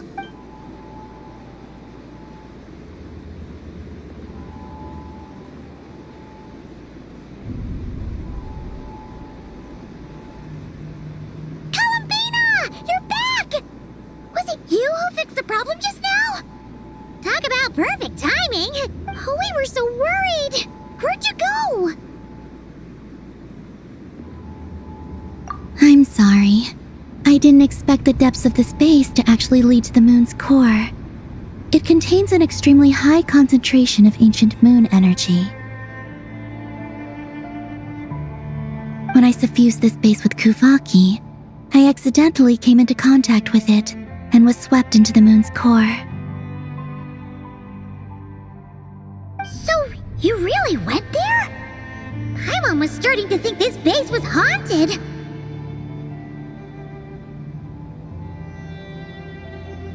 Anyway, Paimon's glad you're okay. We just discovered some new info about Project Moongazer. It's... I already learned the truth at the moon's core. I discovered who you are as well, Ninin.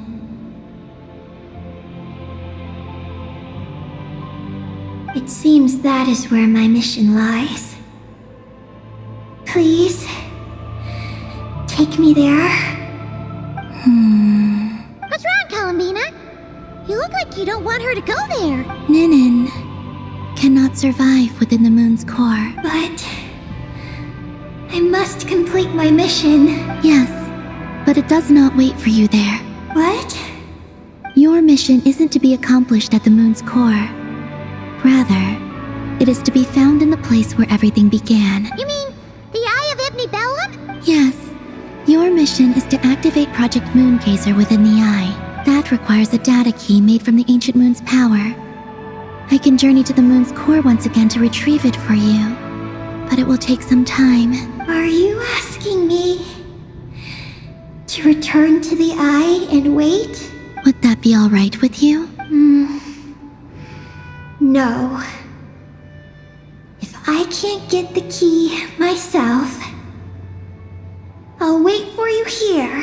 If you don't come back, I won't leave. I want to stay here and wait for my friend to return. I understand. Thank you, Ninin. I'll be right back. If you insist. Huh, hang on! What about Eggy? Are we really going to leave her here all alone? Don't worry. I sent a message to Moggy's, and she's on her way. As long as she stays here, there's nothing else in this space that can harm her. Oh, Paimon's still a little worried, though. Maybe she should just stay here and keep Eggy company.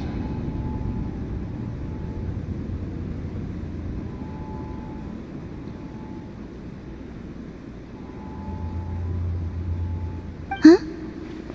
Don't you want to see what the moon's core looks like? Yeah, but Eggy will get lonely here if we leave her all alone. She's also Lusalim's daughter, which is, well, something she only just found out. News like that always takes some time to digest. And it's not easy to handle. What if she starts to overthink things and runs off somewhere dangerous? So, Paimon's gonna stay here with her and wait for Moggy's. Just make sure to come back and tell Paimon what you see, okay? Thank you, Paimon. My estimation of you has gone up once again. In that case, Paimon will increase your snack allowance by 1 share. Now, it's 3 for you and 7 for Paimon.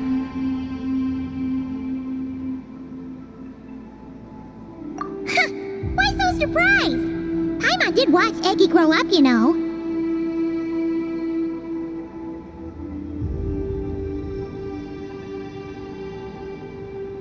Alright, go on. The sooner you go, the sooner you'll be back. Don't make us wait too long. All right. Traveler, come with me.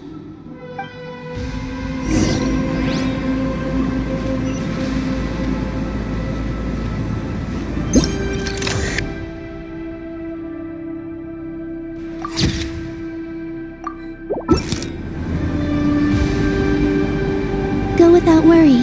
The ground beneath your feet is safe.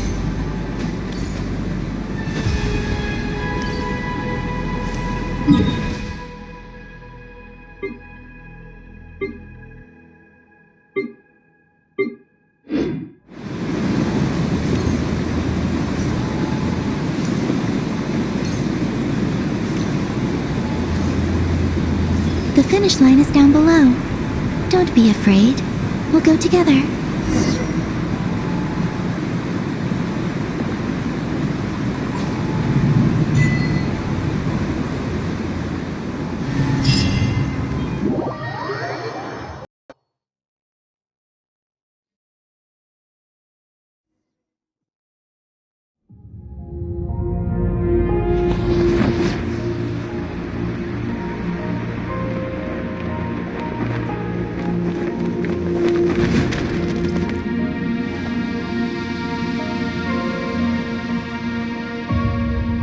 We made it down.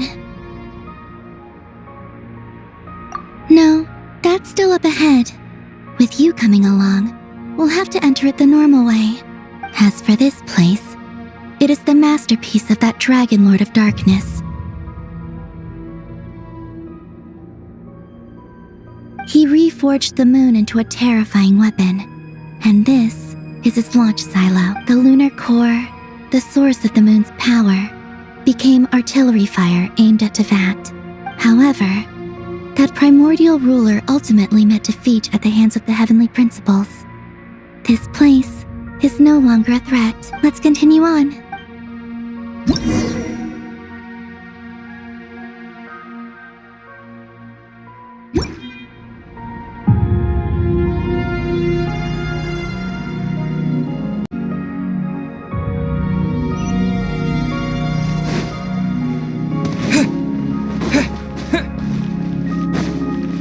We are walking atop the wall of the launch silo. You've probably noticed that the gravity here is a bit off. It seems there are devices maintaining this facility.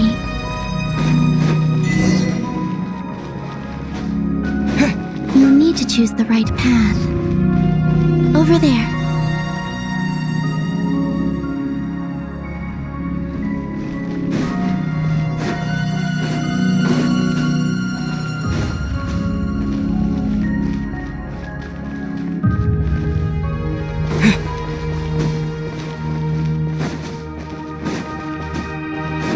Watch out for those engineering mechanisms. Don't let them slow you down.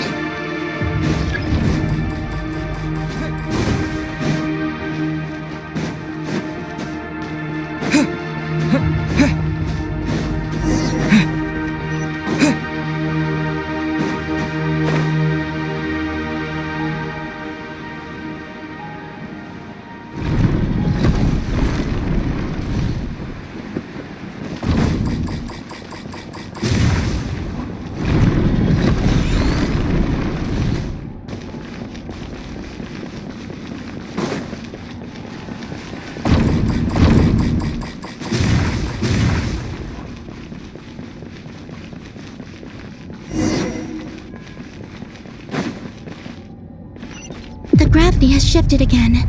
Are you all right? We're almost there.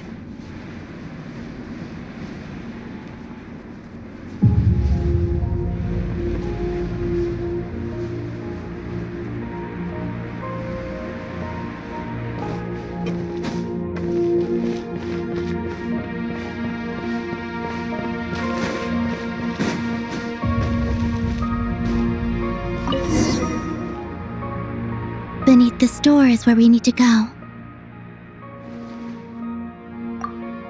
You already have it with you. This is Lusalim's final facility. The one before was the Lunar Veil Laboratory, which is now the Lunar Sea. That's the one. Has the system detected us? Regardless, they can do nothing to stop us.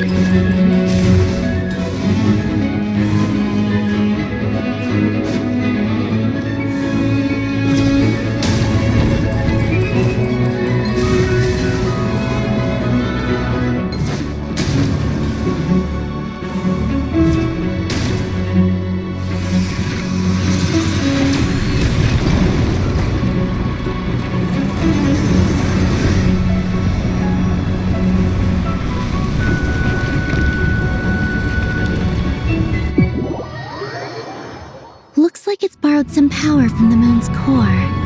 The gravity here has gone. Make sure to dodge those barriers.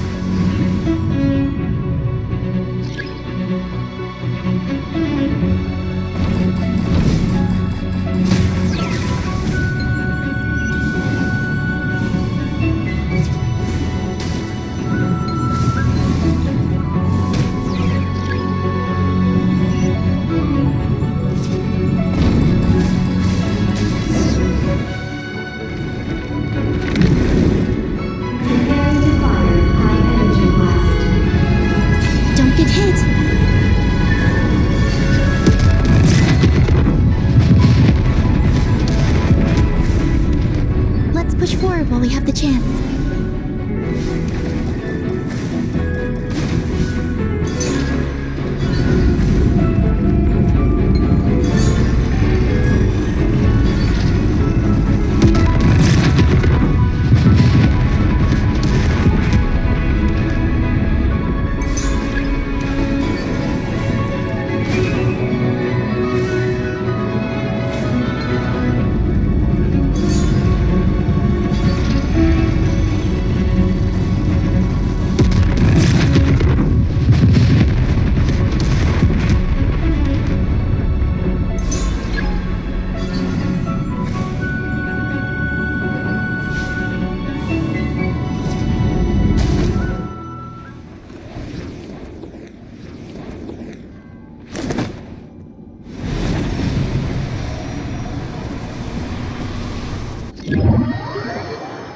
I'll handle the gravity.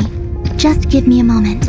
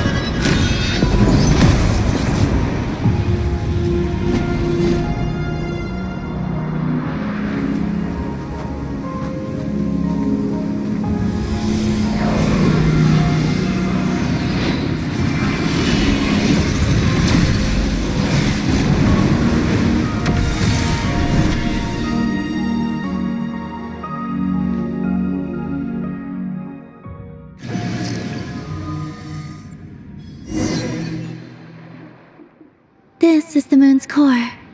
Beautiful, isn't it? The ancient moon energy concentration here is very high, so stay close to me. Let's keep going.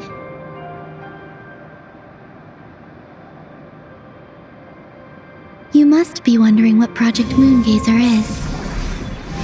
In truth, our whole journey so far has been a part of it. The Eye of Ibni Bellum, Ungian's Circle, the Space Lifeform Capture Station, Lusalim's Lunar Veil Laboratory, and now, We're here. The origin of the moon's life and the seat of its will. Its core.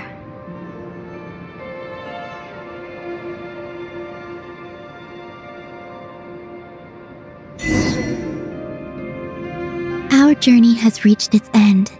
She is the key to activating Project Moongazer.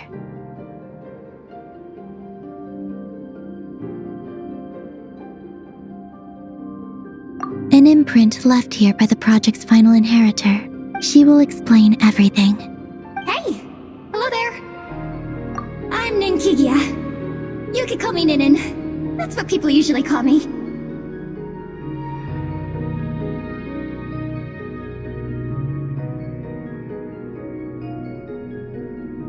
What's your name? Ibni Bellum? Umgin? Magis? Or are you Luceline? No need to answer me. Unfortunately, I'm no longer here. This is just a recording. But, if you look at it another way, it's not unfortunate at all. You're here. And that means the plan was a success. You have inherited our mission. You must still be very confused about a great number of things. Such as, who exactly am I? Let me tell you. You are a new life created through the will of the moon. A crucial part of Project Moongazer. And what exactly is this project? You must be thinking. Don't worry, I'll get to that. First, please thank the 3 Moon Sisters, who permitted our transgression and allowed us to borrow the power of creation from the moon's very origin. Secondly, thanks are owed to my teacher, Luceline. He inherited everyone's research and successfully collated all their ancient moon energy data. That's how I was able to gather that data in this sea at the moon's core. Then, when the primordial power of creation was triggered, bam! A cute little black kuhanky, namely you, was born. You might inherit the name of someone who came before us through the ocean of data. Or you might not. But, you will probably recall that you have a mission. Next, we must say thank you to Madame Magis, who uncovered the nature of our astral visitor, a database life form. Her research was the foundation upon which you were born. And we have Ungien, who sacrificed his life to relay the final message that our guest civilization sent out into the stars. Then came the first Moongazer, Ibni Bellum, who led us to the moon, opened our eyes, and tirelessly gazed into the brilliant, starry skies. Finally, dear successor, thank you as well for your imminent sacrifice, which will activate the final step of our project. Your mission is to continue transmitting the message we once received out into the universe.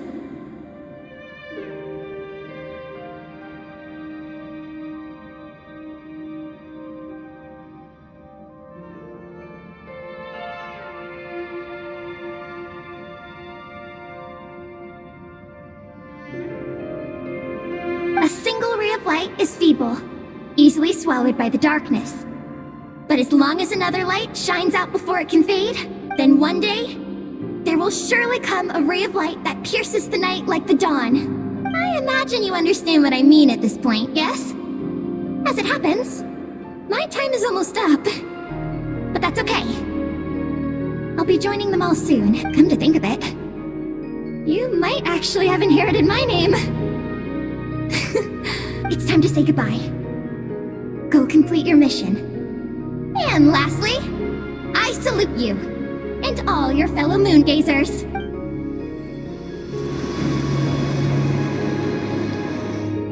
And that's everything.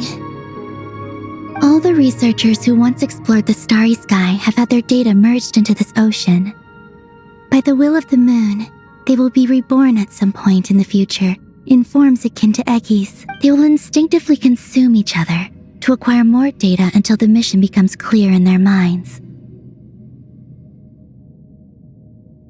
Then, they will walk the path we have walked once more, come here, and learn everything. They will use themselves as keys to open the Moongazer module in the Eye of Ibni Bellum and resend the message out into the universe.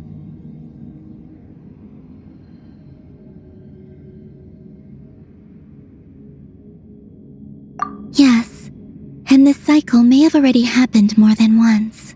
That said, calling out into unknown space is not necessarily safe. The dragon researchers must have also realized this, which is why they began work on the lunar veil. And in Ninen's era, the world already teetered on the brink of destruction due to the conflict between two supreme beings, but peace has been restored into that, at least for now. If the signal sent out this time ends up drawing the attention of the darkness that dwells amidst the stars to this place. As promised, I will hand the key and the message over to Ninen, but do you think we should stop her from completing her mission? Or should we support her?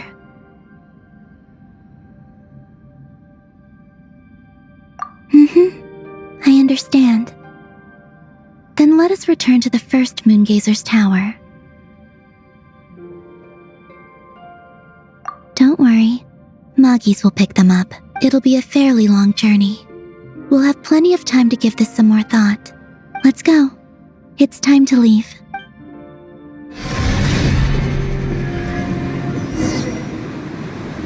Moggies has already picked Paimon and Ninen up and is heading back. We can get going once you're ready. Alright. Still, we shouldn't delay for too long.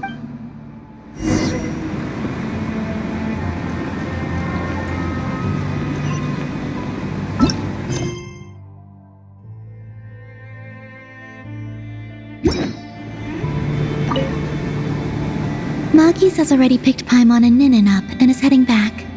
We can get going once you're ready. Then let's go.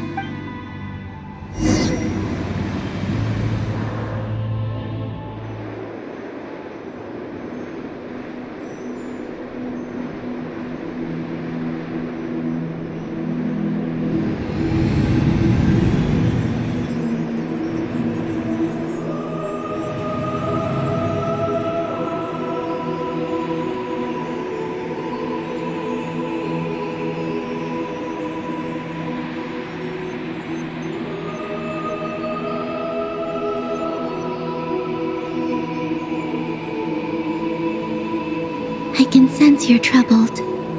I am too. So it might be best if we spend our journey back in silence. Gaze upon the moon, add to that, then look up at the starry sky. You will find the answer, I'm sure.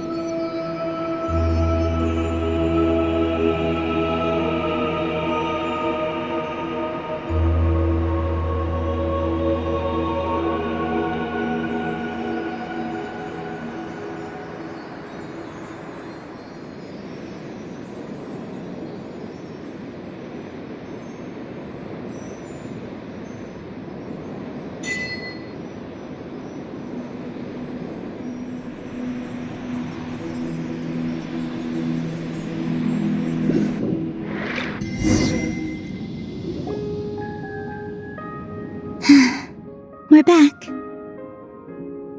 Traveler! Columbina! Looks like things went just dandy for you two at the moon's core, huh? Oh? So, you know where Eggy came from? And what Project Moongazer's all about? Yes. And the key to unlock the Moongazer module. It's all right here. I'll hand it over to you now, Ninen. Once you've read the information here, you'll know what your mission is. Thank you. I have been waiting for this moment. Columbina, Traveler, why do you two look so serious? What kind of risks? You'll find out by the time you're done reading.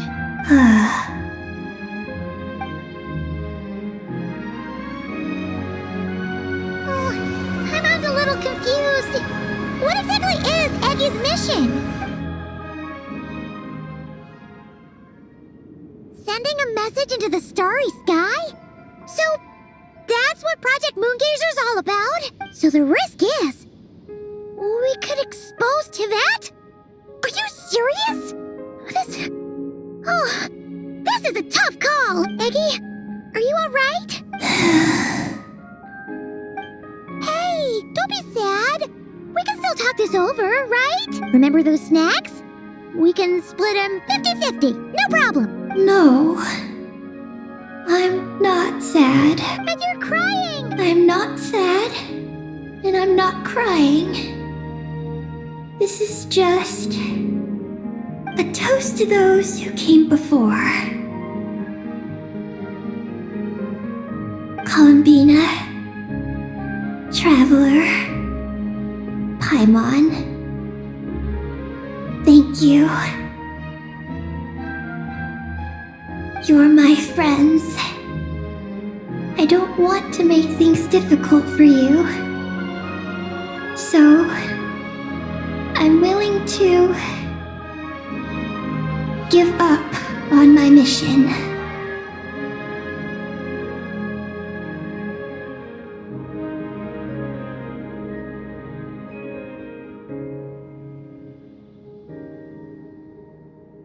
Eggy. It's okay, Paimon.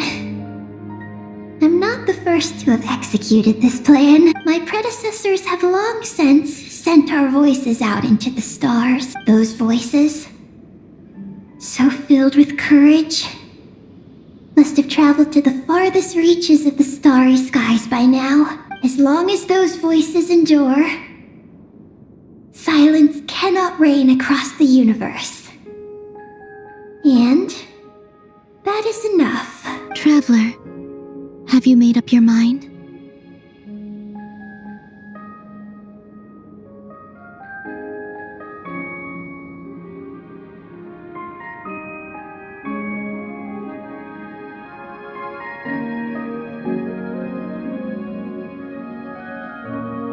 I agree. You really think so? Can we really take that risk? Moongazer has already been executed many times. The false sky used to conceal Tevat has also been opened more than once. The frost moon has existed outside the false sky for thousands of years.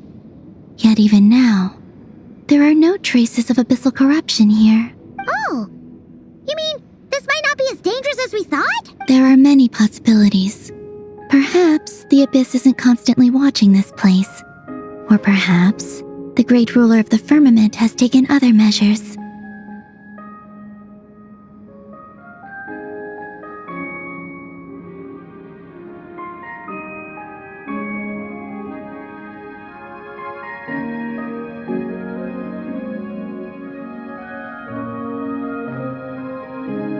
And to minimize risks, I will also use my power as the moon goddess to shield any message that Ninin might send. Huh? What does that mean? Kuvaki and the ancient moon's energy are both, in essence, the power of the light realm. As such, I can infuse my power into the transmitted messages. Once the data passes through the false sky, I can also use that same power to monitor the surrounding area. If there's danger, I can erase the information. That way, we won't be discovered. Oh? Well, that sounds great! But can you maintain your power the whole time? Well, my strength does have limits. I can only keep it going up to a certain distance. I will try to shield the message as far as possible. At that point, its source will not be so easily traced. But will this hurt you? Don't worry. We have the support of an entire moon here, you know. So, are you ready, Eggy? Once you've made up your mind, there'll be no turning back. Can I ask, One more question. Yes? Why would you do all this for me? Because we're friends. That's it? Yes. That's all the reason I need. Paimon does too. I understand. Then, I am ready. I was born for this moment. All right. Now sing out toward the stars. Javat's moonlight shall send you off on your voyage.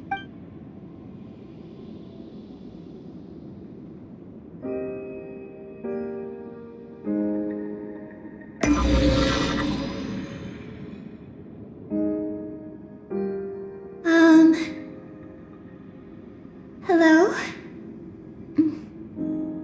Hello, everyone. I am so glad to be able to send this message out into the mysterious vastness of space. I don't know if it will reach you, but if nothing else, let it at least dispel some of the silence that fills this cold universe.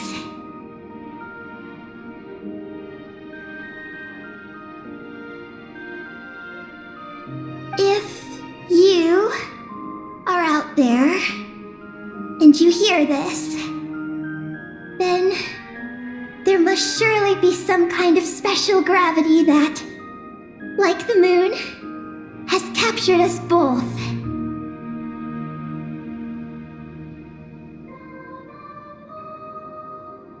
So, I'd like you and your civilization to know that you're not alone beneath this boundless starry sky.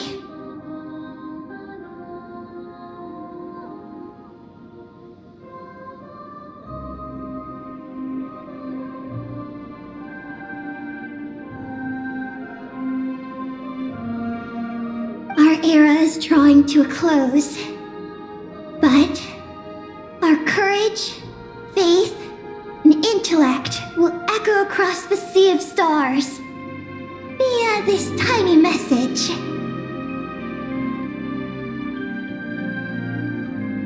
It is insignificant, but it is our light. I hope it emboldens you. You do not face the unknown in the darkness alone.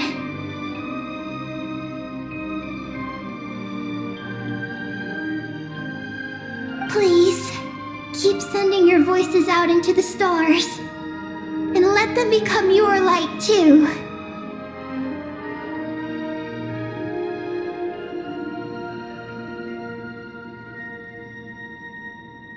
A single ray of light is feeble, easily swallowed by the darkness. But as long as another light shines out before it can fade,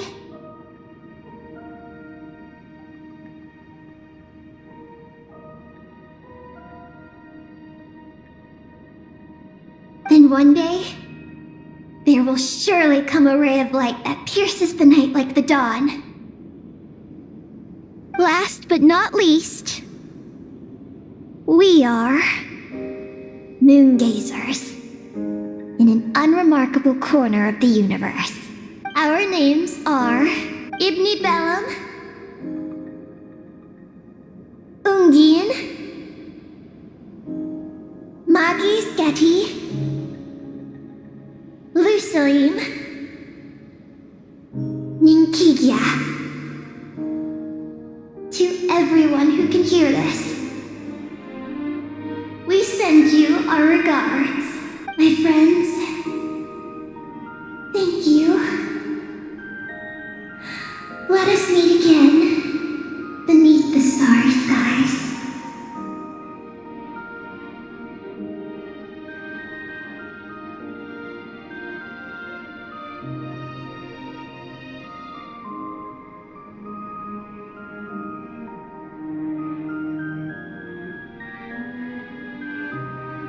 Eggie has completed her mission. Her hat.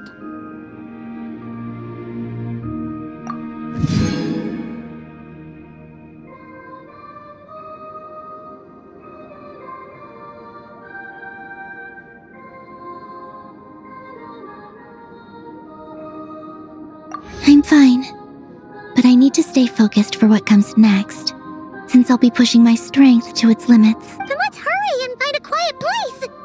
Goodbye, Eggie. Paimon will always remember you.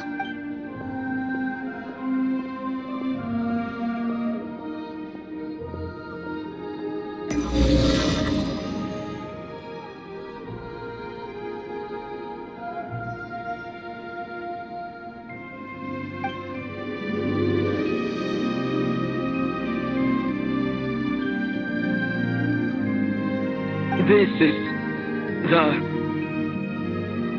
received message and sending our reply.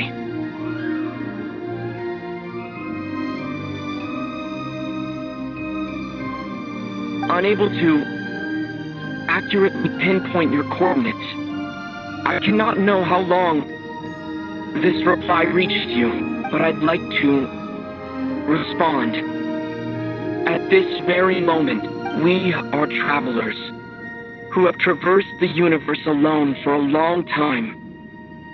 And your voice, it is as if a bonfire has suddenly lit up a dark forest.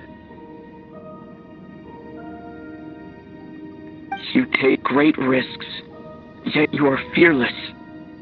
You inspire us and warm our hearts. I believe, in this moment, it is the gravity of the starry sea and destiny that connects you and me. In the future, we will try to find your planet, but not now, unfortunately. Ether, are you ready? One moment, Lumine.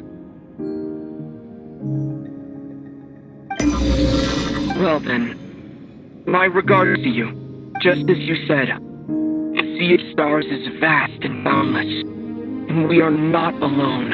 Let us meet again beneath the starry skies.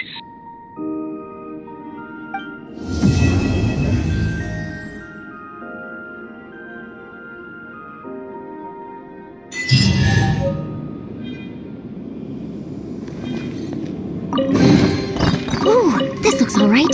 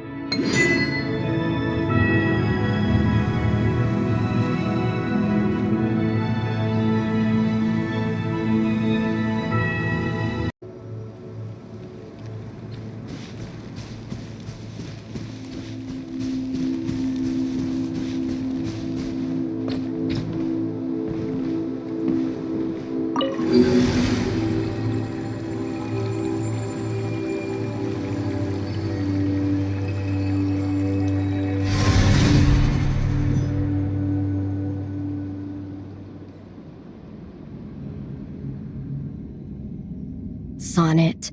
You've been ditching work and sneaking out to play with humans more and more often these past few years, haven't you? What's the big deal? We can just leave the work to those moon envoys anyway, right? You've taken a shine to our new master sisters, and they're willing to send subordinates to share our work. So what choice do I have but to accept? Besides, you've been having a great time playing around too, Canon. You even participated in a human festival. That was part of my duty. Their high priest called my name. It was only natural that I had to respond to their voices. Is pretending to be an ordinary human girl and dancing in front of your own statue also one of your duties? That's news to me. Aria. Canon. I wasn't asking you to call my name. Oh, forget it. Since the new moon envoy doesn't mind helping Sonnet with her work. Zabai. Her name is Zabai. You really should remember people's names. I want to have this thing. Since Zabai has no objections, I have nothing more to say. However, Sonnet, as the will of the moon, you must not forget the basic formula that keeps the world running. Prepare yourself. I will set you some foundational problems on verifying morphological isomorphisms. You are not to go back to the surface until you have solved them all. How mean. You're just like a villain from an Earthbound novel, trying to drag the runaway princess back to the moon. What she said. You are the moon. Don't say things like that.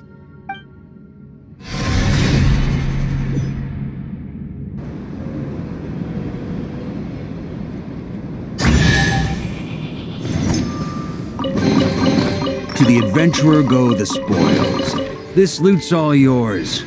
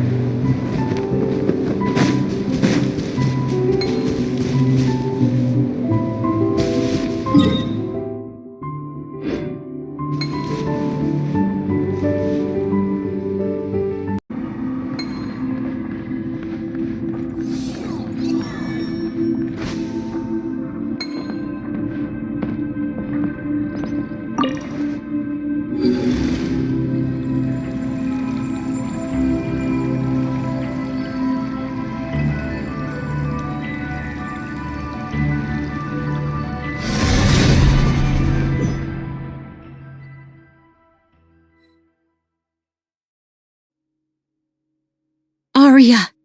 Canon. This was far beyond mere punishment, and not for the first time either. Be it the city of dragons our king entrusted to us, or the fragile yet beautiful homes built by those tiny humans. How many more innocent lives must you watch die before you stop standing idly by? If our king were still here. He is not here, Sonnet. If that far from omnipotent ruler believes this pale, horrifying fate to be order, if this is the only way to save this doomed world from being devoured, then no matter how heavy the price demanded, and no matter how much sorrow that price brings me, it is far better than pitch black silence. If the world is destined for destruction, what's the point of fighting the darkness? Sonnet? Nothing, Sister Aria. Forget I said anything at all. I just think we shouldn't stand by and watch as that tyrant slaughters the living beings who put their faith in us. Whether they be dragons or those tiny humans. Shouldn't we save them? I can understand Sonnet's anger, Arya. To me, what that ruler did was far too cruel. Even if there's only the slightest chance, I want to do everything in my power to save those who can be saved. But what about those who can't be saved? Those for whom salvation does not come, whose lives were lost? Are their blood, tears, and wails of agony simply meant to vanish without a trace? No, that isn't how it should be. I wish for everyone to be saved, and for none to fall. If it's order, who would perish alongside it? Sonnet, do not forget the reason for our birth. Our mission is solely to preserve this world until our king, who granted us life, returns from afar. We knew what this order would cost from the beginning, but we could not allow this world to march toward destruction. No, this isn't even about order, Arya.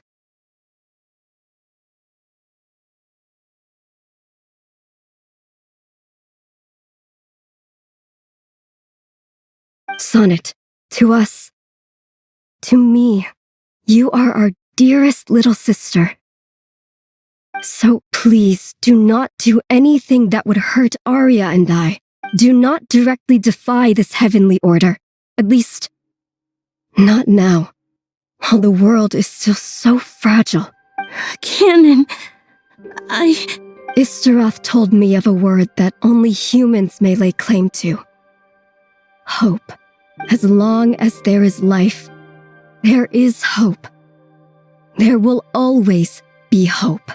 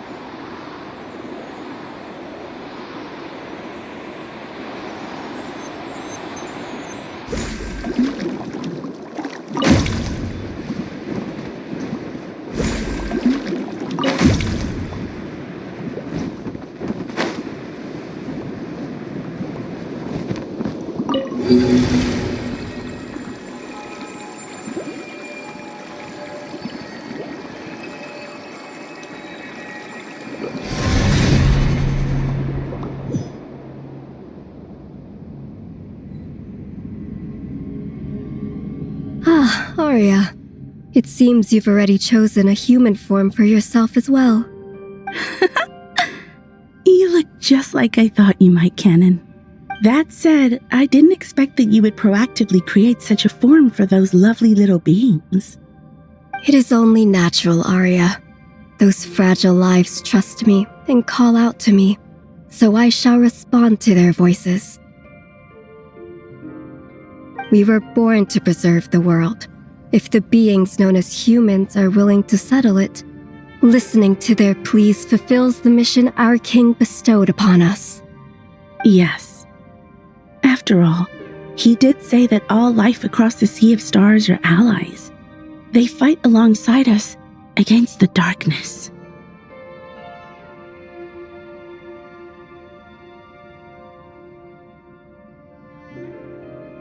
But I wasn't talking about that.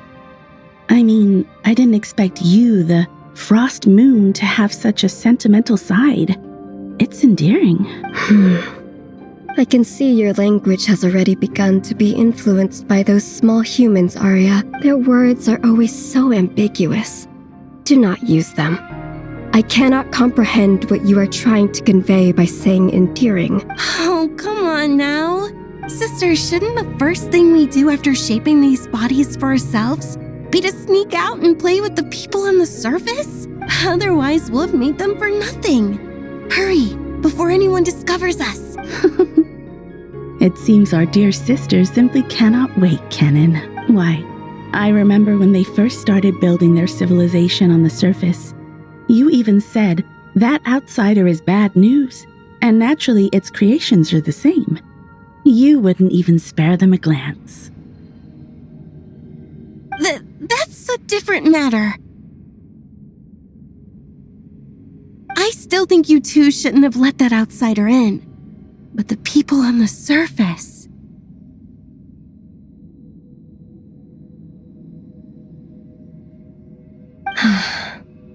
As long as you have fun. Go on, and remember to stay close to Arya.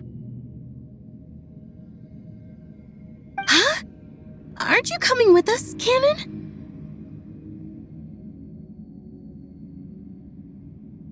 That Descender servant said that they had matters to discuss with me about this world's gravitational potential and metric tensor.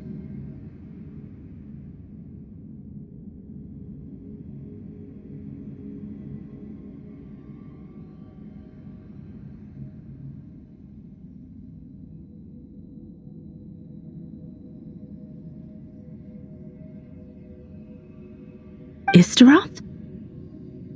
I believe that was her name. Oh, you really should remember people's names, sister. And perhaps it's just my imagination, but I have a certain feeling about how she views that Descender.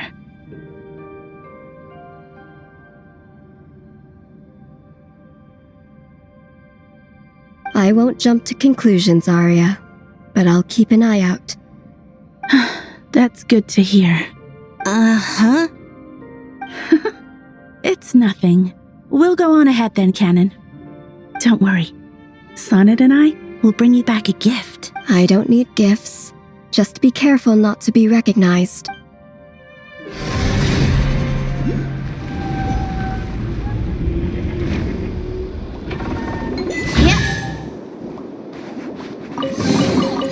Certainly went out of your way for this, didn't you? It's all yours.